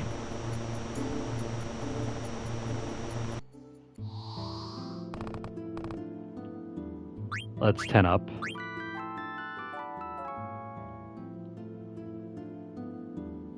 That looks okay. I forgot that 10ing up doesn't exactly replenish everything. Alright, so instead of doing these fights, let me just get back to where I was before. Okay, so we did that boss battle over here. Let's keep going up.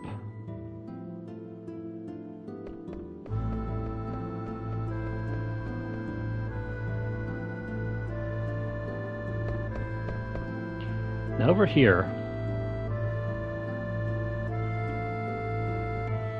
it's a scene from the past.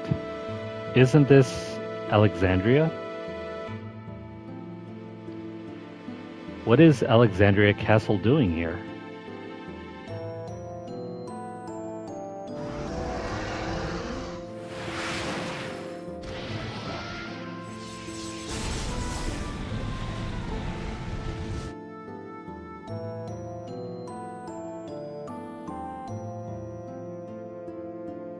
Wait, hang on.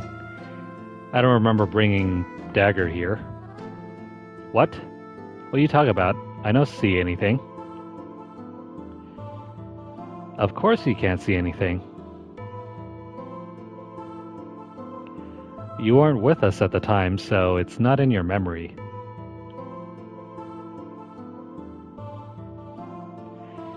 In his bid to defy me, Kuja tried to acquire Alexander. An incident 10 years ago started everything.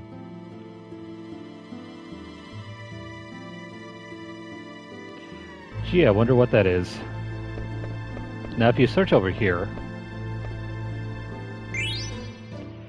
pick up the angel flute for Aiko. And right here is a hidden save point.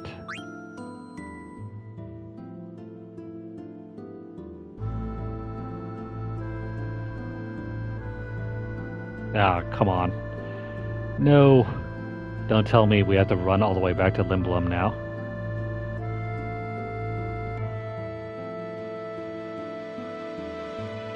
Okay, never mind. So, we're gonna turn off the encounters again, and we're gonna speed up, and we're gonna rush all the way back down to the Memoria. Excuse me, not Memoria, but Limblum. We need to rush through Memoria all the way back to the Invincible. Whoops. Come on. Dang it. There we go.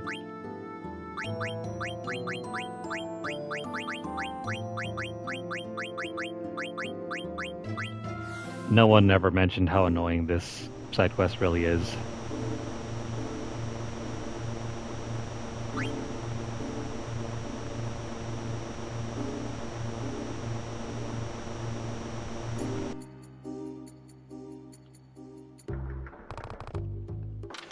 Yeah, so this is the 4th checkpoint for the side quest.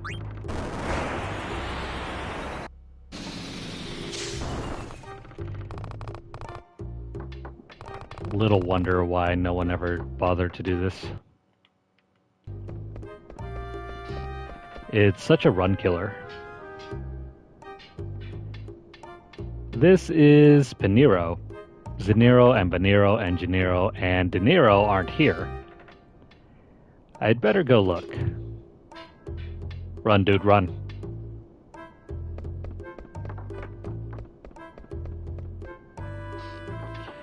Alright.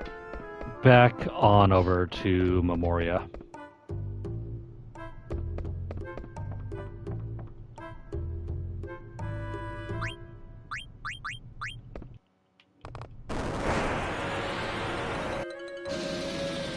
We have to do this 4 more times. Scratch that, not 4 more times. This is our 4th time. We need to do it 5 more times for a total of 9. Though in truth there are really 18 checkpoints. The quest really ends at 9. But if you do up to the 18 checkpoints, you get double the rewards. They're all the same thing though.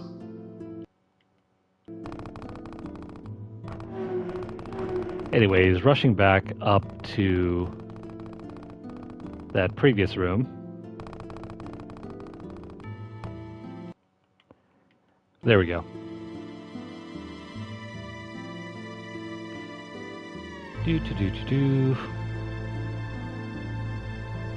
Make sure you grab the angel flute and head back if you didn't. Otherwise, continue up.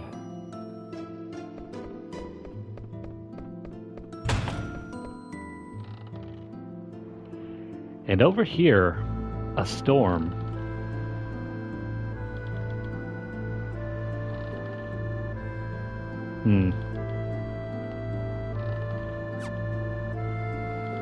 Is that it?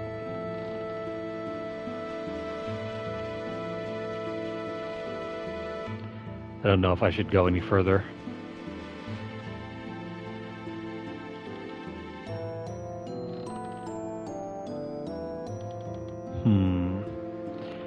Should we go or should we not? Hang on. Let me swing all the way back to Memoria, or not Memoria, Limblum once more.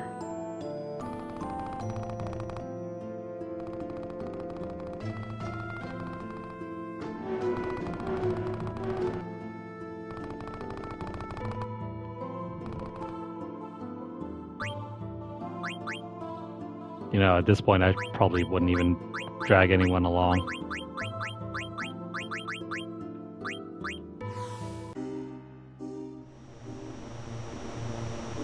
So I think that should be checkpoint number 5.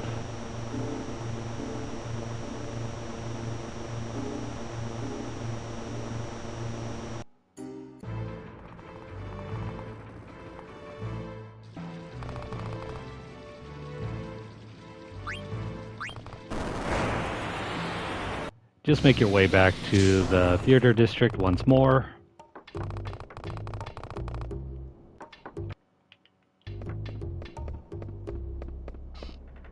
Yeah, that was the checkpoint. So, Zanero and Banero and Janero and Dinero and Panero aren't here. By the way, this is Banera. Wait. Is that a sister? That's definitely a girl's name. I better go look.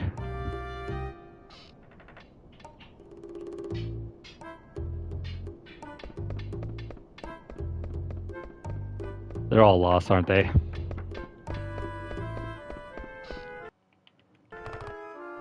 Anywho, I'm gonna speed our way through.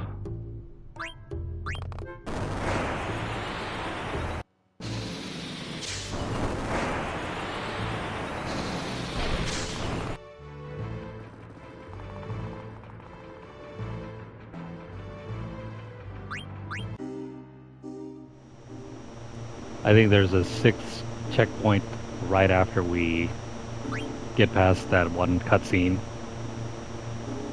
where he just went, what?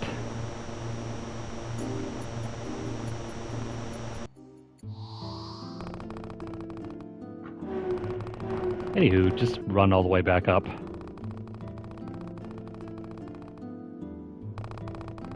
This is also a perfect time to grind up more levels, if that's something that you're still working on. Okay. So the 5th checkpoint. Also over here, the Phantom card player is still lurking. This is the Defense Phantom. He is the ghost of the most infamous card master. Do you want to challenge him? Not right now. Discretion is the better part of valor. Meaning run away when you can. Alright. Now you should cross a bridge. Why are we not crossing? Oh, there's another cutscene. Hey, what are you doing? You shouldn't go anywhere. There's a storm. Don't those two look familiar? Watch out. You're gonna get washed away. Dagger, I just saw a little girl on a ship and... Huh?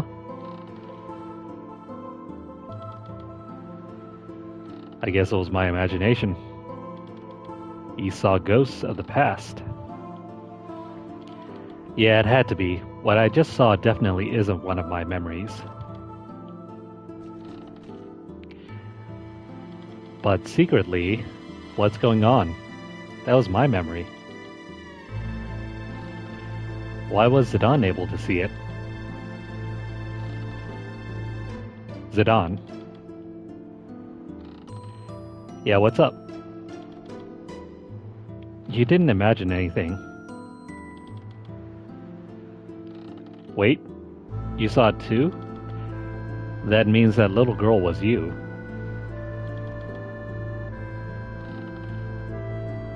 But why was I able to see something from your memory? I don't know.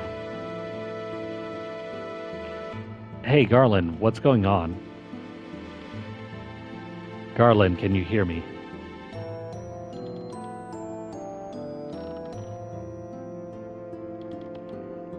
I feared Gaia's eidolons more than anything. However, I decided to deal with them before they became a major problem. So, he destroyed the eidolons?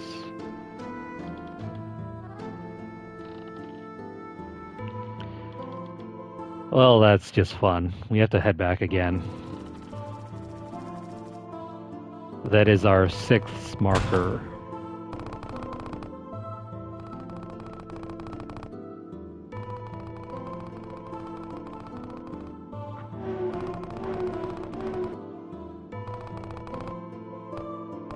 This side quest has the worst pacing of anything in the game.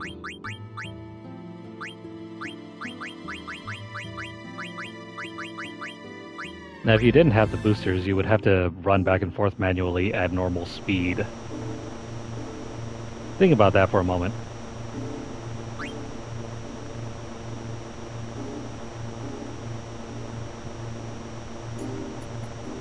It'd probably drive you crazy and probably would make you not want to finish the quest at all.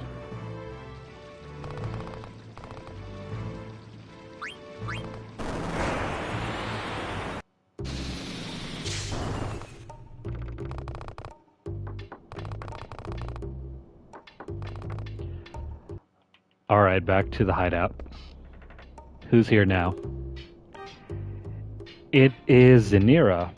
Zeniro and Baniro and Gennaro and Deniro and Paniro and Banira aren't here. I'd better go look. What's up with the heart emoji?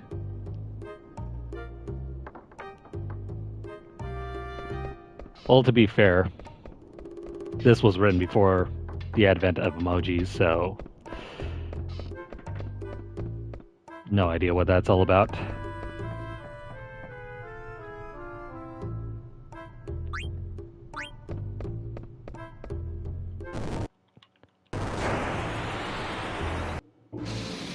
Time to rush all the way back to Memoria.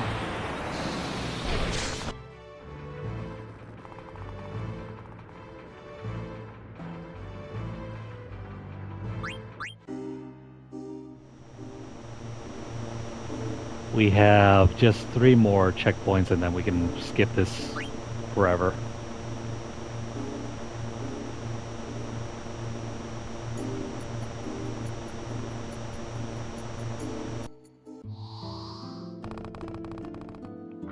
Alright, rushing all the way back.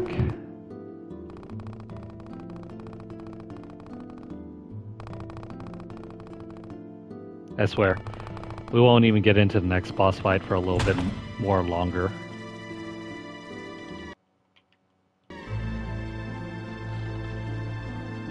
Alright, let's head up the stairs.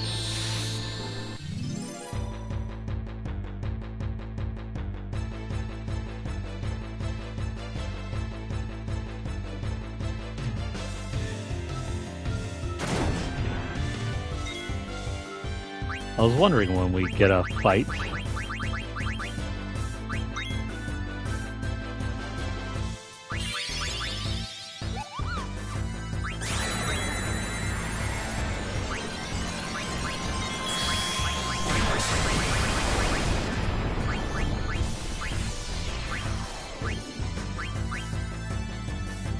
The usual rules apply here.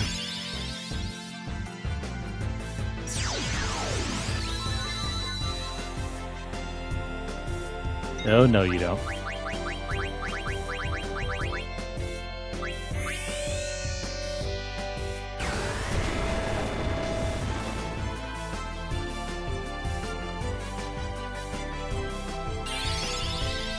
What the heck? That allows us to steal?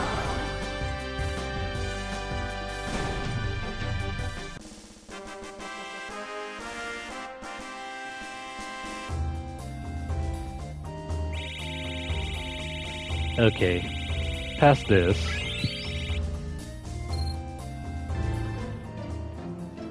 Continue up the stairs. What the hell is that thing? That eye.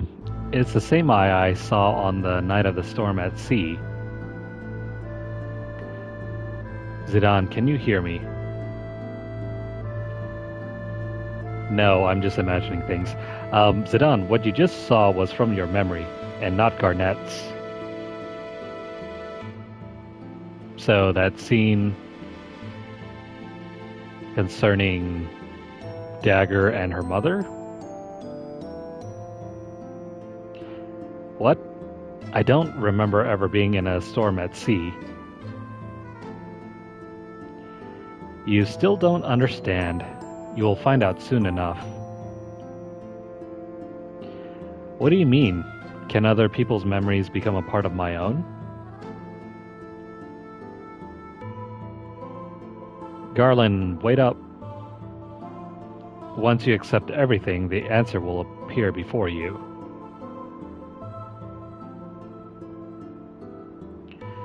A tremendous force was summoned to Gaia during the Age of War. However, the Gaians were not ready to harness so great a power. They were terrified and broke the jewel into 4 pieces, and they prayed never to see it again.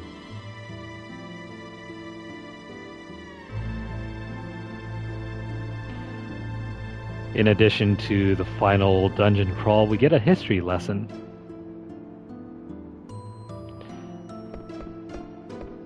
There should be a spot right around here that you can check. Grab the rune claws. They're Amaranth's best weapon. Speaking of which, can we just equip these? Or is there something else that we should probably throw onto him?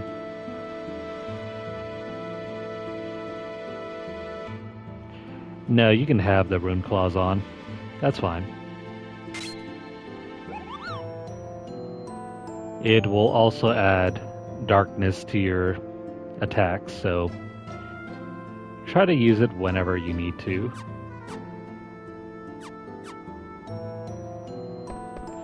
You know, you might be tempted to run up there, but we have to head back to Limblum.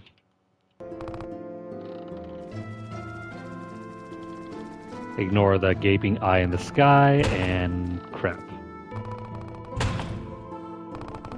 Ran the wrong way.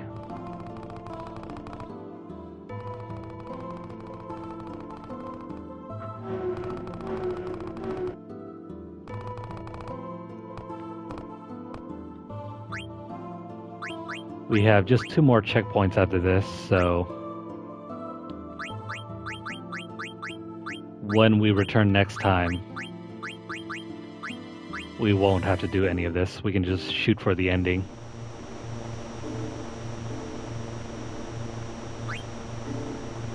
I mean, this gets so repetitive. His idea was to put like 18 check marks.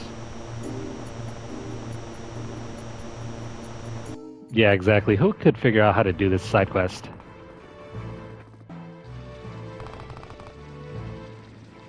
It's absolutely insane. Not only that, you can do it twice just to get double the rewards. I mean, the reward isn't even that great either. We already have multiple.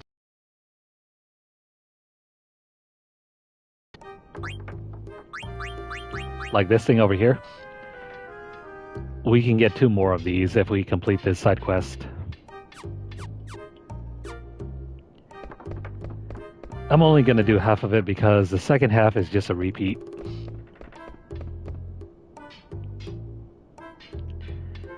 This is Genera. Zeniro and Beniro and Genero and Deniro and Panero and Benera and Zenera aren't here. I'd better go look. You know, half of me thinks that the first half of them are brothers and then the second half are sisters.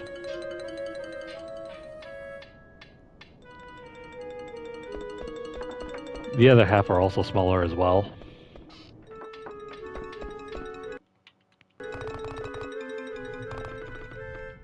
Alright, back to the airship we go.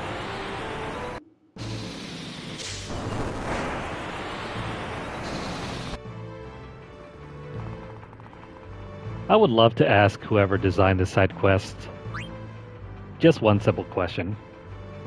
Why?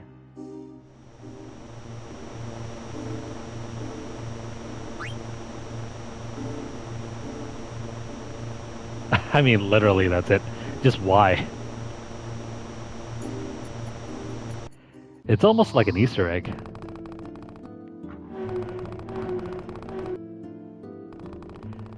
There's not even like a ultimate weapon or anything like that associated with this quest.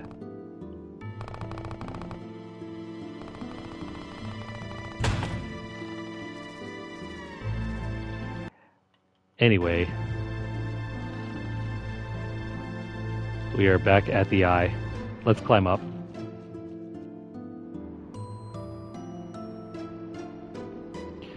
Oh, and I should also probably warn you that we're going to fight a boss pretty soon too. So let me rearrange my equipment. If you have any gear that will protect against fire, now's the time to put it on. I don't know if I have anything that will absorb fire.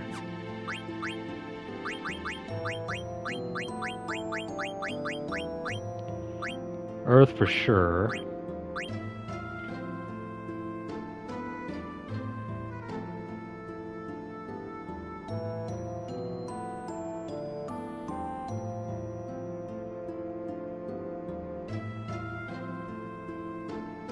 Excuse me there. So yeah. Earth for sure, thunder magic. Where the heck is all the stuff that absorbs fire?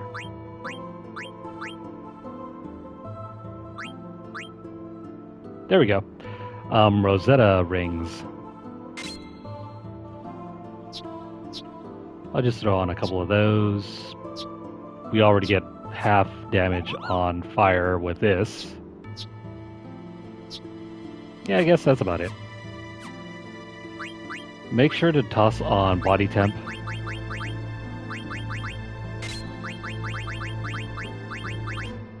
We want to avoid getting hit by, I think, mustard bomb or... Yeah, I think it's supposed to be mustard bomb. Throw on body temp and then perhaps... You know what? Let's just keep this on.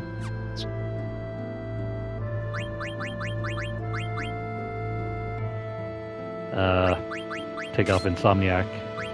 Body temp once more.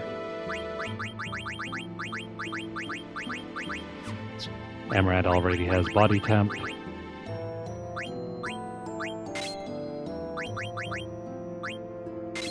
And there we go. Alrighty. Make sure you have Loudmouth on as well for your casters. And then let's get going.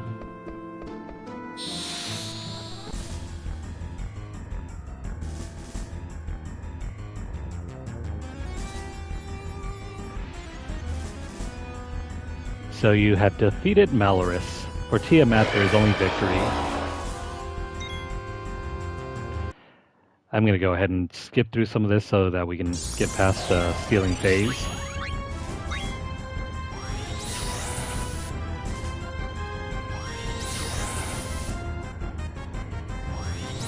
So I'm going to go ahead and defeat this boss, and we're going to call our session tonight. Grab the blood sword, there's only 2 in the game.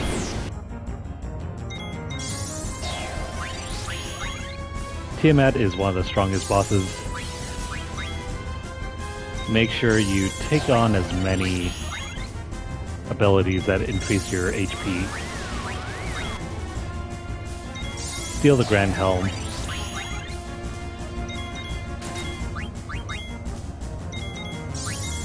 Come on, Zidane, steal his second item.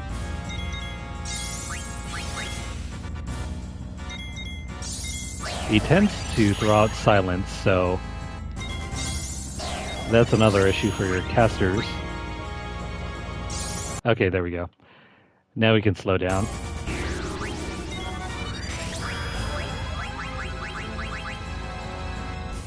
So the main trick here is to get rid of silence. You won't be able to cast anything if that stays on. Quina should ideally throw out... Oh, I don't know. Maybe throw out Mighty Guard. If you have Insomniac on, Night will work wonders. Actually, I wonder if... You know what, let me toss this out intentionally.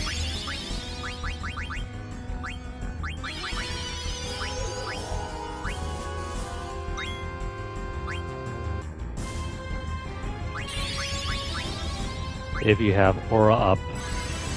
Excuse me, not Aura. If you have Trance on Amaranth, use Aura. Otherwise, just continue using No Mercy.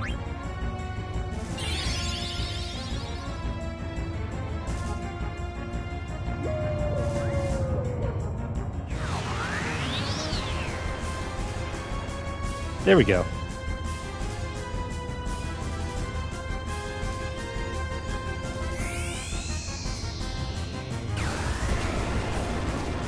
Since he's now asleep... Oh crap, that didn't work. Oh crap. Well, that's no good. He's gonna continue absorbing MP.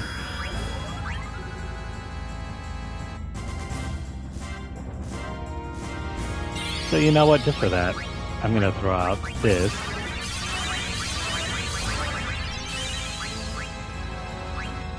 That didn't heal too much. You know what? Let's continue using Vanish. Or actually not Vanish. Night. Use Night and then afterwards... Afterwards use Angel Snack.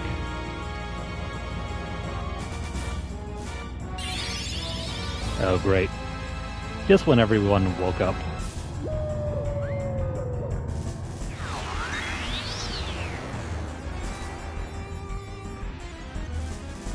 I'm guessing No Mercy wakes up everyone. Or not everyone, but wakes up him. Where's my...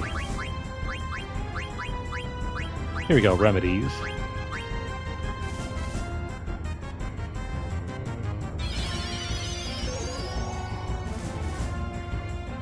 Wait, what?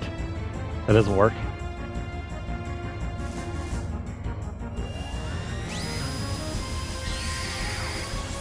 Well, that's slightly annoying.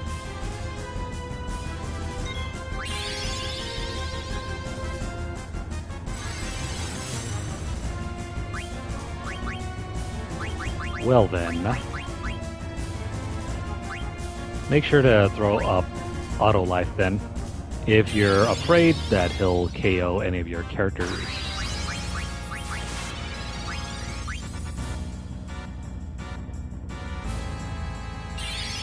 Otherwise, keep up the assault. Just make sure to heal, and throw out the odd magic spell whenever possible.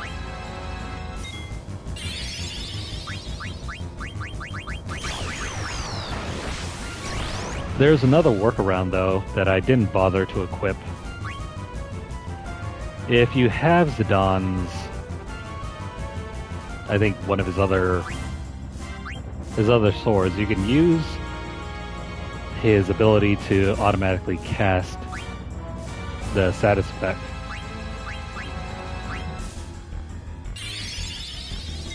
Trust me, it's pretty strong though.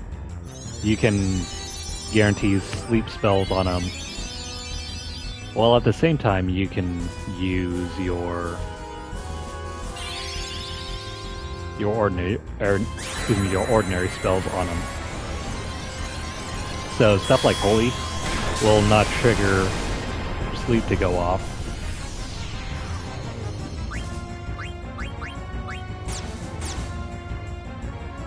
That hurts.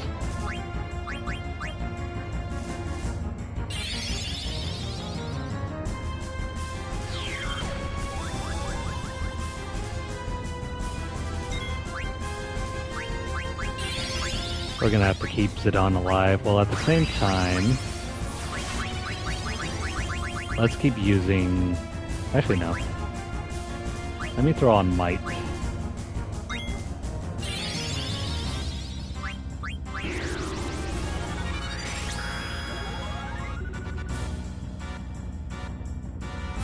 He loves stealing our MP.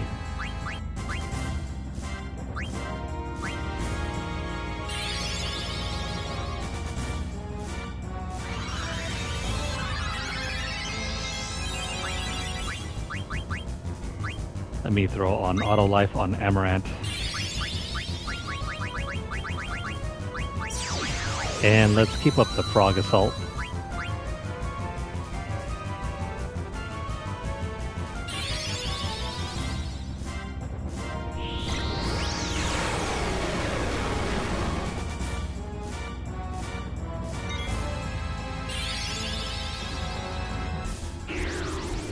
I kind of wish Zidane had more utility in his Dyne spells.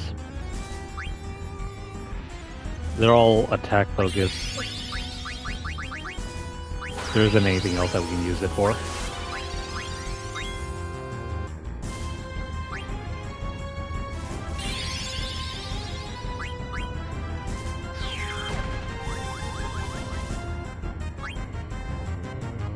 I wonder if Fenrir works at all on him.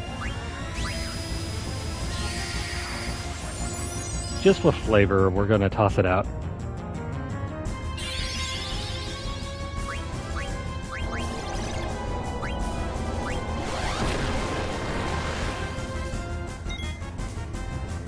Yeah, he can't steal a single point at all, which makes me wonder why he even uses it.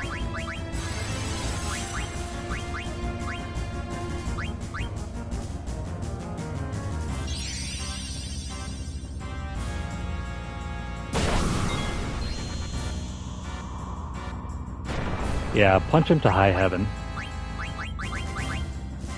If only it actually did anything.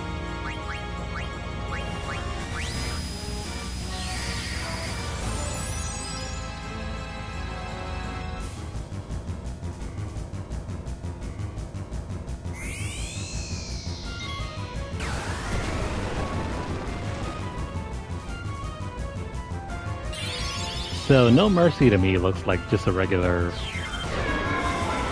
Hadouken attack from Street Fighter. A fireball, if you will. But that's how you end that fight. Just brute force your way through.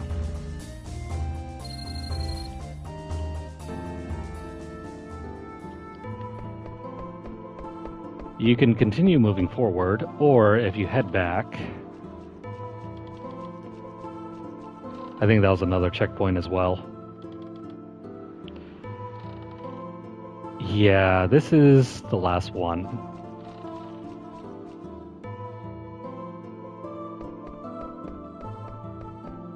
Well, it's not quite the last one.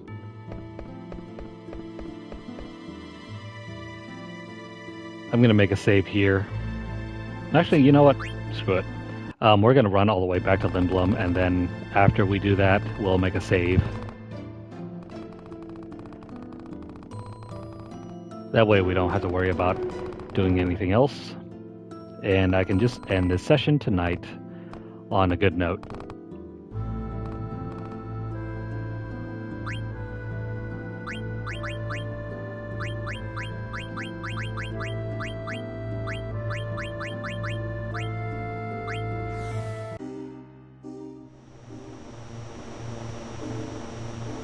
Back to Lindblom we go.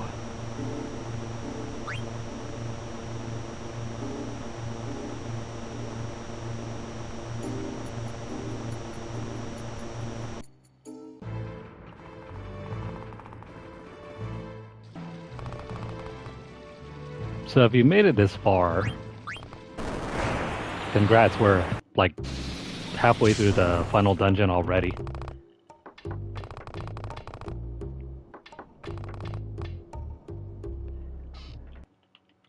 Alright, this is Nero.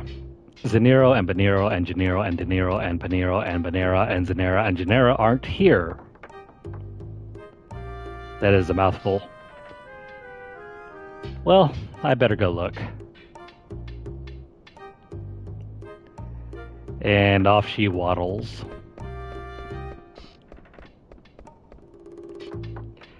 Now, if you really don't want to bother with returning again, you could just continue playing through the final dungeon all the way to the very final point and then come back, complete it, and then go back to the final dungeon and complete everything else. I mean, that's the way I'd do it if I still had Ozma to kill. But too bad, we already killed him, so... Yeah, it's an amazing quest, alright. It makes for fun tongue twisters, at least.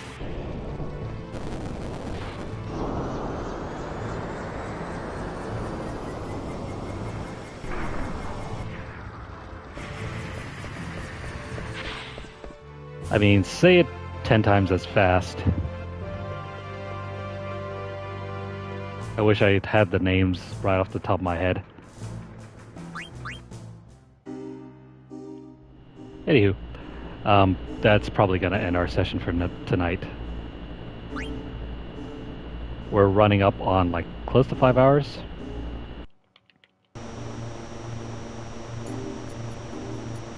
And I need a break anyway.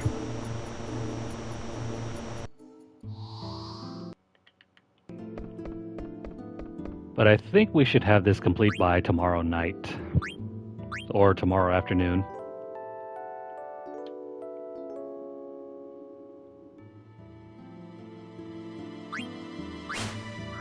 So yeah, stick around for the final conclusion tomorrow.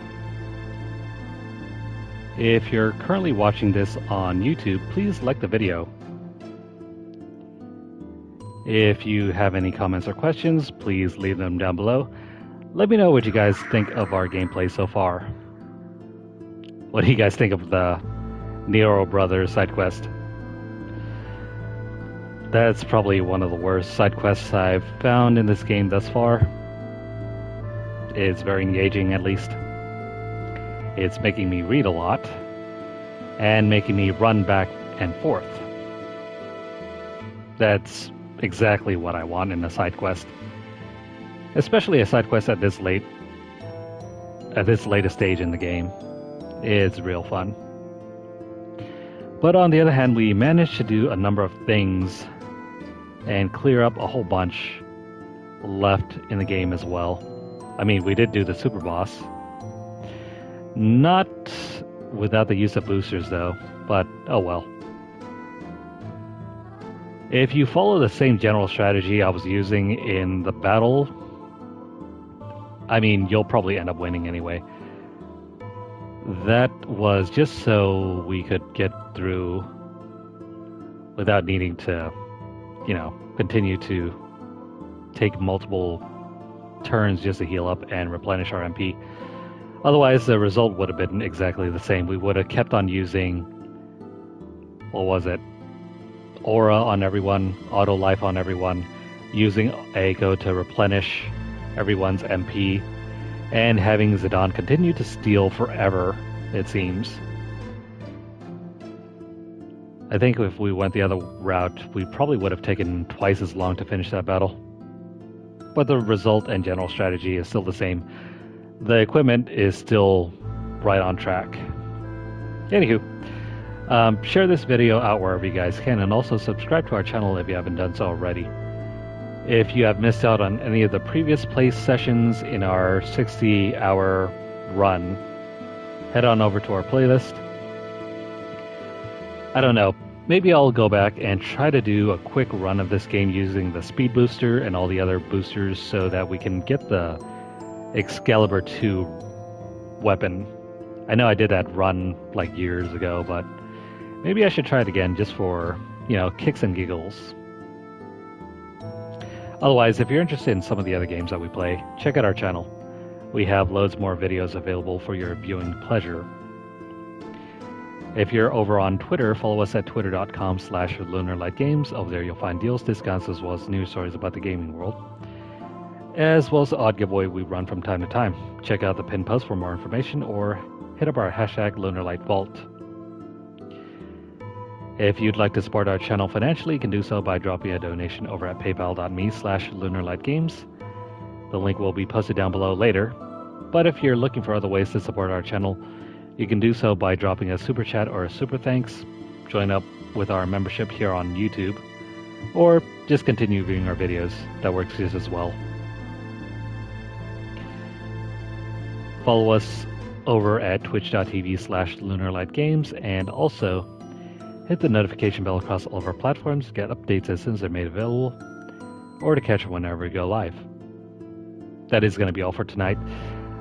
We made a lot of good progress, but rest assured we will beat this game tomorrow night. For now, take care, and I hope I see you guys around next time. Take care.